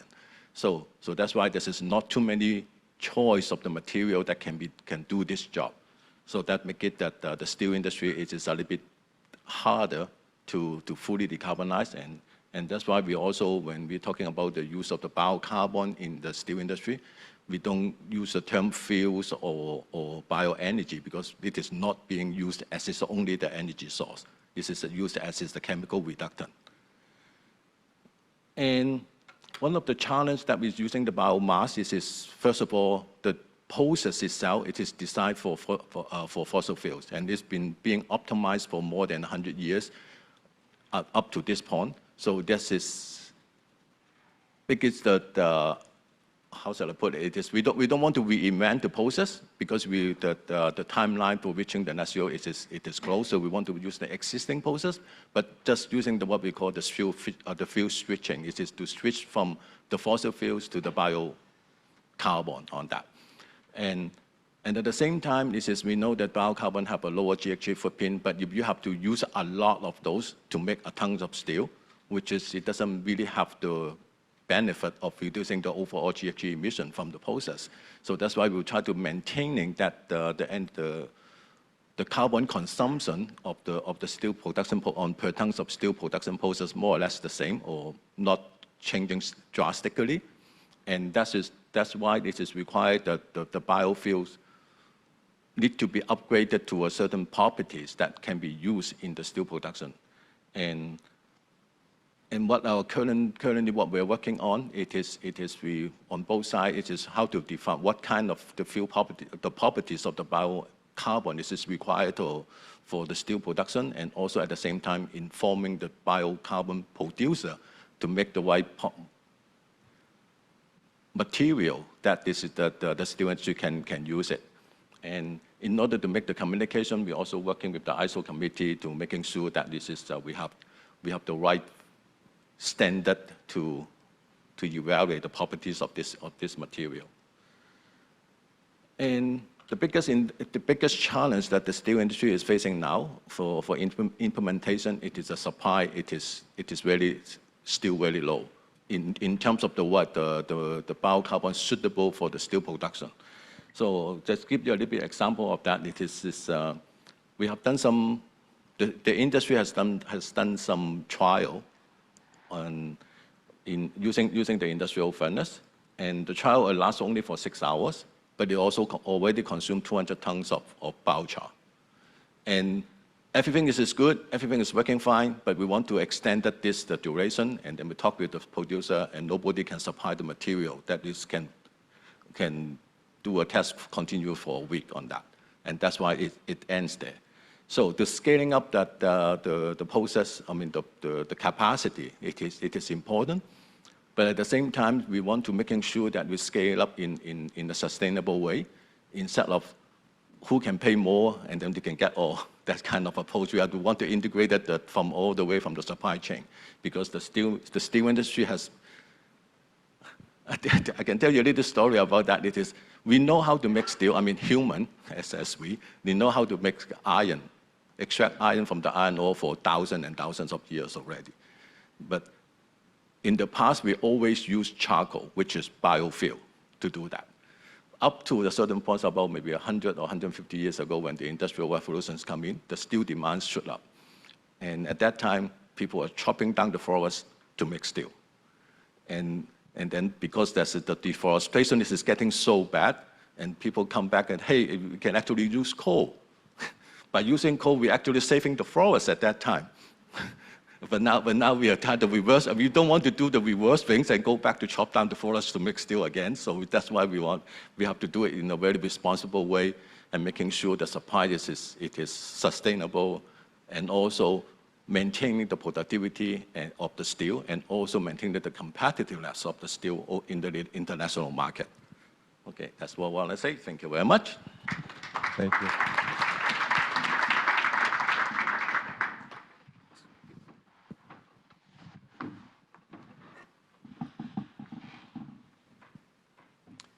So first of all, I want to thank our colleagues for organizing this session. So I think it's very important for us, because I think Canada is a powerhouse when it comes to biomass. So we got lots of biomass.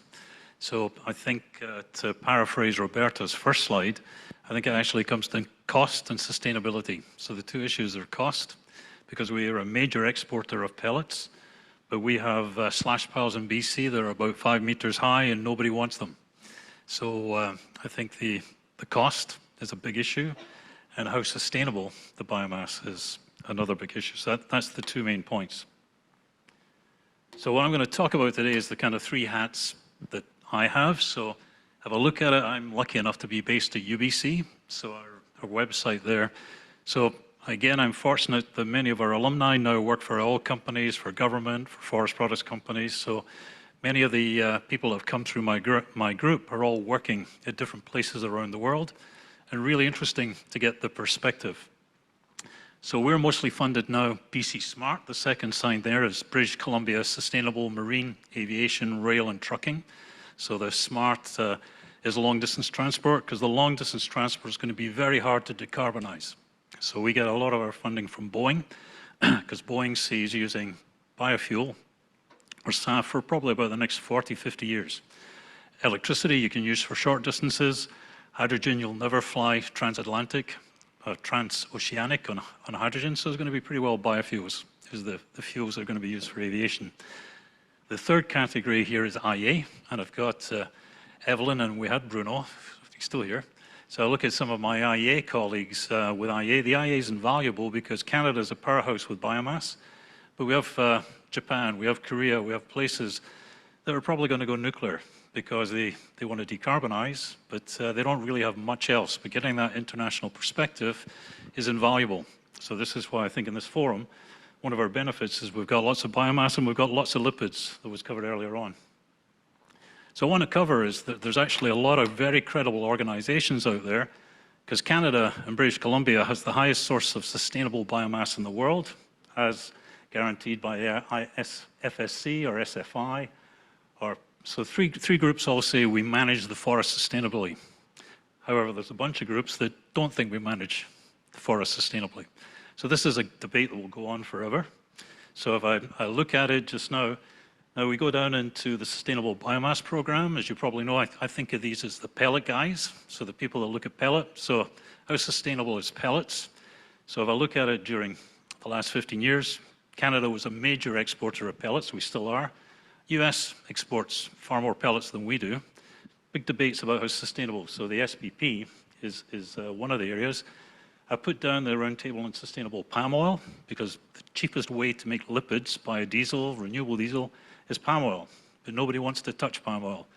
However, sustainability for palm oil is a big issue for fuels, but palm oil for cooking or cosmetics, not such a big deal. So there's a big dilemma with regard to how come it's sustainability is an issue for fuels, but it's not a sustainability issue for cosmetics or for cooking. So my last slide is actually about carbon intensity. So if I look at it, I've been working on cellulosic ethanol. We're still not there commercially. Very interesting area to do research on. Cellulosic ethanol was all about, say, 10% ethanol. So calculating 10% ethanol was relatively easy. Calculating a 10% reduction in carbon intensity is hard. So if you look at trying to define a reduction in carbon intensity, it's complicated. So CORSIA is the only international network, and it's all about sustainability. So I don't like calling sustainable aviation fuel sustainable, because sustainable is loaded. It's a loaded term. So what do you mean by sustainable? I far prefer calling it biojet, because I know biojet has come from a biomaterial. Now, you can make jet fuel via green electricity to jet, which will never happen. It's far too expensive. But there's SAF, which is not biojet.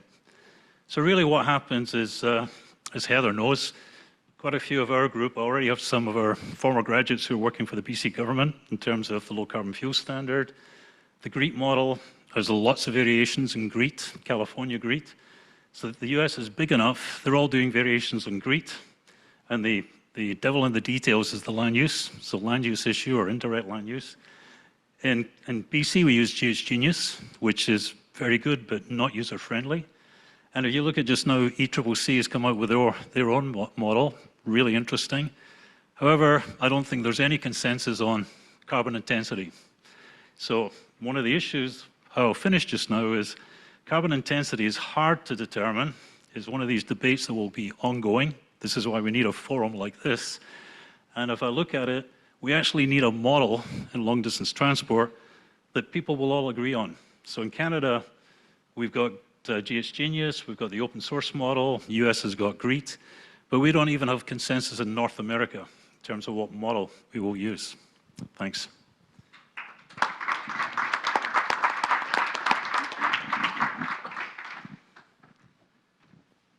Thank you all. So let me first start by perhaps giving you the opportunity to expand on the topic of the energy yield. So how do stakeholders integrate the energy yield from your perspective in their own assessment of the validity or the value of new bioenergy project? Let's go first. Fred?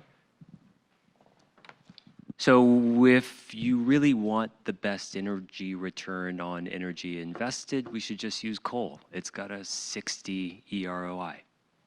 But like we know that's not the answer, right? So GH Genius says, it's user-friendly if you kind of, poke away at it and try to get in there. Like it's the devil we know on the West Coast, but it's got a really good lineup of EROEI results. Coal is 60, biodiesel from canola is 11, renewable diesel from canola is 3, because you have to put more energy in from hydrogen, and you have a lot of catalysts. Ethanol is about 1.7, cellulosics are 0.6 down to 0.3. It's an important measurement, theoretically, but because renewable fuel and biomass-based fuels are all under policy, the far more effective metric is carbon intensity. If there is an energy efficiency metric that's important, it's definitely the EER, energy effectiveness ratio, where if you put something into an electric vehicle, you get 5 times the credit amount because it's a far more efficient engine. So it's really useful. Like, we want to prioritize, we want to make good decisions about where we're putting resources, but like, policy has created these entire credit markets. And so if you chose a pathway that had better economic returns rather than energy yield, you choose economics, because that's what we're doing. Like, this is a democracy. These are market creating regulations. So it's important for like an engineering system design. But if we're talking about bioenergy and biofuels, it's CI and market value. Thanks. Anyone else? Serge? Well, I think some folks in the program divisions at NRCan and ECCC and in the provinces might be able to comment on what each proponent, when they submit a proposition, are including in their analysis. But from what I've seen, and I've been part on different of these expert panels for reviewing these proposals, most very large company would include a pretty good carbon intensity factor based on an LCA analysis when they submit project for funding to the government. So they had to do that at first. If it's related to the clean fuels regulation, well, they have to do that too. So I think in terms of carbon intensity, the larger scale project would typically include, one way or another, a form of carbon intensity assessment for the production side. Interestingly, the energy efficiency, when I go to plants, I have one in mind, a pellet plant, torrefied pellet plant.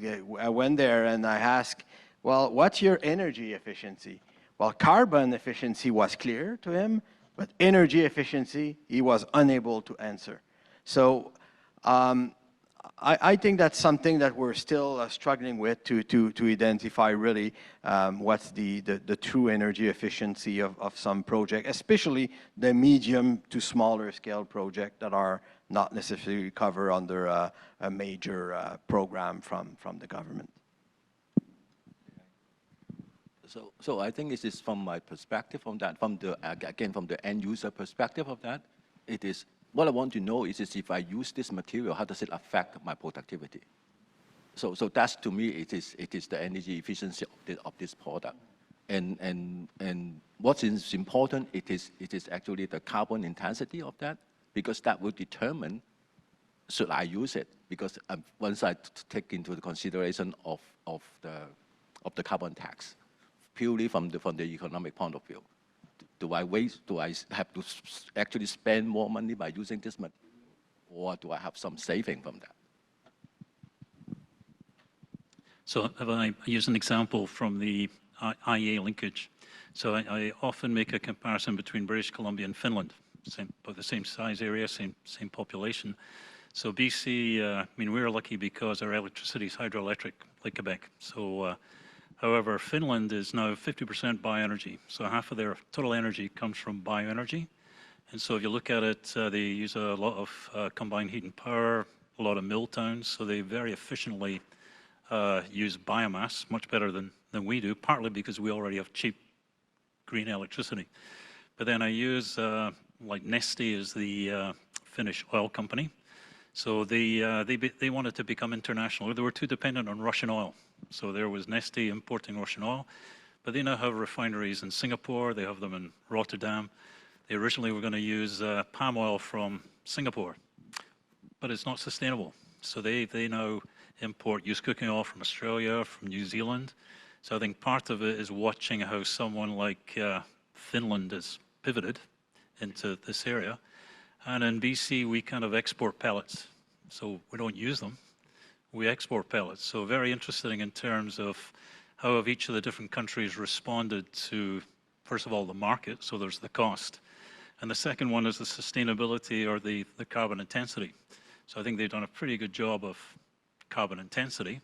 But I think BC actually is a pretty good place to know, as Fred knows, we pay a carbon tax, we have a low carbon fuel standard, so I actually think it's not a bad place to do business because the carbon intensity, the impact on the climate, well, we can see it everywhere. I mean, the canal should be open.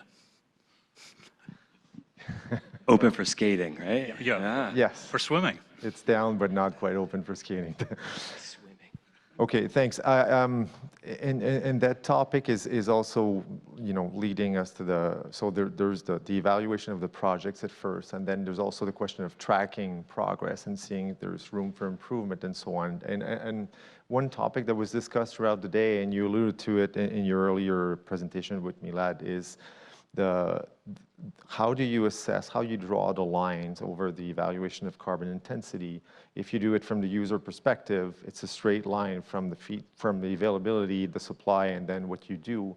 But if you consider optimization of the actual extraction process, and then considering the fact that if you don't just extract one thing for one purpose, you may do different things at the same time, which if you zoom out a little bit, the carbon intensity evaluation will be different. So is that possible to do that kind of evaluation with current information?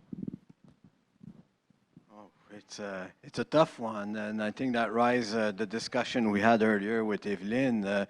If you're taking residues in the forest and that residues was used to do lumber ultimately, should you attribute all the fuel needed to collect the residues only to the bioenergy, or should you attribute some of it to the lumber processing as well? Because both of them are there. Where do you draw the line and that becomes a very complex problem. In an example, we were involved recently for methanol production, as an example. Depending where you draw your boundary of capturing CO2, biogenic CO2, using some electricity, converting that process with hydrogen and so on. And at the end, the question is, what's your counterfactual? Was it methanol that would have otherwise been imported from US or someone else that would have been made by natural gas? But that counterfactual is speculative, because if we're producing a new capacity of methanol, it was not there. So maybe it would have never been imported. Or do you compare it with the diesel or the bunker that you remove in the boat? And now if the boat is going an international trip versus a Canadian-wise trip, then the accountability of the CO2 is different. It goes in national inventories or it doesn't. So depending where you put their boundary, all the answers might be true. It's just that we're not comparing and defining the same problem. And that's where we have to be extremely clear on the hypothesis that we have considered and what's in and what's in out. And then we know what we're talking about. Otherwise, we can say a lot of things with LCA analysis too. Do you know why California now has 60% renewable content in its diesel pool? It's like, it's mind-breaking to think that the majority of diesel fuel is renewable in California. And the answer is they value the CI reduction under their low carbon fuel standard. We've got a national LCFS in Canada. It's only a couple years old, but if you take a $250 per ton CFR credit, which is where the market says it is about now, you stack it on top of a $500 per ton British Columbia low carbon fuel standard credit, that's about $2 a liter of compliance credit value on 100% biodiesel. Is anyone using 100% biodiesel? A lot more people are now. The rail sector can use up to 100%, marine engines can use up to 100%. You're seeing a lot more heavy duty vehicles using blends far beyond B20 now. So it's not necessarily project valuation. Well, it is. It's like, that's why there's so much renewable diesel coming online. It's that these are real markets. And what that does, and Simon, when you asked the question, it was like, what does that do to the end user?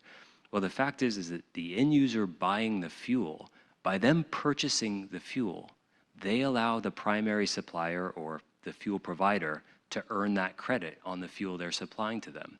So it just adds a lot more value into the system that can actually have decarbonization not cost the consumer more money. I mean, ethanol is, I didn't say this in the slide, but ethanol is cheaper than gasoline. Renewable diesel, now with increased capacity, because everyone's following the Neste business model, like there's a lot more of it out there and the prices are coming down. So when I put up that slide that had the stacking charts of, you know, just over 8 MMTs of emission reductions, like that's all been at 0.01% fuel cost increase, and most of that is taxes. If you adjusted the tax paid on fuels to take into account the energy content, or that you don't need to charge a carbon tax on low carbon fuels, then it becomes a net savings for consumers at the pump. So CI is like overly fundamental. It's the most important thing, and it's probably rule number one in the biomass and bioenergy systems is like, you cannot push these fuels into the market. You have to create policies that pull them into the market. And then the supply chains really do align themselves to make those BTUs available to where they're most valuable, which is under the markets created by policies. Anyone else?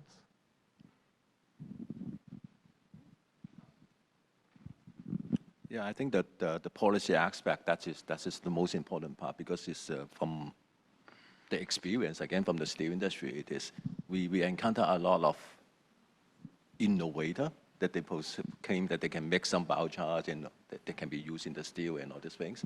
But at the same time, when we are asking for how much you can supply or how much you can pay first. And then this is without showing your product, you're asking me to write a purchase order, and then you go back and then make the, I mean, that's kind of a chicken and egg question on that.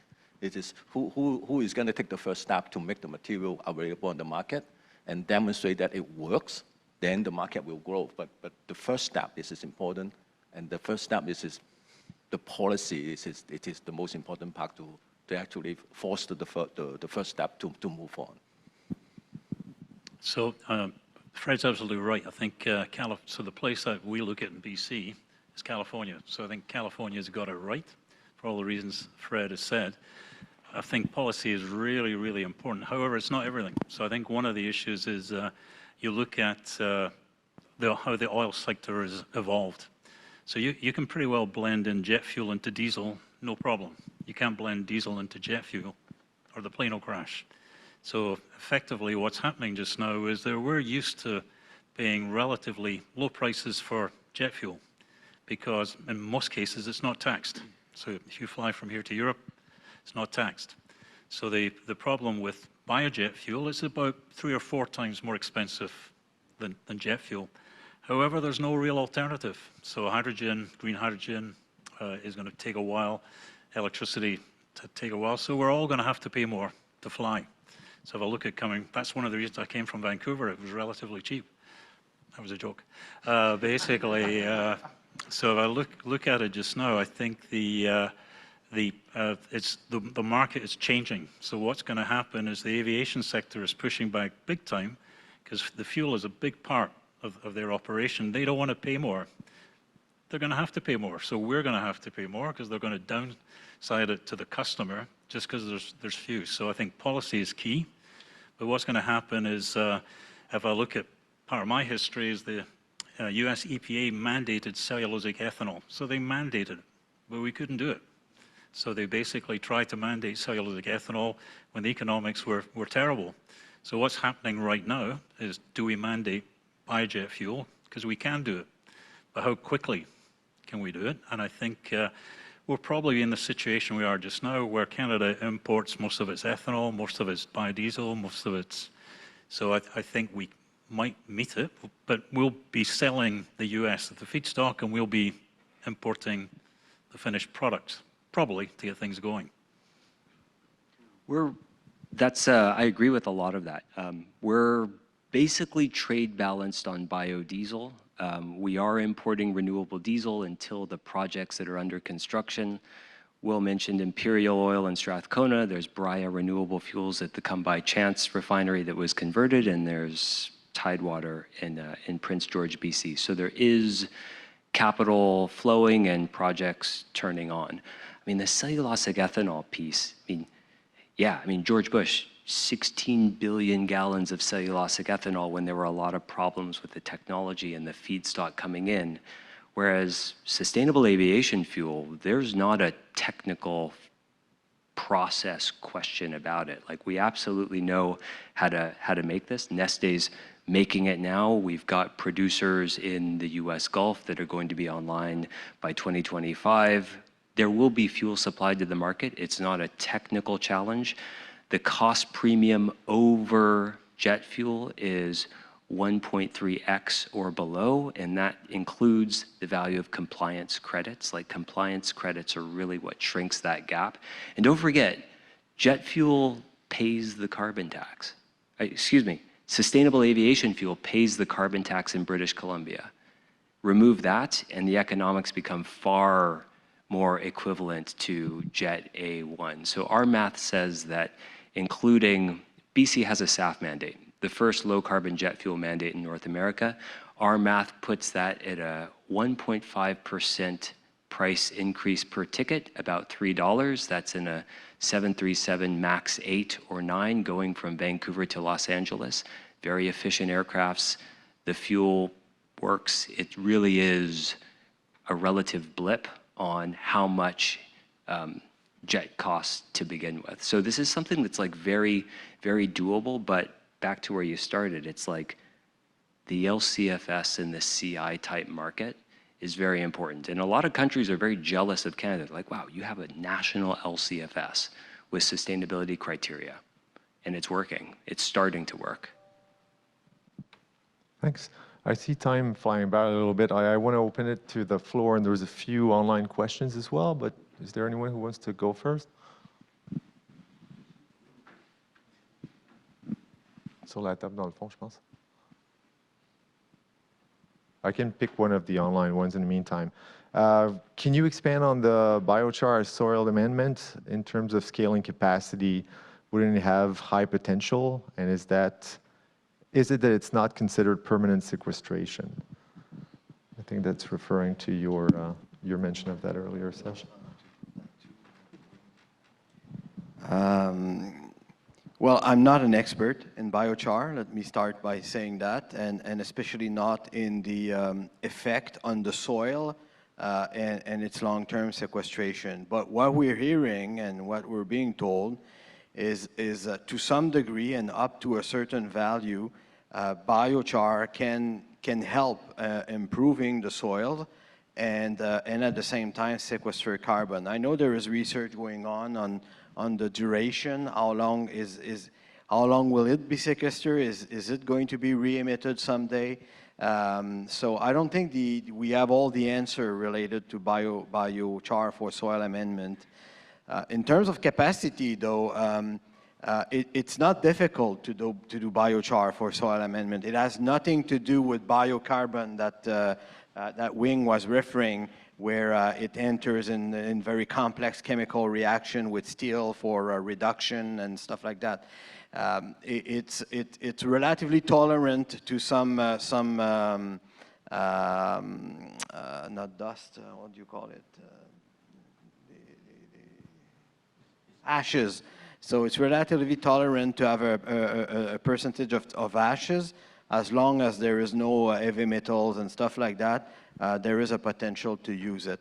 In the biochar for soil amendment category, in what was presented earlier, it's biochar, soil amendment, and or biochar for sequestration, period. Put it in a hole and leave it there. So that we know it can sequester the carbon for a long time. Not sure if my answer was... Yeah, did you want to add something going to that particular question? No? Okay. Dr. Ng? Yeah. You said something earlier about, it was related to biochar. It was about, who's going to take the first step and start to use those in the stationary, the solid fuel sector. And people that were engaged in the development of the clean fuel standard remember that this was going to be liquid fuels, gaseous fuels, and solid fuels. And when we got done with the reg development, it was only gasoline and diesel. So the CFR, clean fuel regulations, like the power of that reg can be turned on the solid fuel sector. And there's lots of emission reduction opportunities that can happen there where it's not going to be reliant on, okay, who's in, who's going to take the first step, who's going to have ESG goals that are going to drive the behavior. It's actually going to be under a credit market. It's going to be a requirement. It's going to be something that is not, it's not going to be something that has the potential to put first movers at an economic disadvantage when there's shareholder revolts to say, let's focus on the bottom line, which is frankly where a lot of ESG commitments sit. They're very easily flicked off when times get tough. So under the reg, maybe that's a way to drive the emission reductions, and then suddenly supply chains organized to provide that material. I'm not sure why it was not I'm not sure why it was not included, and I was not in the development of that policy. But what I do say, what I do know is that right now, when we work with the heavy industry, steel, cement, mining, aluminum, pulp and paper for their lime kiln, they are really, really, really investigating their option to secure biomass and find a way to get it. As I mentioned earlier, the 4 cement plant in Quebec plus the 3 refineries, steel plant and aluminum plant plus the mining, they can take all the forest residues available, all of it, just for their operation. It won't happen, likely. There will be others will take a part of it, but that's this magnitude of biomass that they need. So that's quite significant. And that's all solid, mostly solid. Yeah. Normand? Yeah, I would like Normand Mousseau from IET. So this question about the resource availability that you're mentioning, Serge, is also, to me, one of the issues when I read the SAF report. It says, no, to produce like 15% of the fuel in 2030, we need to collect every single canola seed in Canada and transform it in SAF, which to me tells you that this is a dead end. I mean, you cannot imagine that a single industry picks up everything in order to slightly reduce its emission. So, I mean, we need to be able to construct pathways that are realistic and that make it possible to move really to 2050. Otherwise, this, I mean, this kind of a myth that we're building that that's the solution. It's challenging to have, I mean, the question is phrased this, taking it to like the illogical end. What if we collect all of the canola and turn it into jet fuel? Like no one's talking about that. No one's talking about taking all available material and turning it into fuel. So taking an outcome that no one is seriously proposing and calling it a dead-end pathway isn't a good way to evaluate what we're trying to do to decarbonize. So if, for say, you want a 1 billion liter renewable diesel facility, a portion of that will be SAF. That's 2.5 million metric tons of canola. For a project in the prairies, maybe that's the likely feedstock. But decarbonizing liquid fuels is not solely dependent on lignocellulosic liquid feedstocks. We're using those now because veg oils and animal fats and lipids are basically 3 diesel molecules held together. They're easy, but we're getting to unlock more lignocellulosic resources. And we also, we're so far into needing solutions to climate change that it's disingenuous to call any solution that really is delivering emission reductions a dead-end pathway when it's already showing results. We need all of these at the same time. And really the amount of investment required to reduce emissions in the liquid fuels is very small compared to the significant infrastructure upgrades we need to make for hydrogen, EVs, and light, medium, and heavy duty. We're not at the point to really call anything a not viable pathway to pursue, especially when we're already doing it and it's working. So what's interesting is a historical perspective, because from a carbon intensity point of view, used cooking oil, tallow, they're good because they're low carb, they're wastes. So what's interesting is that 10, 15 years ago, they were a waste, so they were a problem. You had to get rid of them. So what Neste realized is they did an estimate of how much used cooking oil they could collect from Europe. So they missed it by a factor. So 10 times they could collect 10 times more than they estimated, mainly because people were going to pay for it. So as before, you had to get rid of it, but you'll pay for it. So what's really interesting is the work that we're doing with Boeing is how much used like fogs, fats, oils, and greases, how much fogs is available. So suddenly when you're paying for it, places like China who do a lot of cooking using oil, suddenly if you're paying to collect that material, a lot more available than you thought was going to be available. So I think what's interesting for us on the carbon intensity, I mentioned earlier on with palm oil, because if you're trying to make a vegetable oil, palm oil is pretty hard to beat, much better than canola or soya. However, and there's a lot of reality that the palm oil is bad, but there actually is some good palm oil that's basically been grown for 100 years in cooperatives, but mostly sold into the food and cosmetics market, not used for fuel. So I think what's interesting is what's going to happen, as Fred says, we can actually go from lipids to biodiesel, renewable diesel, and biojet. We can do it technically. The big issue is the cost of the feedstock. So the feedstock cost is high, and then the sustainability is an issue. So the used cooking oil is considered low carbon intensity. I think that's debatable actually, because how does it get from A to B? Usually in a diesel truck, not in a biodiesel truck.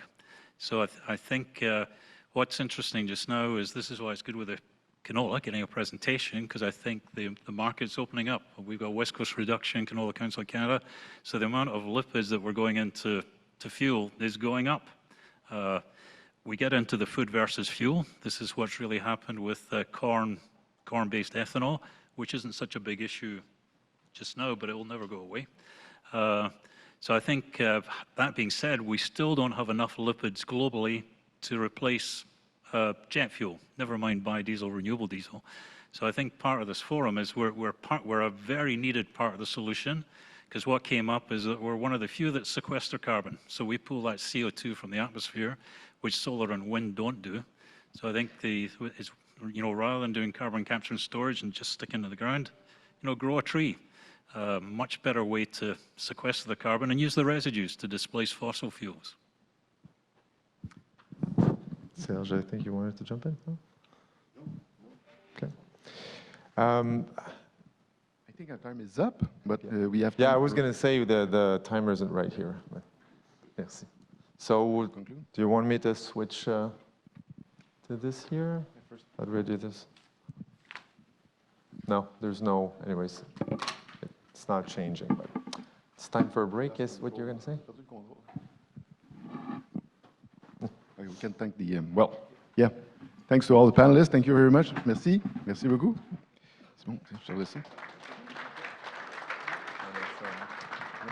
So just before we leave for a break, you have a small number of dans le coin, top right corner of your name tag. This will be for the roundtable discussions. Go sit at one of at the right table after the break. You have a moderator that have been named for all of your table, but you are also free to. You can be more than one person contributing to the Miro whiteboard. So feel free to put all of your comments, and if you prefer to put them through Slido, those are the same question. You can give your inputs there as well. So see you in 30 minutes.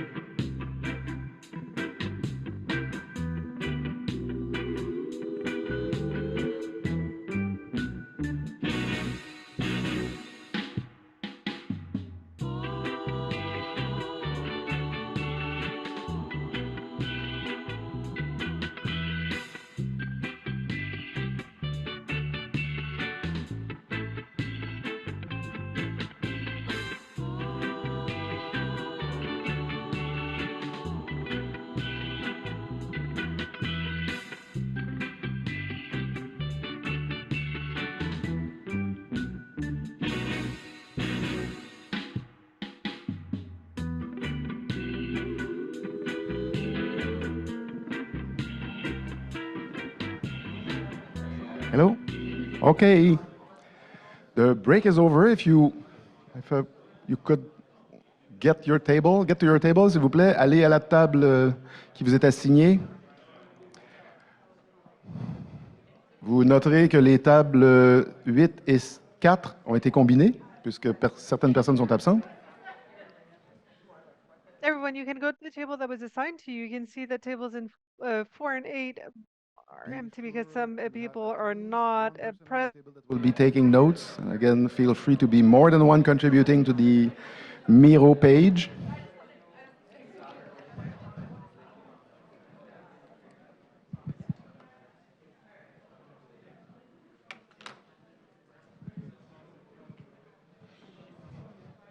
So for people that are online, you will see that you can access the Slido application.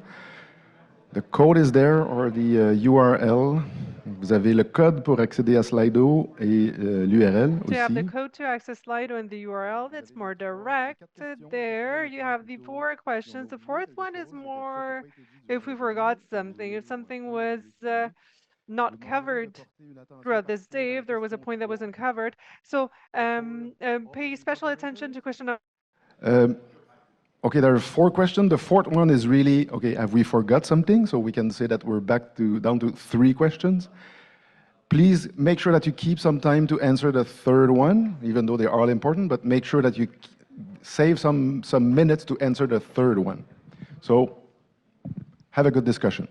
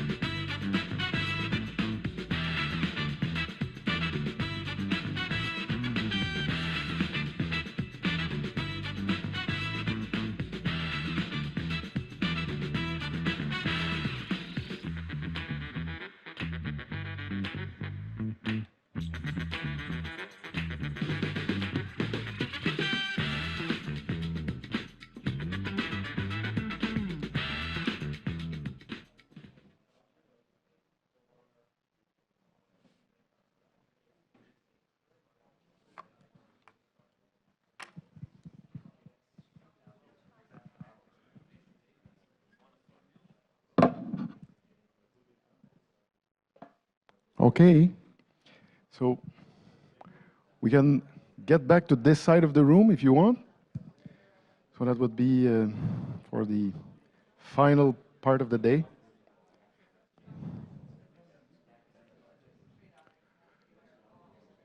Please walk back to the other side.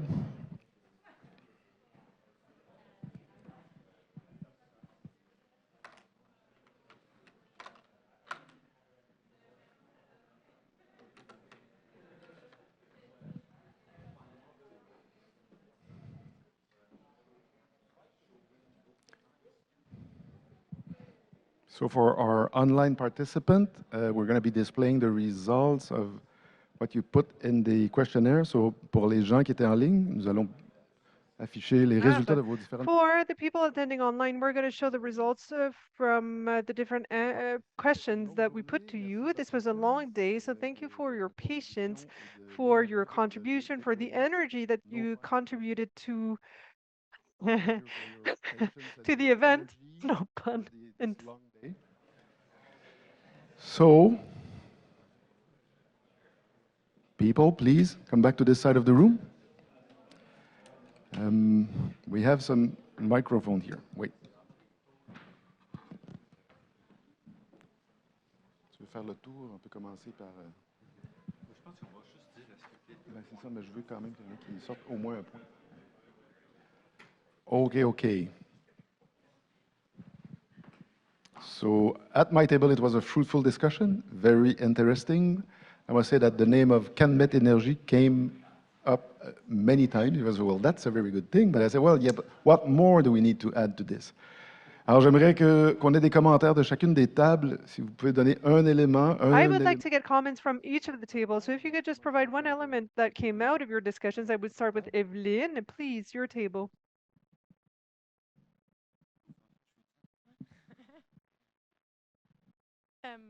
What the question about the optimal use of biomass, it's when it's through a cascading use of biomass, so material use first, and then energy can come after that. There was a strong feeling that it has to be a domestic use, so people in the table were against international export, and the use of biomass that can create the most co-benefits for communities and other environmental co-benefits. Merci. Stephen? Where is Stephen? Stefan, I should say, sorry. Stefan, are you there?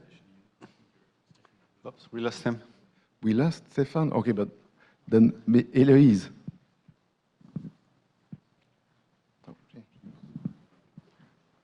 Merci. So various points were highlighted in our discussions. I would say that everybody agreed that there's a lot of existing solutions, but then there's a lot of questions regarding economics and stuff like that. But what was highlighted is that market demand, whether it is forced or coming from clients or stuff like that, will be a huge lever to pull to make the solution grow. And the other aspect is another thing that was highlighted is the needs to integrate the solutions. So there, for one material, there's many possible use and many possible products. So there's should be more integrated production, I would say. I would summarize it like that. Merci. Simon, je vois Simon dans la salle. Où est Simon? Voilà.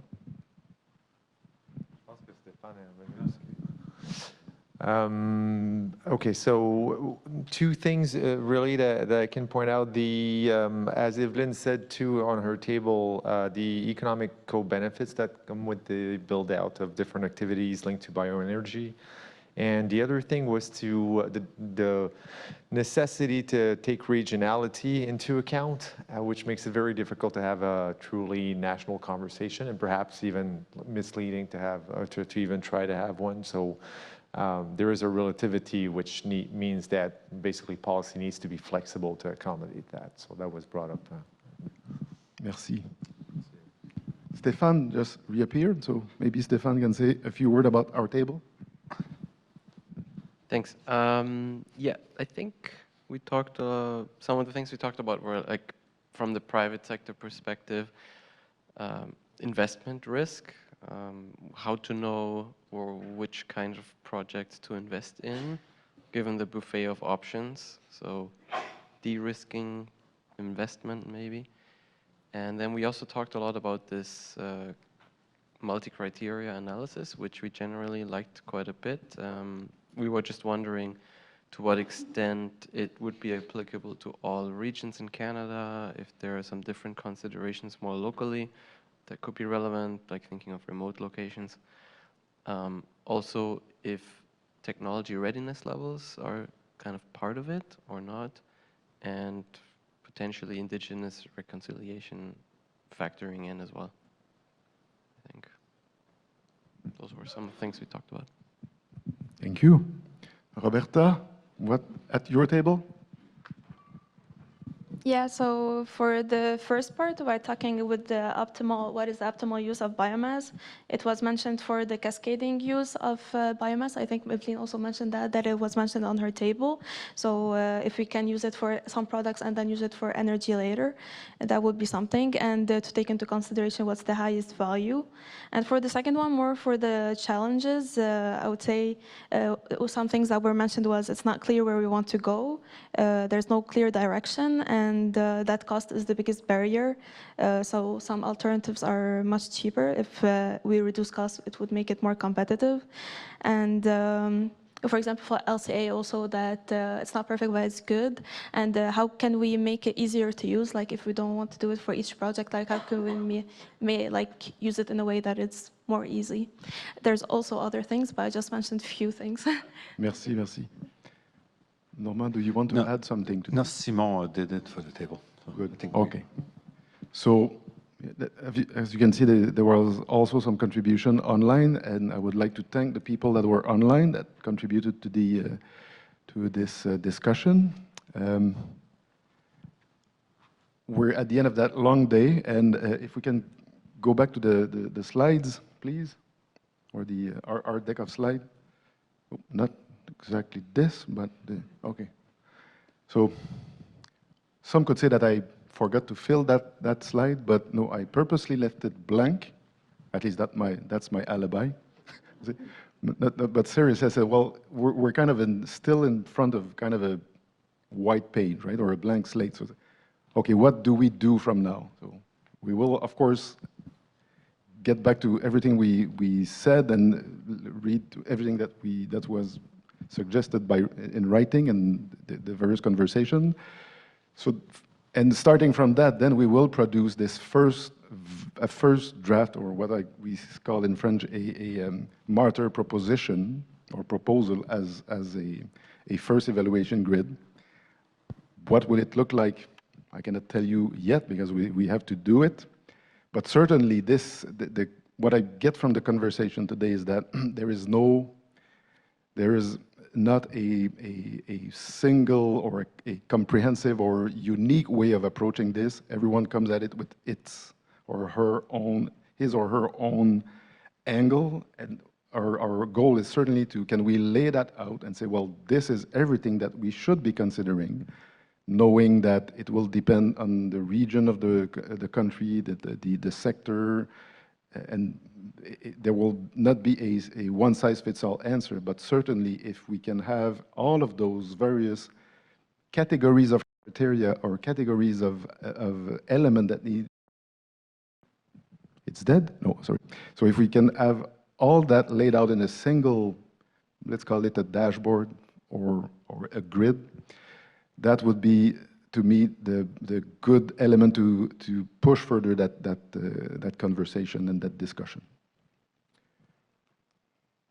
So with that, we're going to be. I was late starting that last part of the day, so I will be early for the next phase. I would like to thank you all. Thank you all for being here. I have some more specific thanks to give. First, I would like to thank Environment and Climate Change Canada for the funding that they provide. Is it the Transition Accelerator for its collaboration on that? the Net Zero Advisory Body for the support well, just by providing or managing the distribution of those funds.